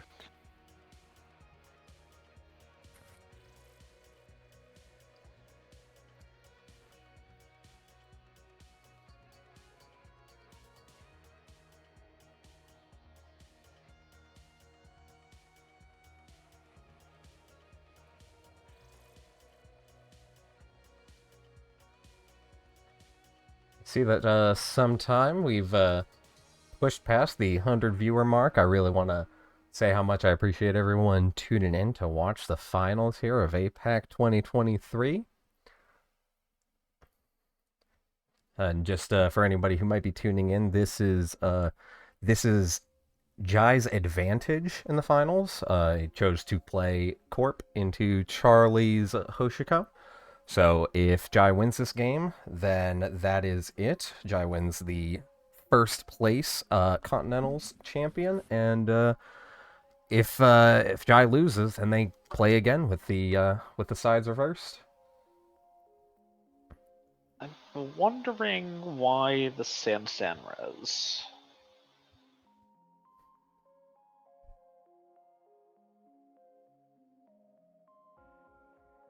I don't understand why the Santa need to be res there. We have something that we can score for Ares, I guess, yeah. We have something.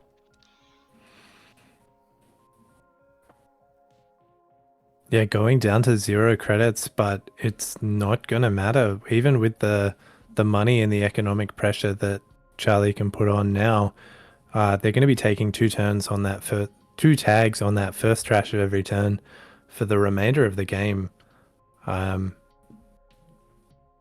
It's really interesting to see how this pressure will play out. And air enhanced security is any trash anywhere. Doesn't matter where, doesn't matter how. If you're a runner and you trash a corp card, you get a tag. That's simple.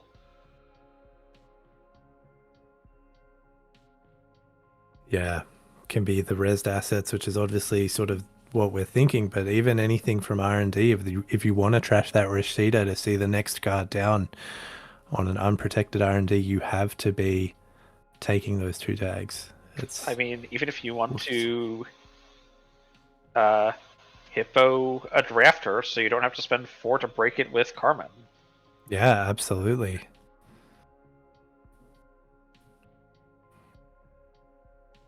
This is now double security is a very precarious situation for the runner, for Charlie to be in here. Because 1 tag per trash, that's okay. 2 is starting to push it. Mm-hmm. It looks like we've got it down. And I mean, air enhanced security defends your assets. It doesn't defend your agendas. If Charlie can get in on centrals with a charged up twinning. Oh my god. All right. Now, here's the question. How long can you go without trashing the assets? I think forever. Like, I don't think you trash an asset at this point. I think you charge up your twinning. You run centrals. You see that smile on Jai's face, has to be thinking, this could see me become the next APAC Continental Champion. Keeping it in-house. Absolutely phenomenal tension here.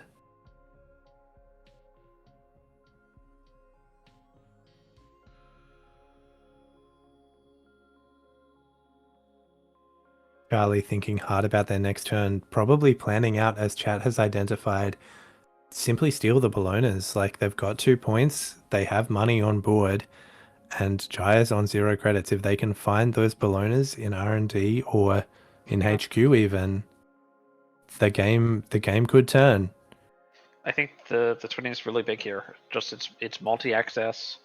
You can go in, see a bunch of cards at once.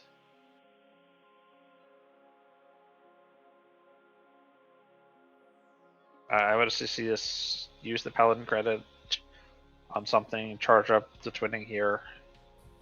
Yes, dig those 3 cards from R&D. Jai obviously knows the top 2 cards of R&D from the Federal Fundraising from the previous turn, having drawn something. And it seems like Charlie is going to probe HQ, I mean, try and HQ, sweep. Yeah.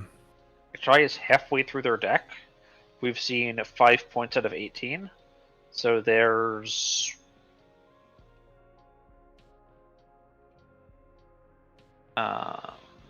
about 4 points expected in hand, roughly. Ooh, and 3 misses. No trash on the Maryland campaign, no trash on the Opera research because it's not trashable, and no trash on the spin. Yeah, you can't trash the spin doctor here. I mean, there's 3 air enhanced security. This Yeah. is very enhanced security. Yeah, if you trash that spin doctor, Charlie has enough time to clear the 1 tag, but that's enough to make FOI a 3-2. Which Sansan turns into a 2-2. It's also enough to just play shipment. Just shipment of Bologna.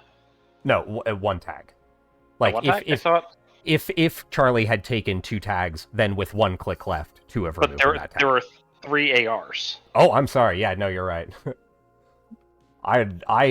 The third one came out, and I was just so astounded by it, I forgot to change the math. Yeah, So, yeah, a lot of people in chat identifying that the combination of DBS and federal fundraising make it very easy for Jai to keep HQ clean and keep those ballonas safely stacked away in R&D. Yeah, because all you can really do with the twinning is see the third one. Yeah. I mean, eventually it could become just, 3 agendas, but Yep. there's always contingencies. Although we don't actually have a daily business going on right now, we just have federal fundraising. Oh, I had a... True, of course. Yeah. And this is not a list that can make the top of R&D spiky. We don't have a snare, we don't have a behold. Like, the top of HQ is just a card. You can touch it, it doesn't bite.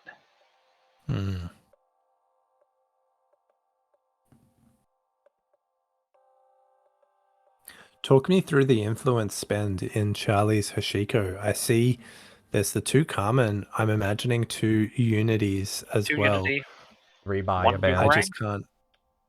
Yeah, 3 Baya band. Yep. 1 Boomerang, and 2 Pinholes. Mm. Pinholes are not going to do a lot in this matchup. There's no ice worth That's very good pinholing to around. see here. What, Maryland? Yes. On Jai's side. Because Maryland is, he can't res it right now. It would leave him broke. I mean, could, but like this other Maryland to the left is already going to tick down and trash itself and go back into R&D and dilute it further anyway. Well, do you even want to? Like, I think so. I think you do, because you haven't been stuffing everyone in the bottom with the DBS because you don't have a daily business show. You just have, you just have the federal fundraising to rearrange the top once after the shuffle. But like, if, for instance, you'd had a daily business show taking for a while, and had, bottomed 2 Bolognas, bottomed 3 Bolognas, do you really want to shuffle and put them back where the runner can find them?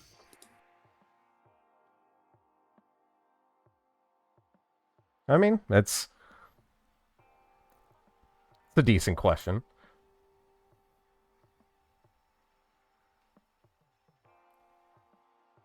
Goes into ice, sees the APA research. There's not a written 3x, but there are 3 Freedom of Informations in the deck. So Charlie has to really dance around these 3 securities where trashing a card gives him 3 tags. There was, I believe, 2 Freedom of Informations in the deck. Oh, sorry, 2. Yes, because for some reason someone put this tomorrow's headline in here. I mean, it tags, it's a 3/2, like... Yeah, it's the only thing vaguely resembling spiky in the deck. Yeah, so Jai making the choice to shuffle that Maryland campaign back in, diluting it further, just hoping to reduce that chance of Charlie touching a Bologna. Charlie now on 20 credits, just bankrolling themselves, trying to find any way to touch these Bolognas and get them into their score area. Did you still sort of want a cleaver, or at least have a form of breaking the potential ping?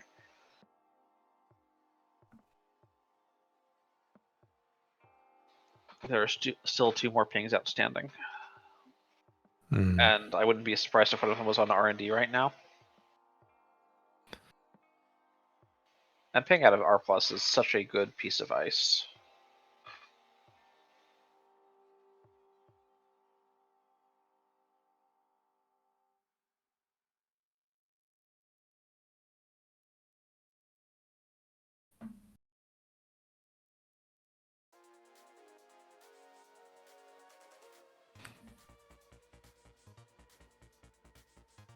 Alright, new server.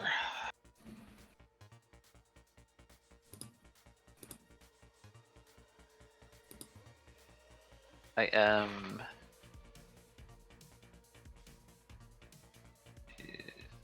Yeah, okay. If we're at the ice, they had to fix the credit manually. Yeah, if you don't trash the VSA Yep. first. Yep.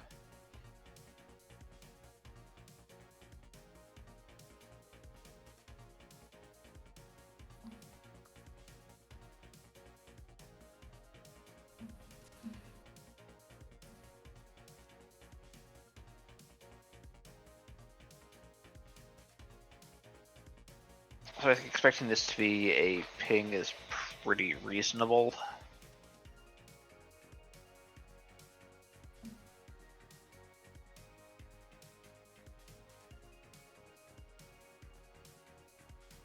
Spin Doctor and HQ still. There are 3 clicks remaining. There's Charlie- one Blorton Archives. Charlie could trash this and spend the rest of the turn clearing tags, but that seems a little wrong. Let's get a Steel Skin, draw up, play some stuff. Discard a Paperclip, discard a Black Orchestra, discard an MK Ultra.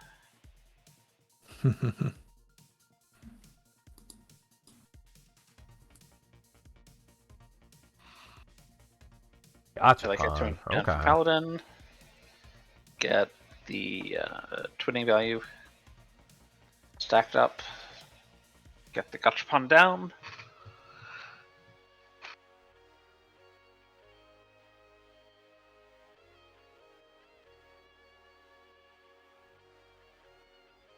I'm glad to know that I've corrupted one person already with the term blort. Yeah, chat talking about Bladderwort Mill as Dry's WinCon, not seeing a scoring window possible for him as long as Charlie doesn't take any tags or is able to clear them when he does take them.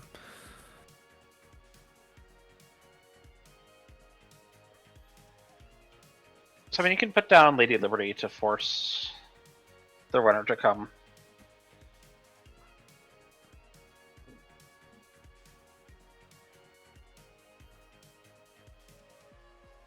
And there is a Bladderwort coming up. Wait. I didn't... Oh, okay, there we go. Yeah, the net damage did come out. Oh, right. Okay. So this was still prior. The DBS res was on the Spin Doctor. Yes, okay.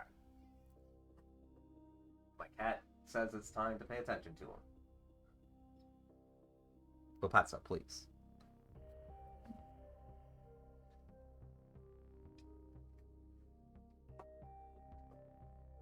Tug to Gut in the chat saying, I think if you have Beals instead of FOI, you're in a commanding position, but as it is not great.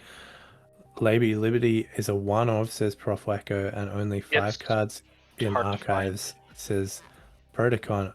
Asset spam is crazy. And it is, yeah. Seeing these areas meaning that Charlie just cannot be trashing these assets, having to take 3 clicks off to clear tags, or at least 2 clicks to get down below 1 tag if they want to trash anything at all. Crazy game. I will say, but between Daily Business Show and federal fundraising, like there's a lot of to churn and get to the cards you need. So we see Jai just having a brief disconnection there and rejoining. Charlie checking in, good now. Let's hope so. Would be a terrible way. Yeah, Jai says we're good now. Would be a terrible way for this game to end if one of the players had to disconnect or lost this board state.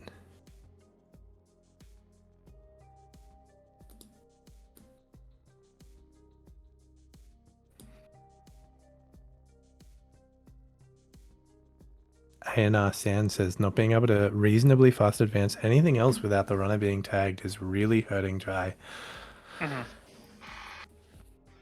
Yeah, definitely having the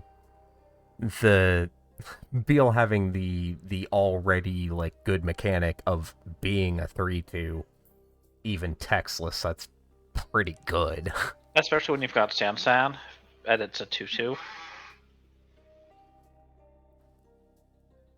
Like that, then Sansan actually threatens to win the game. As it is, like Sansan helps score these ARs, but all that does is protect your assets. That doesn't actually win the game.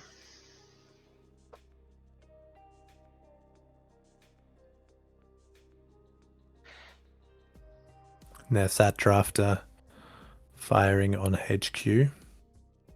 I mean, we're just burning some Sorry, spots. not firing, rezzing. We're just resing this to get down for Bladderwort,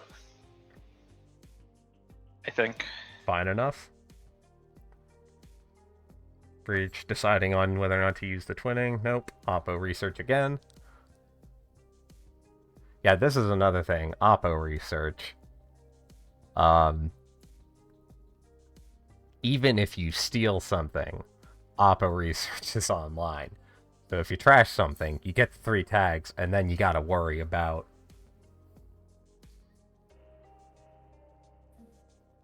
Four more tags. Yeah. I mean, Charlie's got the credits to clear them, but... It's 14 credits and basically 2 entire turns to clear, so don't make a habit of it, but...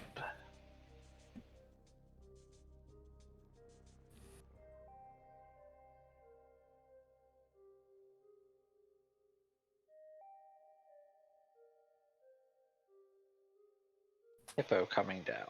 Interesting. I think we're just looking to use the Paladin credit to get the twinning counter. I think that's all we're here for. I don't think we actually want to use this Hippo because usually get to 3 tags.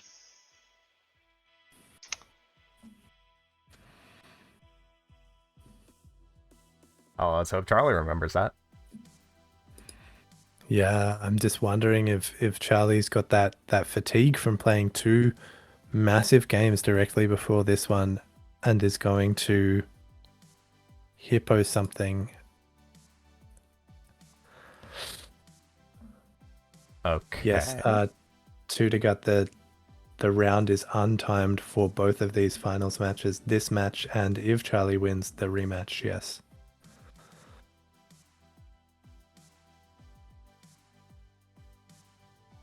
Yes.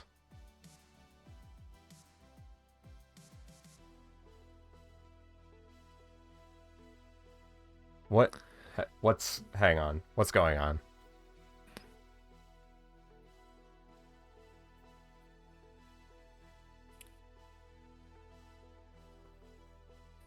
Jai did not think Charlie had a click left, but accurately saying Charlie's it does not matter. Gonna run and trash a Bladderwort into 3 AR enhanced. Yeah. Yeah, so that's 2 of them on the board, the other one in archives right now, so... Okay, I think at this point, Dry's plan is Bladderwort grind because nothing else. What does anything else do? Nothing else seems possible at the moment.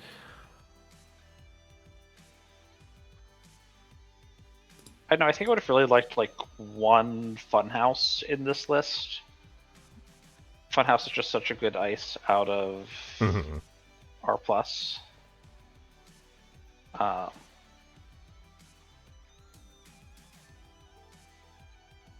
And with the on encounter trigger,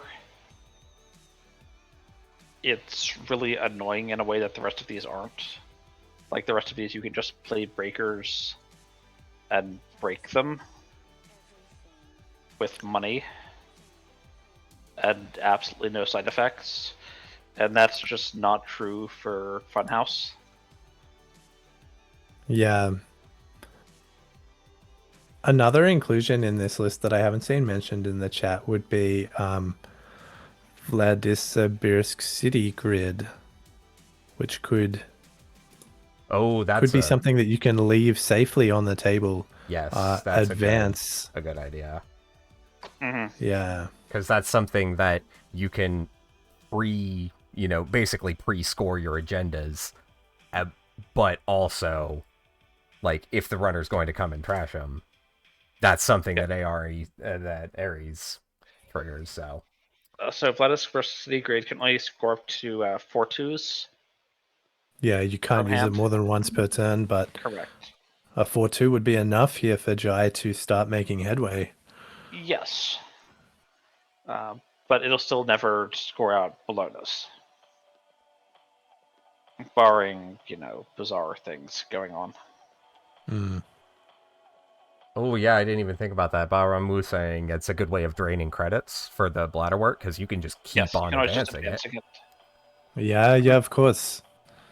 Like, obviously don't advance it too much, because then the runner might actually want to trash it, but there's the Vladislavir, there's a Rashida. Mm-hmm. But you're not going to do anything about the Rashida. Yeah, you're not going to... There's a Spin Doctor, you're not going to do anything about that either. Jai, I think, wants to keep that Rashida in hand just because it's, trashable. Yep.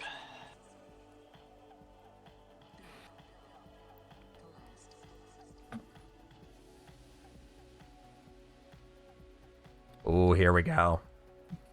There's the Lady Liberty res. But there's no more one-pointers to score, so... You're going to shift the Lady Liberty around again. The runner can just go ransack HQ to their heart's content, because of money. So we could be shuffling something. We could be using DBS and federal fundraising to store things on top, and we think that we can safely pull things. Maryland. This is another thing too with the federal fundraising. You shuffle the Maryland, but you have that opportunity immediately to know what you shuffled to the top. Yes.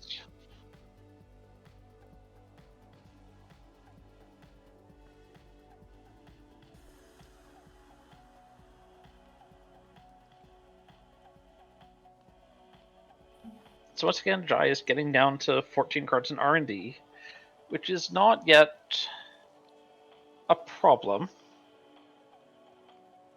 but it's now something that can foreseeably become a problem, right?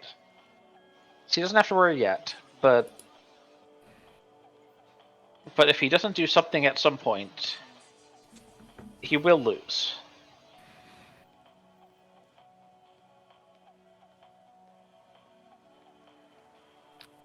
Yeah, I wonder if over the next turn we'll see Jai install any ice protecting this Lady Liberty just to threaten a ping tag or something that messes up the math on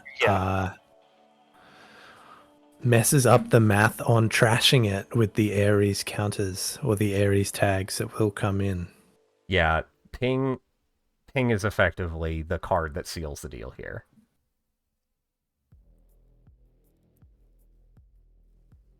Looks like that's another not card what we going got, down. Yeah. How many pinholes in the heap? I believe it's... Oh, none. One's been removed from game. One's been RFG'd. There is another ice cream down at HQ, which might suggest that Jai's trying to protect a 2-pointer in hand. Or it might just be a bluff. So, Charlie has to trash this Liberty. It's not really negotiable.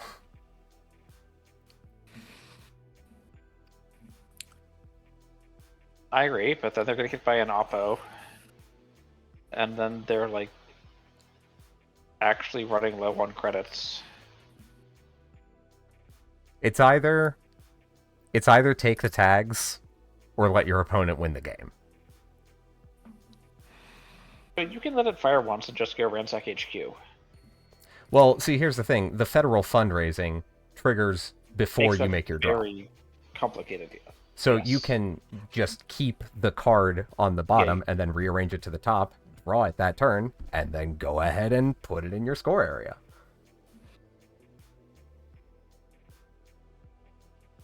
Mm-hmm.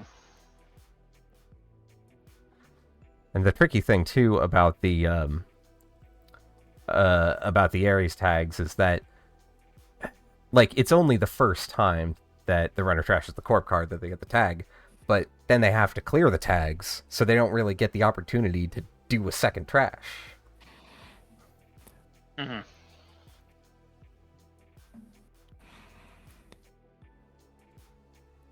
Yeah, so here we see the Lady Liberty being trashed and Charlie taking the 3 tags with 3 clicks remaining. We imagine that this will be clear 3 tags coming in. There is one Baya band still in the deck. Yeah, I'm wondering, I wondered earlier about MCA austerity policy. I wondered briefly about hostile architecture, but I feel like that's too much, and probably too much influence. There was another one that Restore. How much influence is Restore? Restores are pretty cheap. There's the Baya bands coming in to try and trash this Sansan grid. The restores are 3. They're not great, but you can afford 1 or 2 if you really want.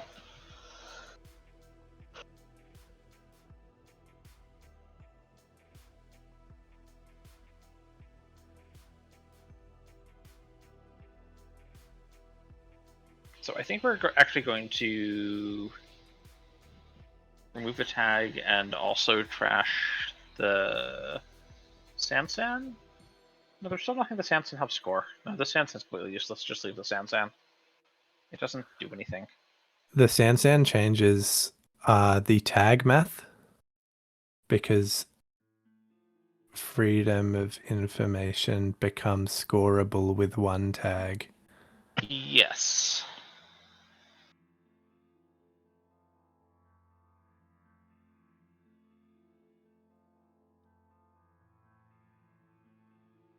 All right. Jai, you got anything to res? If he doesn't have anything to res, that's also pretty interesting. Okay, we do have a Marrow. Nice. Okay.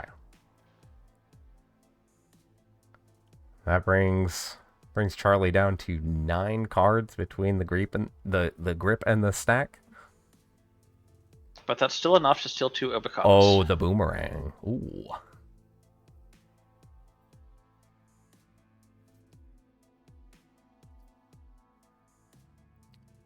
Oh, yes, there's absolutely an opposition research here.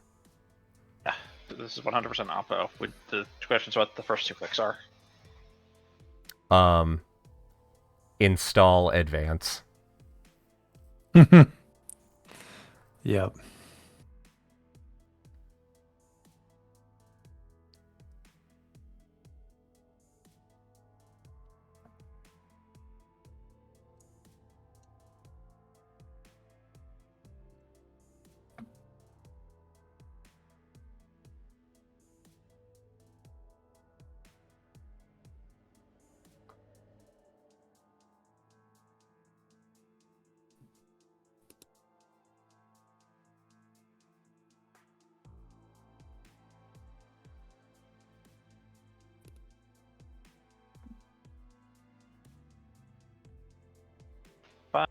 About with all these start of turn draw modifiers.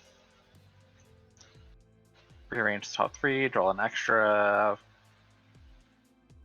draw a different extra, bottom 1. You know, honestly, what I think this deck could use? Amaze Amusements. Amaze could do some work, yeah. Because it's like, or you can come steal this agenda. Like, I'm gonna oppo research you. I'm gonna give you 4 tags. You can come steal this agenda, but if you do, I'm giving you 2 tags. Yeah, mutually assured destruction, I think, would be a big one here.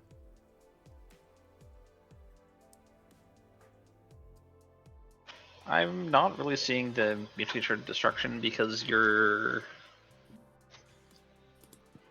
What's your payout for purposes? You get a shipment You get to play and shipment. freedom of information. Freedom of information is free. Right. But you don't have. Okay, so like you need to have, like biotic, mutually assured destruction, to actually have a click left to play a freedom. Or you're going to shift the turn. They're going to run your hand because there's no icebreaker to get. You've got federal fundraising. You can just draw the agenda next turn.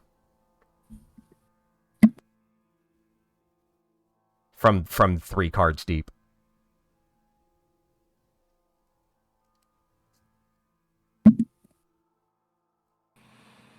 Yep, this is just take a turn off. Zero the tags. Everything's gone. All systems nominal. Yeah, down to 5 cards in stack and 4 cards in hand, though. Taking those turns off to clear the oppos is not going to last forever. They're under some time pressure themselves, yes. Yeah, and now we see the Spin Doctor being removed from the game. Sansan and Oppo research, okay? I just don't know how much the Sansan's doing. I think I'd rather see Lady Liberty.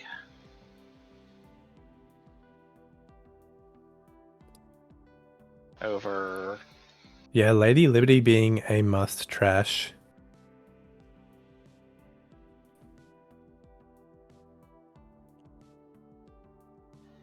I'm just not sold that Sansan has any relevant breakpoints. And Lady Liberty is 100% a must trash. I think in Oppo.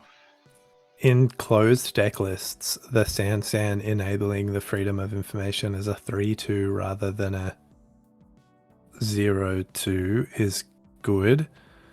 But yeah, I think once you have open deck lists, you know, right?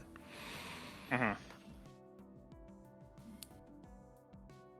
Yeah, to Epic Win saying density in centrals is massive. We have 18 cards, 3 Bolognas, and 2 freedom of informations, if I'm not mistaken. Just shuffling around in those 18 cards. Yeah, 5 agendas left, Ramus. Yep. Density is great.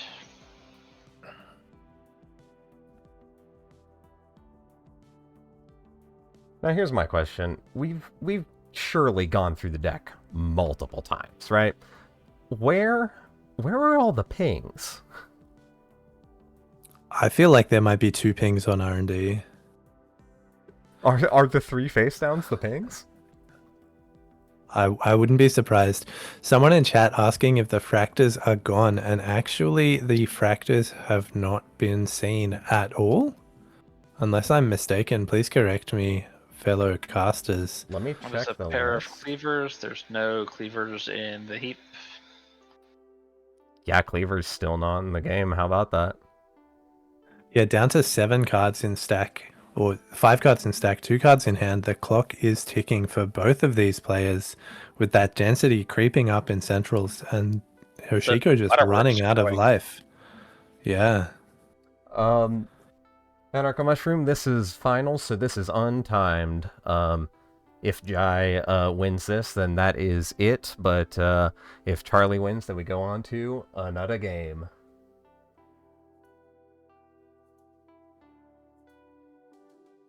Well, if you don't want to click for credits, and you don't want to install, there is, in fact, one action you can legally take. You can always purge. Mm. And honestly, that might not be a bad idea. Dry isn't broke enough for it. If Dry was at, like, 2 credits, yeah, purge and ship. Well, yeah.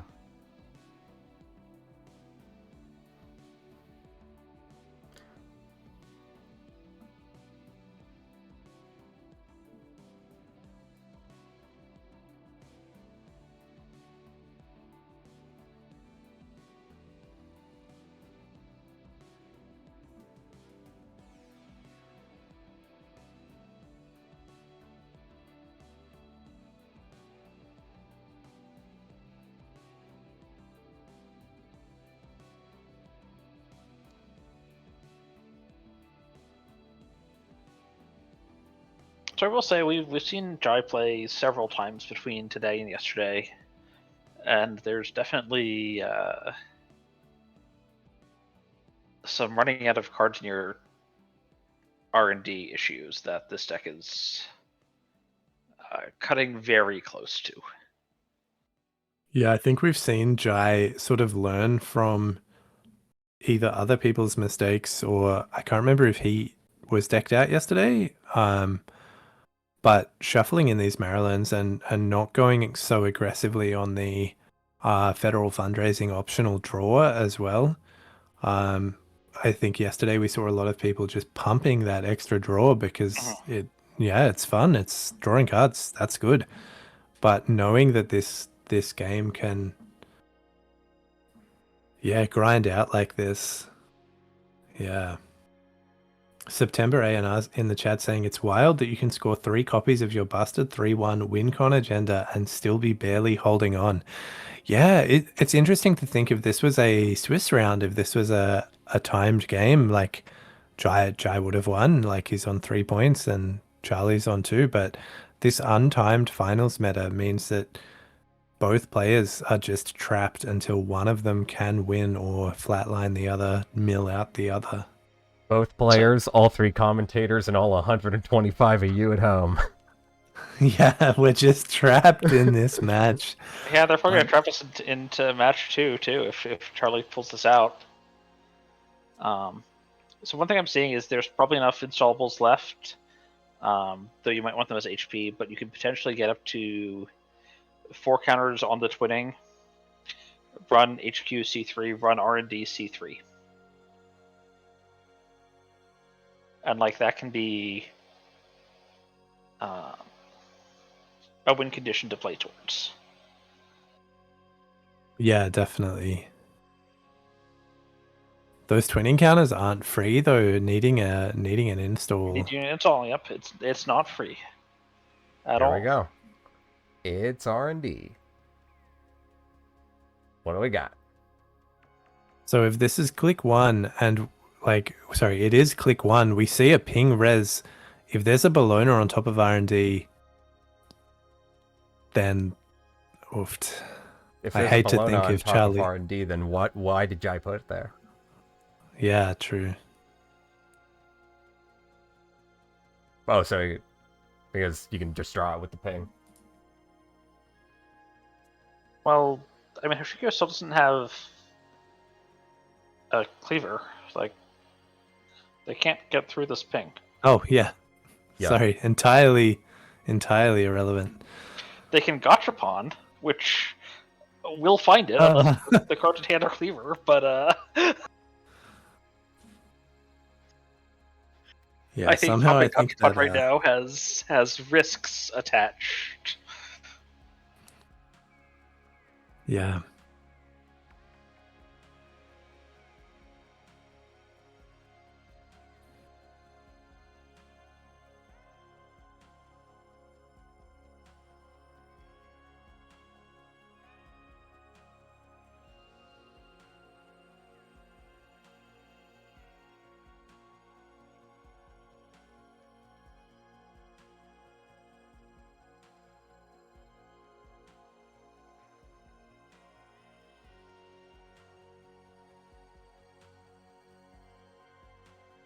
Oh, this is so tense.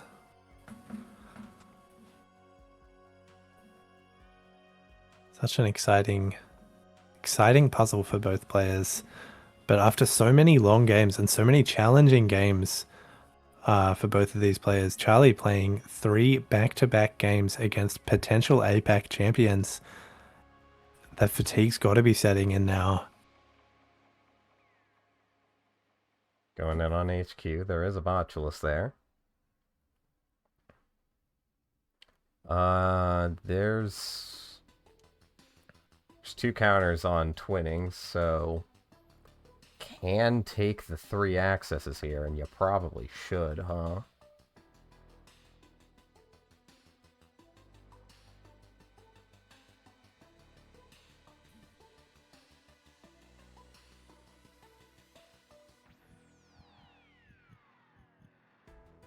Oh my goodness, my hair is standing up on end. Alright, decides to breach. I don't think I had any real doubts about that, but it is Deciding technically optional. on the twin encounters now. Just one. One additional card. Rashida Rashida. and Rashida, Oppo, Oppo and Research. Oofed. Clear the tag. one additional card. Okay. Yup.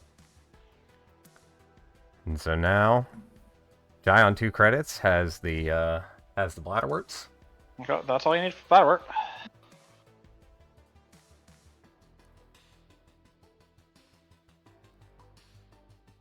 From Mentor and Sure Gamble. Oofed. No cleaver still. This is game 1. Jai is on the winner's side. If Charlie wins this game, then we'll have to run back and beat Jai on the runner side as well. Or rather, Charlie on the corp side. That's the funny thing. Jai's gone through his entire deck and just putting the bloaters back on the bottom.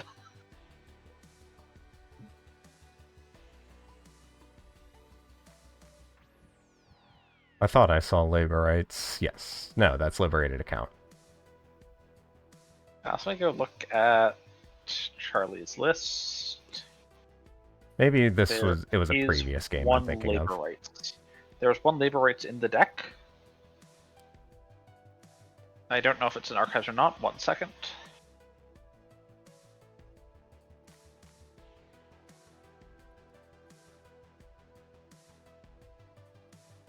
Yes, there is one labor rights left for Charlie. Give him that extra little bit of not dying quite yet.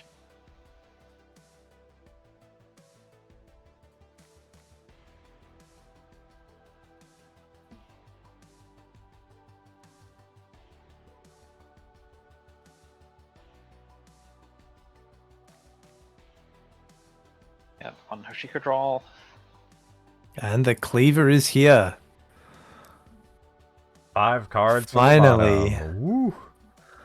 Alright. Archives, what do you got for us? So we may, of course, see a spin res. Only one removed from the game.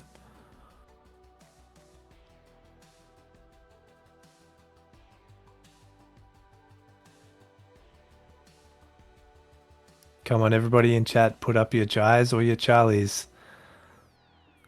Alright, Show your support.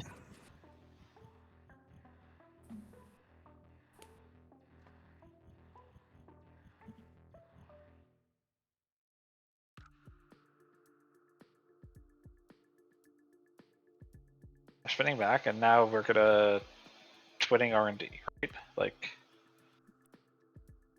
the 2 agendas just got shuffled back in it.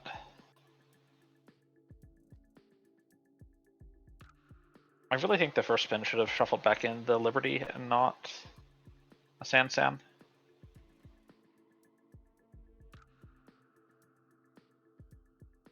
Yeah, I'm surprised it didn't shuffle in the Bladder Ward as well, to be honest. Yeah. Alright, now we see the R&D run. 1 click remaining to clear a potential ping tag, but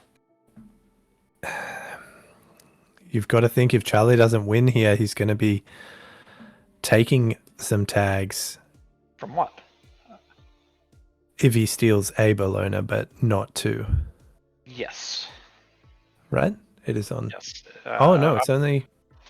Oh, hang on. Hang on. Okay, pop the hippo. Charlie is now tagged.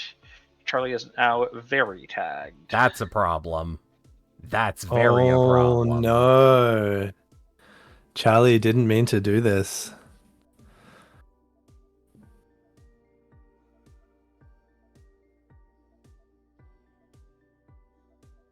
Yeah, like... Charlie, I imagine, Oof. intended Oh, to... Jai being incredibly graceful there. You can undo no new info.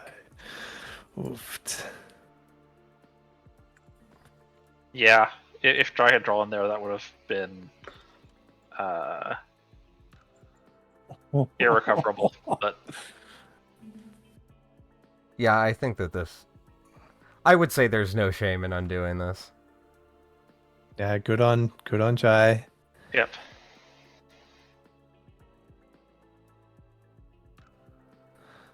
Yeah, and that's that fatigue we were talking Yeah. about, like just not realizing, not remembering that hippo trigger is going to proc all of those areas, land you in tag hell, and effectively probably hand Jai the win if you don't find multiple Bellonas on this run.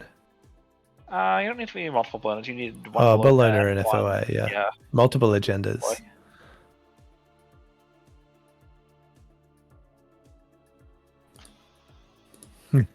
Mr. Cowbird in chat saying, Capybara is greater than Hippo. Look, remains to be seen. I think that's a pretty big call, but in this particular case, yeah, the new info is that Jai took credits. Yep.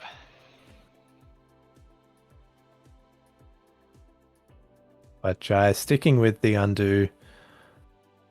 Yeah, this is definitely something that, you know, as soon as you say, okay, I'll use Hippo to remove this from the game, then you as the corp say, okay, I will give you 3 tags as a result, and then you kind of say, maybe I don't do that, and the opponent goes, yeah, no, you don't. And so you just keep playing the game. But again, at Continentals, there's no obligation. Like Jai was within his rights to say, no, like this is on you. Oh, and we see the ping again. Yep. There's the tag. There's the 2 money that Jai is going to gain.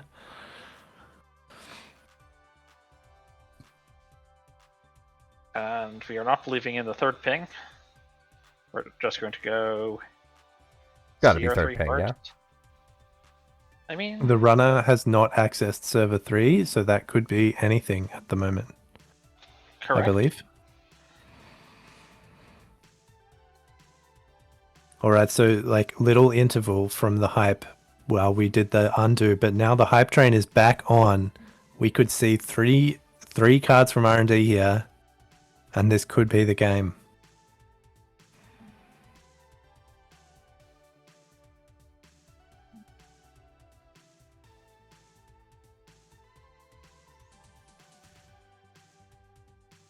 No res. Res. 2 additional cards. First card. Bellona. Oh my And god! freedom. That's it. That's the game. All right, game 2. 72 minutes longer than a individual round of Swiss.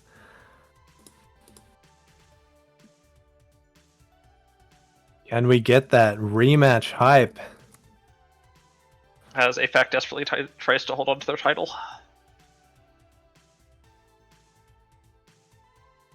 As they are now on Continental's point. Winner here is the winner of APAC 2023. And yeah, winner of the biggest APAC Continental Championships ever so far, with 95 players signed up at registration. An absolute marathon of a tournament. I'm so excited to get into this next game, guys. I am too. It'll be the last one. It'll be the last one. Oh.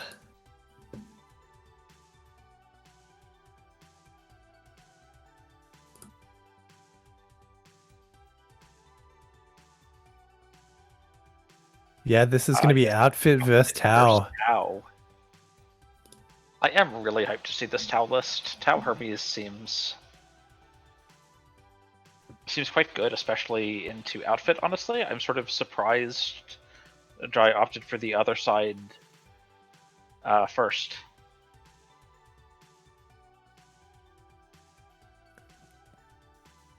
Behind the curtain in 2023 Continentals APAC Top Cut chat, Judge Craw saying 5 minutes recovery sound good? Jai says I'm good to go immediately if Charlie is. Oofed. So Jai is actually from APAC, right? Yeah, Jai's in Singapore, I believe. And yeah, having that, it's just like a cruisy evening game for him. Yeah. So this is Whereas, secret attack of just wait for your opponents to fall asleep at the table by playing them when it's 4 in the morning.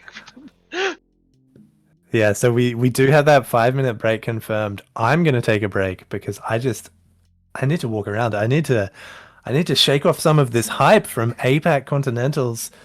Yeah, I need I to want to stretch it. see who Apparently, I've been wins. muted anyway, so There we'll we catch you go. back That's probably in 5-ish minutes.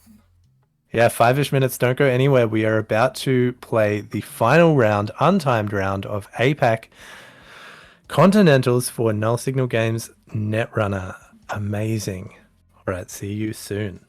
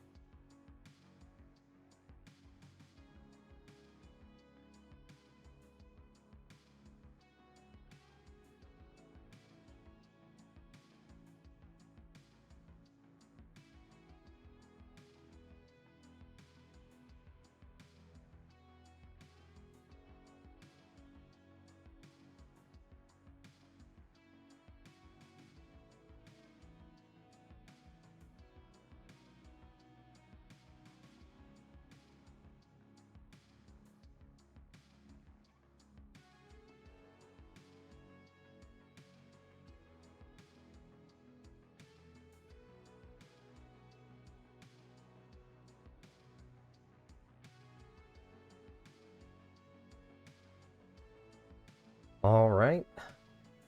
We are back, everyone. Let us pull back the curtain for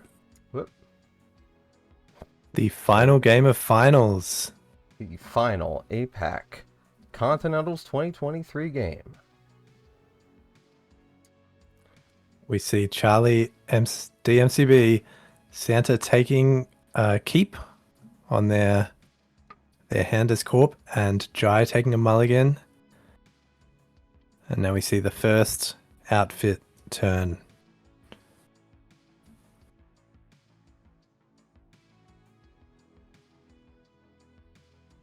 Already a too big to fail double dirty laundry for some big bucks.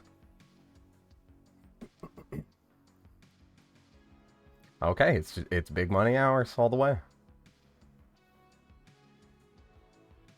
And again, that dirty laundry stock going up now that HHN has rotated. These money gain turn ones are just so much more available for the runners. Charlie also just gaining absurd amounts of money. Drawing, and then playing government subsidy. Oh, there it is. There it is. The game's on. We have a game. Jai playing the Hermes, a card that has been absolutely tearing it up in this new format. Of course, on Score or Steal, returning an unresed card to HQ. And we see how the outfit can just fold so easily to well-placed Hermes triggers.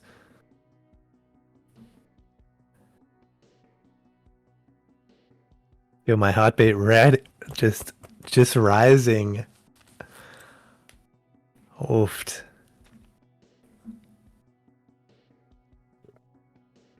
Yeah, Hermes is a key part of this deck. There's a reason that you import a console, you spend 9 influence on 3 copies of it. Yeah, it's the card you need to see. Yeah, and Jai's got it down on turn 2, using turn 1 to just gain that money, establish that explosive potential, and then slapping that Hermes, slapping that SMC. Obviously nothing out of their reach now.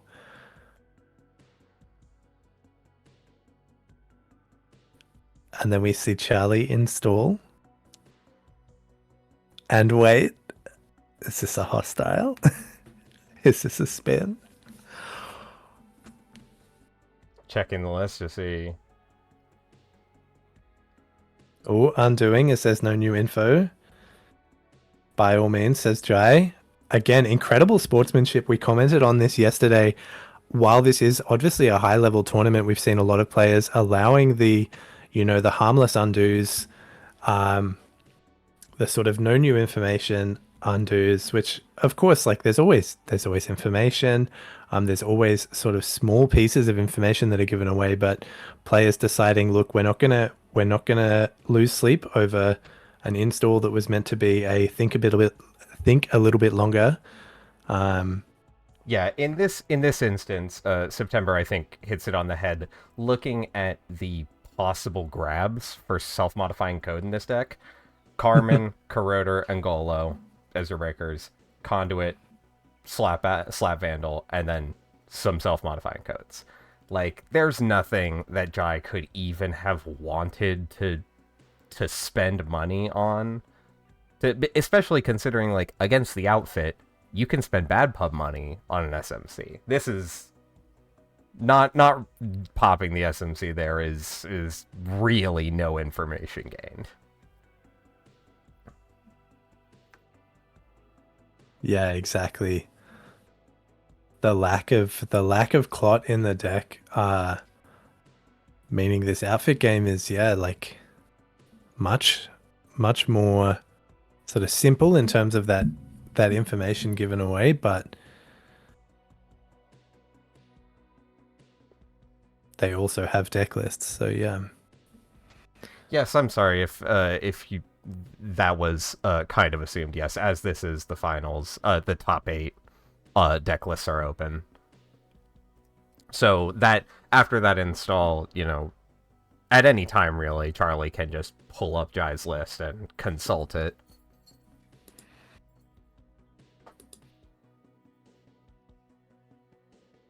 And there it is. That's the first hostile scored, gaining that 7 bad pub. Oh, sorry, that 7 credits, the 1 bad pub, and then the outfit triggering, giving them the additional 3 credits, up to 30 credits on Charlie's side of the board and 17 on Jai's. This amazing economy just setting up for the crucial turns.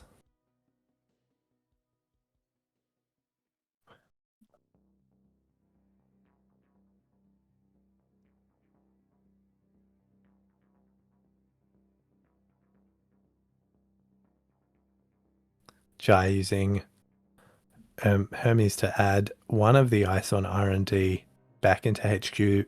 Interestingly, the one that was installed first, I believe. He uses Hermes to add ice protecting R&D position 0, so... And then... Oh, and then also 0. a swap. Yeah. Okay, so this Valentau was the ice that was in front of HQ to start with. Yeah, and just getting the clean 5 credits on Angolo to break that. No need to paint, as Valentau is a code gate. Yeah. I think might have been able to save yourself a credit. You might...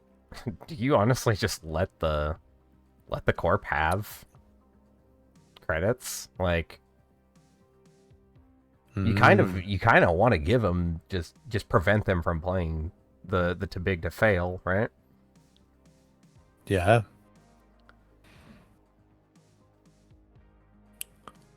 But interestingly, Charlie's already on 3 bad pub. Like, all it takes is one ice res and he's in that red capture zone. SMC for conduit on approach, meaning that conduit scores its first virus counter without being installed at the start of the run and can now run back to access 2 cards. Jai deciding that might not be worth spending his time on right now, though, knowing that it's not free yet to break through that Valentau and needing to build up that economy just a little bit more.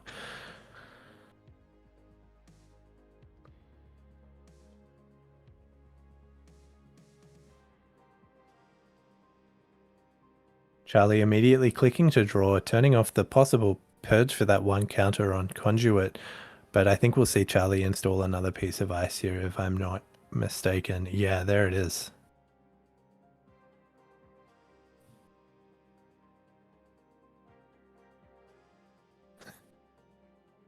ANR San in the chat saying 1 expensive turn, but the deck is nothing but money and draw. And yeah, that is absolutely accurate. Looking at this board state, you have your small rig of Angolo, Conduit, and Hermes, and then you have 3 money cards on the board and 1 card draw card. Just getting that engine. Simply have the answers and draw them. Oh dang! Is this John Arbuckle? Is this Garfield? Sorry, go ahead.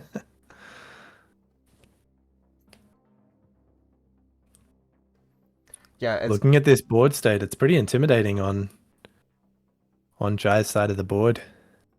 Yeah, Kira, as Kira puts it. By the way, Kira, wonderful placement. Congratulations on 3rd place. And for qualifying for Intercontinentals. Very proud of y'all. Good job and good luck with Intercontinentals. But yeah, as she puts it, gorgeously simple game plan. You get the breakers so that you can make the runs to steal the agendas, and then you use the Hermes to put the ice back so that you can make more runs and steal more agenda and put more ice back. Yeah, absolutely. Like, yeah, as she said in the chat, incredibly, gorgeously simple. Just knowing that this is going to be, like, the Hermes hits are going to be what determines your runs, your most successful runs, and being able to swap that ice around with Tau and really remove ice where you want it to be removed. just like as Hippo was so powerful and continues to be so powerful in Anarch, that ice removal. Of course, this ice is just being bounced back to HQ, but it's still incredibly powerful.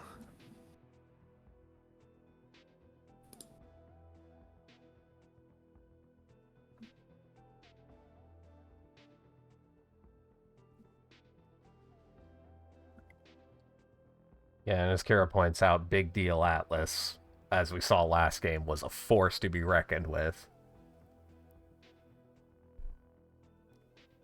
That literally put the timer on saying, okay, the other two regulatory captures, those are in my hand, actually. But not when you go to access them.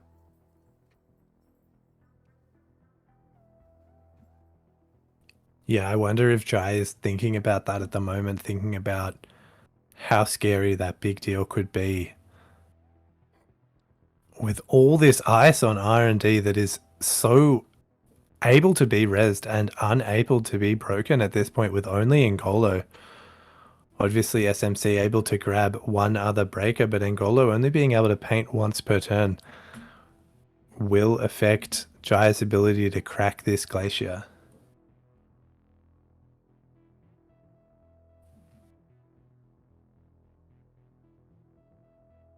Okay. Jai saying, you know what, I'll just check the bin. Thank you very much. Use the BP while I'm at it. Yeah, using the BP with the SMC paid ability window to install that Corroda and get a 2 credit discount.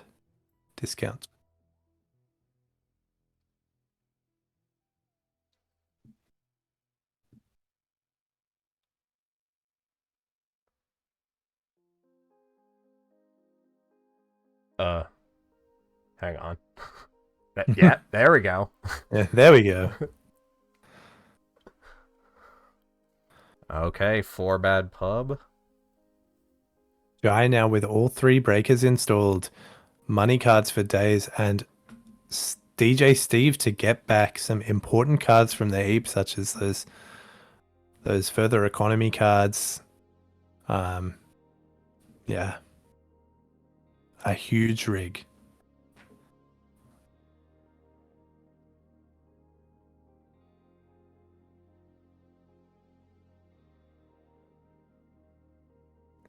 Yeah, notably, 2 spins used already means that trashing the big deals may actually just take them out of the game.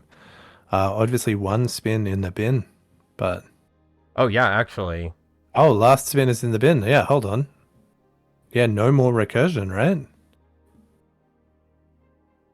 I don't believe that there is.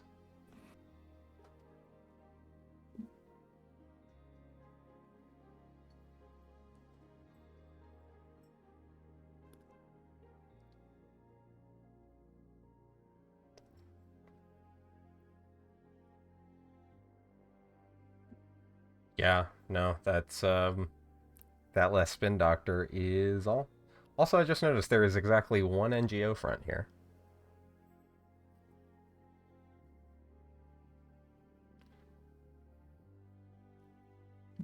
Yeah, we saw Jai use that as a clot bait in... Oh, sorry, we saw Charlie use that as a clot bait in one of their earlier games. The install, advance, forcing the clot pull, only for it to be an NGO front.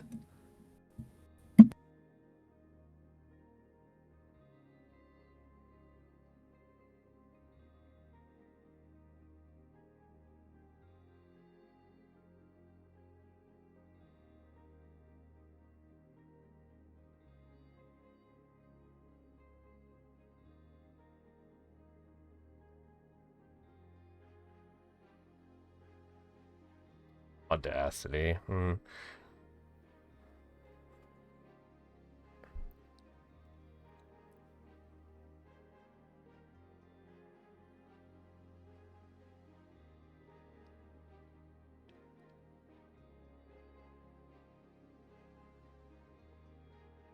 Okay, there's a regulatory capture.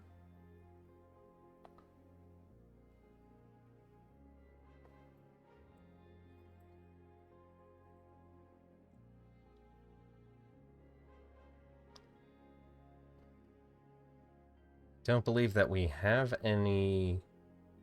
Oh no, this, we're now at threat 3, so Pivot's online.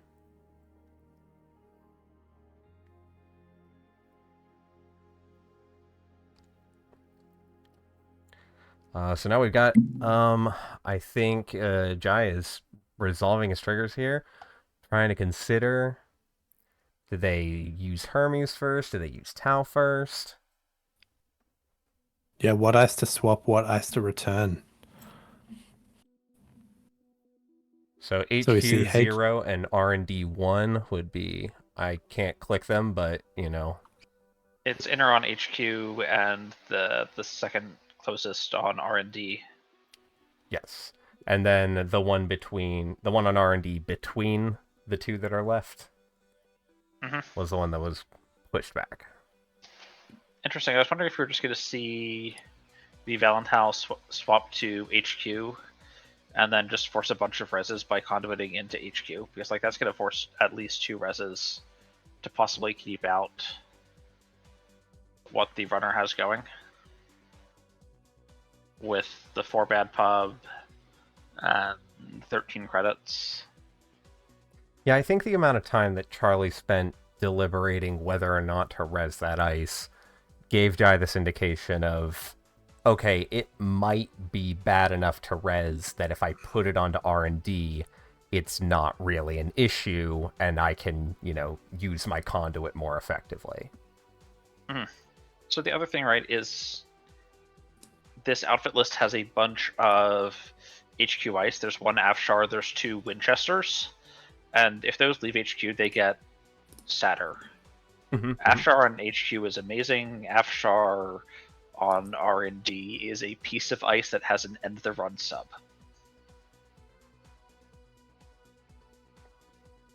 But it doesn't, like, do anything. Okay, coming down with the conduit. Here's a Trebuchet. Big Trebuchet. That is 6 credits, I believe, for a Carmen to break. Hey, yep. Next.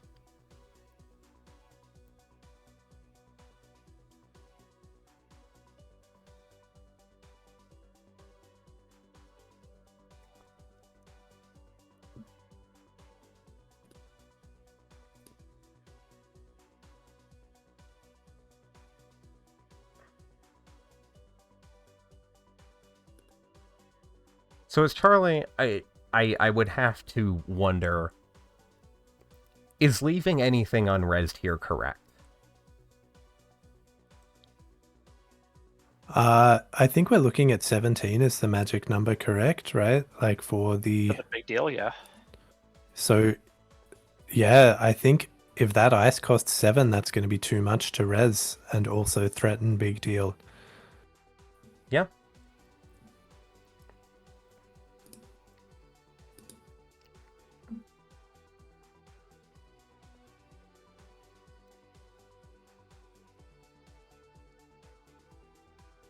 Alright, so we're seeing an Atlas. Okay. So, pause a second before we access this next card. What are we swapping? What are we bouncing? I'm probably swapping the Trebuchet with the inner on HQ. And then bouncing the... what would then be the... What would then be where the outer... Trebuchet position. Yeah, okay. I don't mind swapping the Valentine either. I thought Trebuchet was a little bit more expensive to break, so I was gonna... Okay, so then I would want to say that... No, bouncing position 1. Okay.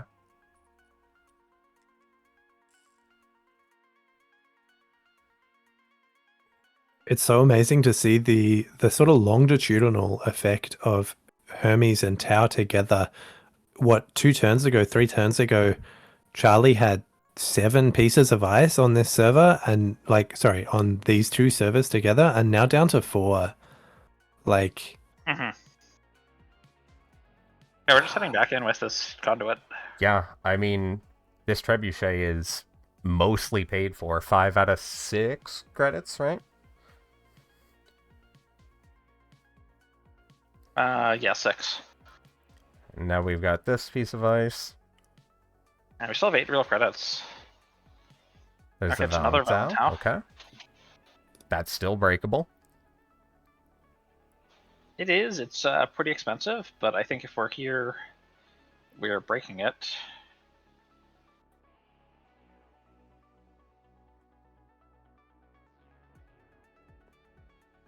Okay. Alright.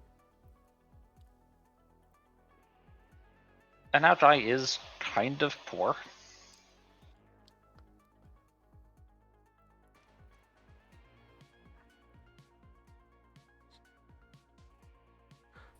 So, 6 bad pub.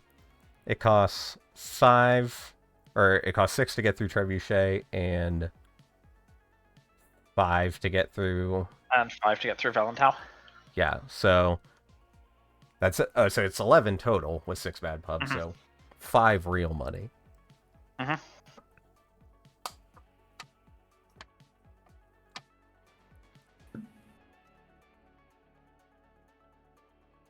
So I think one thing that's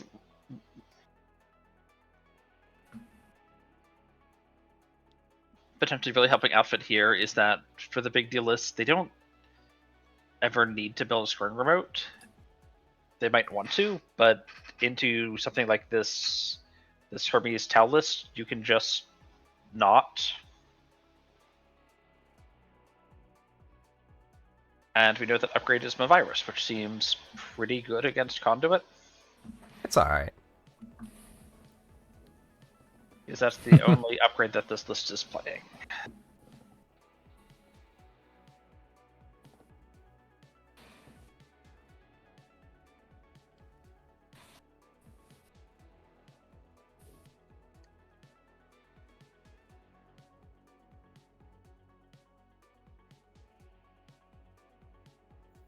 Absolutely huge Mavirus on R&D, just shutting down that conduit multi-access. So yes, but not as hard as you perhaps might like it to.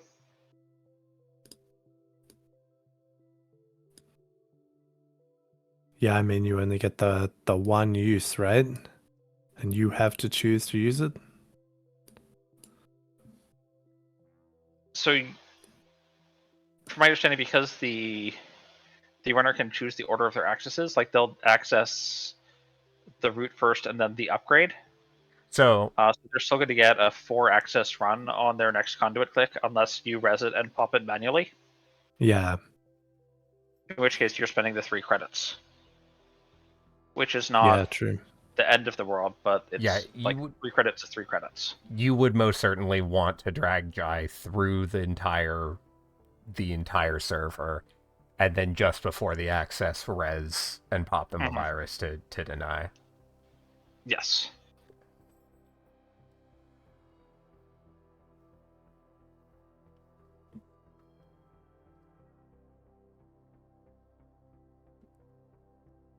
I think perhaps it actually only gives, or like you still get a credit or a virus counter on Conduit. I'm gonna have to look at the timing chart again. When the 641 ends, yes, you'll have 1 counter left at the end of it. Kind of against its counter at the end. Oh yeah, that's right. Very end, after everything else, basically. Yeah, because otherwise it would be busted.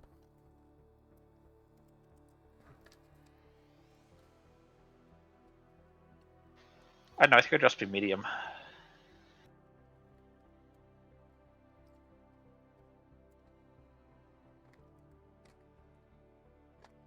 All right, overclocking into HQ. So we've got the 6 bad pub. These. And we have the 5 overclock credits, so this is effectively free. Getting in. And then we get Steve.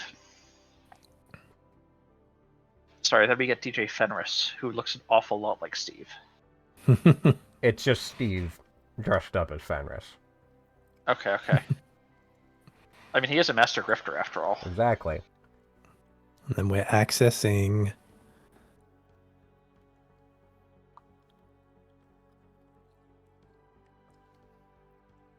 Oh, we decide the Steve before access, so we'll see what cards Jai chooses to put back into his hand. I imagine we're just looking for money. We're just going to take money, and they're going to give us money. Yeah, accessing Pivot from HQ Pivot, of course, online. And Jai spending 3 to trash that, and then immediately playing that Creative Commission.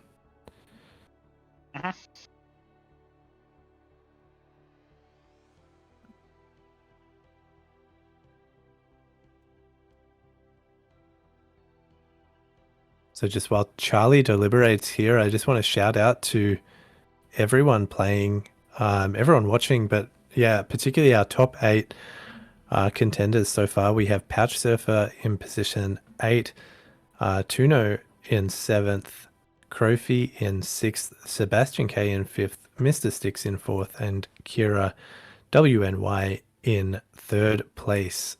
Absolutely amazing performances from all of these players to play so highly and to do so well in this massive APAC tournament. 95 players. 95 players, the biggest ever. And let's hope that these Continentals continue to grow.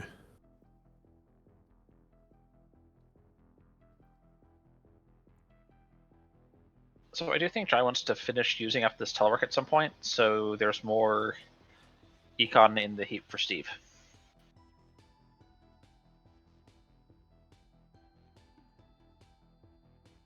I don't know how many more runs you're going to be making on HQ. This is a kind of a difficult spot for Jai here. A little bit. What do we have that he'd be looking for?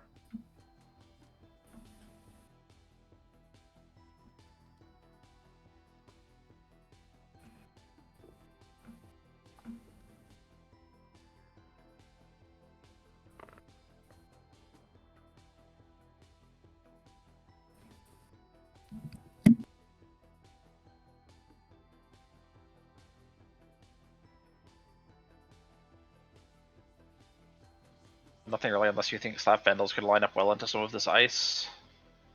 And I mean, Slap Vandal on Valentau's okay. You just break the end of the run sub, and then you're getting in for 3 essentially. Yeah. And 3 to go through Valentau's pretty good.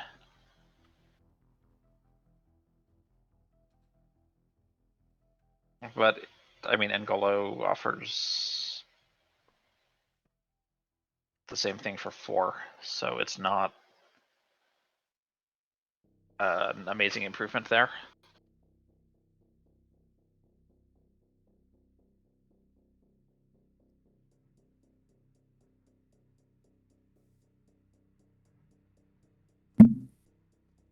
I mean, wait, sorry. So, oh no, because you'd also have to do something about losing the money. Right.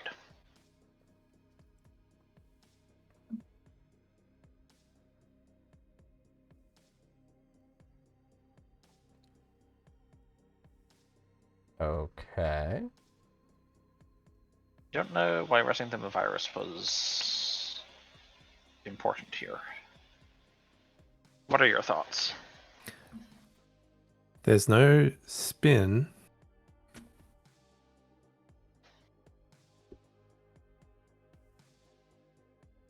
All right. Yeah, that's a problem. Charlie putting Jai on the clock. Jai with very few possible answers. Either Audacity or Atlas being in hand. And then you just go find the other and win. That's a problem. As is just regulatory, of course. Jai saying that it did not, in fact, mean to swap Trebuchet with Trebuchet. That seems very plausible. Those two ice do not seem to have made much of a difference. I think Charlie may have even just rezzed the Movirus to make sure that they weren't messing up the math. Yeah, to just not be Neat. like, oh, oops, I still need 3 credits. Hang on. Yeah. Like, obviously, they've ended up with enough credits, but... yeah. So I think at this point, Drive's indicating that he's just going to Hit R&D send and it hit 3 it times hard. at R&D, Yeah. Force And the then- Movirus trash. and then come back again. Like, this is Yeah. if you can get R&D. Oh, it's to prevent the bounce from scoring. Yes, of course. Thank you. Because if they hadn't rezzed the Movirus, it could be bounced. Ah, yes, okay. Oh, yeah. Easy to forget that that ice is not all It's you not can. the only. Yeah, Hermes can target, in fact, something else. I can just let the Corp gain 2 subs fire. The Corp's credit total doesn't matter. If they had to, they could score regulatory. Yeah, Jai saving all of his pennies.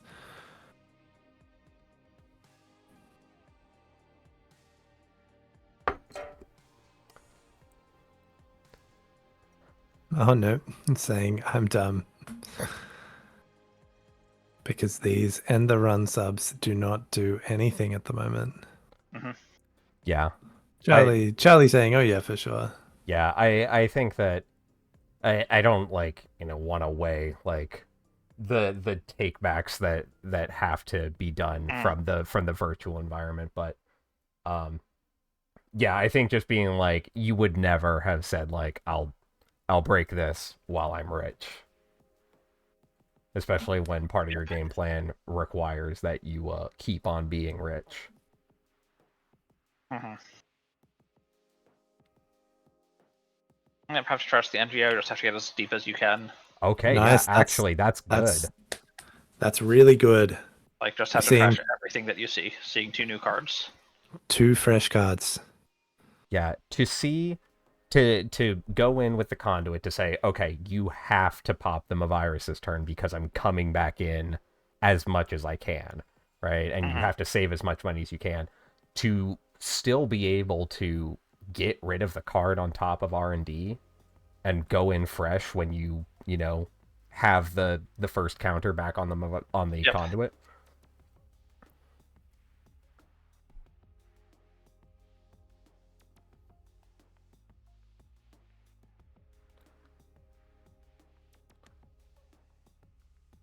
Jai's gonna have to start breaking these a couple more of these subs soon. One. Big deal's out. Regulatory Oh, capture. Oh 2 no. points. Deal, Oh and no. still That red cap. Oh no. That can reduce the Yep. cost of this server, yep. And now I will bounce an unresed card. Okay, this is it. We just gotta see. This is it. 1 more click for the... We Wait, know. sorry, 2 more clicks. Yeah.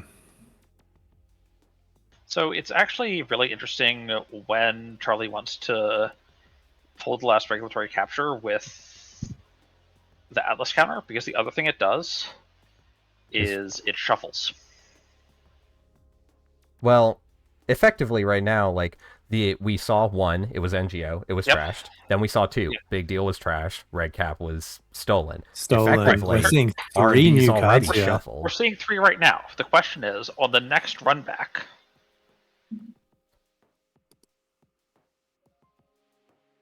so I think here's I Here's think a you fine would want time to to do pull it. I think you would want to pull probably. There's an SDS in this list, yeah.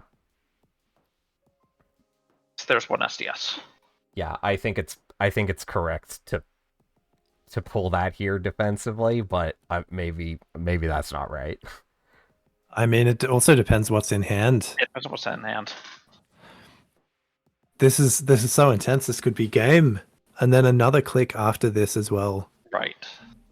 Let's everyone in chat put your Jais up, put your Charlies up, or Santas. So, like, here's my question, right? Say on this conduit run, Jai sees like 2 hedge funds and 1 thing that he trashes, right? An NGO, whatever. And then comes back like 4. Do you pull the regulatory capture or not? Because there'll be 2 new cards that Conduit's seeing. Or there'll be 4 new cards with the regulatory capture missing from your deck. Which is better? Oh, it's I do not know. That's math that I will have to leave to someone else. I think I would pull it just on vibes.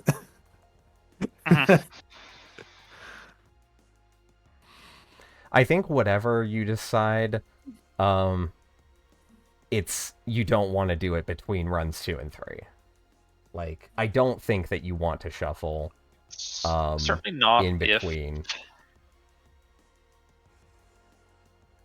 Yes, Yeah, Guy is the certainly last not. bastion of APAC players and APAC Continentals. And he's either winning this turn or losing.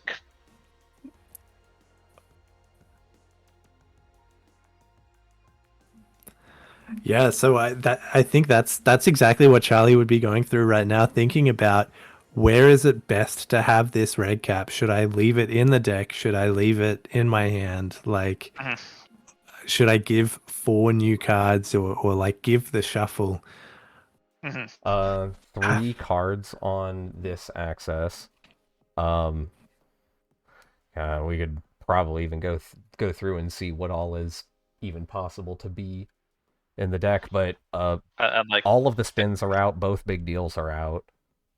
There is an Audacity that's in HQ. We know that. Shout out to Javi in the chat. Vibes greater than thinking. There is not a Mavirus still in R&D, right? There's 2 Mavirus in the deck. There could there could be. That's so interesting. You could pull the Mavirus to hand. That seems really like the bad. worst of all choices. Yeah. Anske highlighting their message. Go Jai, may the luck be in your favor.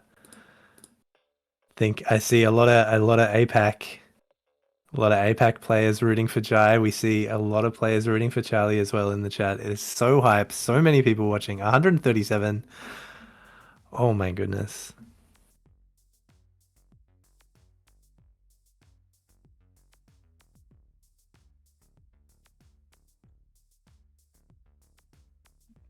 I don't believe that this deck has another, like, any more way to score out the SDS if Charlie decides to pull it here. There is an Audacity. There's 3 Audacities, but you can't really... Well, the first Audacity trashes your hand, so you're kind of out of hand. Big deals are both. There is one that has been already played and removed. One that's been trashed. And yeah, one that's in the trash, and all 3 spin doctors are either removed or trashed.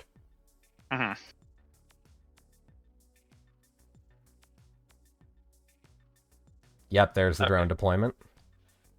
First card. Not an agenda.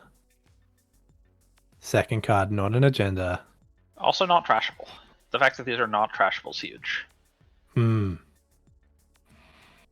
Because I'd happily spend real money trashing whatever these were. Like, I'd spend 5 trashing a too big to fail. Doesn't matter, I would have trashed it, I would have come back, I would see more things. Yeah, so this is the question, right? Like, if I were Charlie, I don't think I'd have thought that long about it if I already had the 3rd reg cap in HQ. Like, that was a long time of thinking, like, this Atlas counter is how I win the game next turn. How likely am I to lose from a 3-pointer being still in my deck? So what's Jai accessing here on unseen card? Are we thinking it's trashable and he's considering whether or not to trash it? But I feel like you've just got to trash credits, it. 2 fake credits. Like you just I would trash say it. probably too big to fail. You still trash it. You probably would still trash it, yeah, but at 5 credits, you don't feel great about it. It's only 3 real credits. You have enough bad pub, you can just walk through the Valentau. That's true. It doesn't matter. You just need to see as many cards as possible on your next conduit dig. Charlie worried that, yeah, Jai's considering this trash. Yeah, I think we think it is a trash for sure, but... Well, I So guess the maybe thing pivot Jai's as actually well. thinking about is he knows this card doesn't do anything, and he can run to HQ where he knows there's an agenda. Yeah, for That's sure. the only thing to think about. Well, there is an agenda that can't be scored. Yes. Prof Wacko in the chat. You gotta trash it, man. At this point, if you're doing this big of a dig, I think you have to. Yeah, and like Jai doesn't know that the other red cap is in hand, right? Yeah, he doesn't know where the other red cap is. If the other red cap is atlases not in are. hand, yeah. So there's a red cap and there's an atlas. Either of them can be audacity'd. Mm.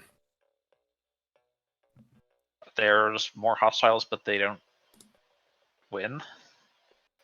Again, I don't know that Charlie would have considered for that long if there was an agenda that could be audacity, right? There it is, too big to fail. He goes for the trash. Fail, so we're probably running back here.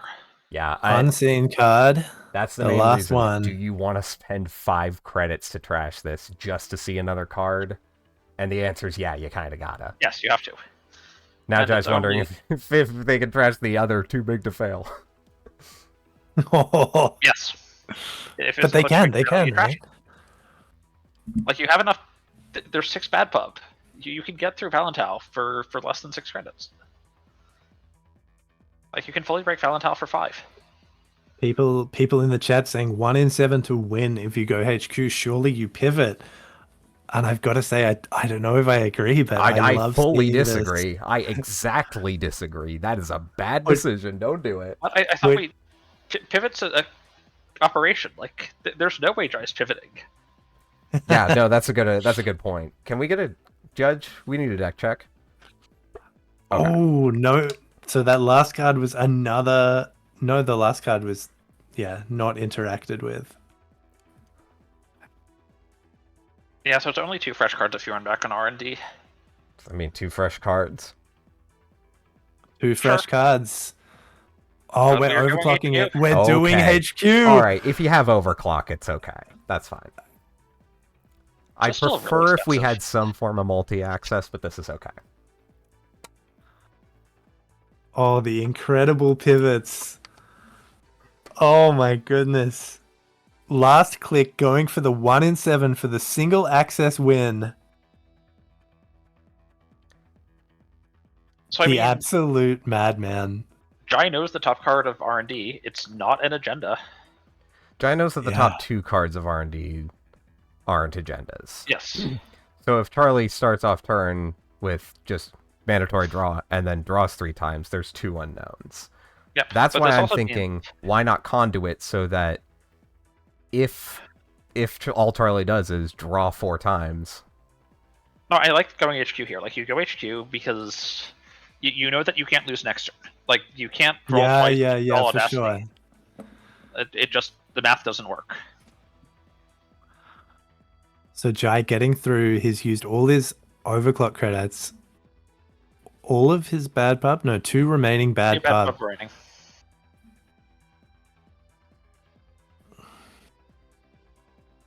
Yeah, so chat describing 1 in 7 to win, but then finding the pivot, finding the red cap, also delay the win con if the red cap is in hand. I mean, if the red cap's in hand and you don't find it, you lose. Like Yeah. Again, I Approaches don't HQ. believe that red cap is in HQ. Oh no. We see the GGs. Jai has accessed Valentau, and that will be the game. Okay, so then Is it? we know that. So I mean, If- from the same GG, he knows that there's something in hand. And that's it. Oh my god, what an absolutely phenomenal way to finish APAC. The pivot on the 1 in 7 to find the SDS or find the winning agenda. Wow. Charlie DMCB taking out the 2023 Null Signal Games Netrunner APAC Continentals. And taking out all of the APAC players in the process. Yes. Wow. What an incredible game. 142 viewers on stream. Ah, amazing.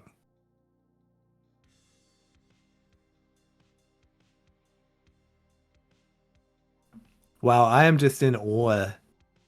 Shout out to all of the players that made top 8. We'll run through it again. Pouch Surfer in 8th. Tuno in 7th. Crofi in 6th. Sebastian K in 5th. Mr. Sticks in 4th. Kira in 3rd. Jai in 2nd place. And our APAC champion, Santa or Charlie DMCB. Absolutely incredible. But a phenomenal series of games all around. They were a true pleasure to watch in the cast. And congratulations to all of the players on their games. You all played really well. Yeah, we saw some incredible Netrunner this weekend. I think that last play is such an example of the level of Netrunner being played. The pivot from the 4-card access to the 2 in 7 on HQ. Oh. Okay, yeah, I asked Charlie just to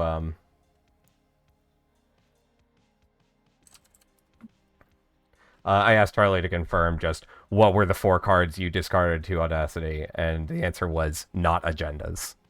Mm-hmm. So the long pause before Audacity or before pulling the well, great set of games. The long pause before using the Atlas counter to pull the SDS was a dead giveaway that the red cap was not in there. Yeah, well played to both players. Just a phenomenal set of games, and yeah, Santa, champ of APAC. Santa, y'all. Santa, absolutely amazing play. Yeah, and playing these games as well. I know I've said it before, but 3 back-to-back games or more, like from all of Top Cut, no long breaks, fighting from the losers bracket, taking out Kira, taking out Jai on the way. Absolutely phenomenal play. Yeah, just going for, let's see. Wow, the stream has been going for 6.5 hours. Okay. Yeah, that's already a long day in and of itself, but all of these players came back from a long day yesterday. Like 10 hours yesterday of Netrunner, right? Yeah. Amazing. Yeah, just an incredible event. I'm so thankful. Again, thanks to Cror and MB Kelly for running the event today, as well as yesterday with with Luke and Jeff. Thank you, River, for commentating both days. Do you have any shout-outs? Oh no, I mean, shout out to the community for viewing. It was just so amazing seeing all the 100 plus viewer counts at all times throughout the tournament, and just seeing people cheer on their friends, cheer on their APAC or their non-APAC buddies. Yeah, I mean, yeah, shout out to QTM for taking out 3 spots in the... Wait, 3 spots? Yeah, 3 spots in the top 8. And yeah, thanks for being such a great host Monday. Obviously a Maverick as well yesterday. And Miles and Threntar today. Thank you so much for your help in casting this event. I've had an amazing time. And yeah, if you are watching and you do want to see me stream, I will stream more in the future. But yeah, at the moment it's on a little bit of hiatus while I focus on other life stuff. So yeah, what an amazing event! Glad to have you on for both days. Everyone go follow River and peer pressure them into streaming more frequently. You can do the same to me. I mean, like, I'm not immune to that. Very clearly, some people are having to twist my arm to stream, you know? Thrantar, appreciate you hopping in for day 2. You got any shoutouts? Yeah, I'm just always happy to be here. It's great to be here. Great games to cast. Great tournament to watch. Great all around. Yeah. Netrunner, again, the community that's always great. And yeah, glad to have you back.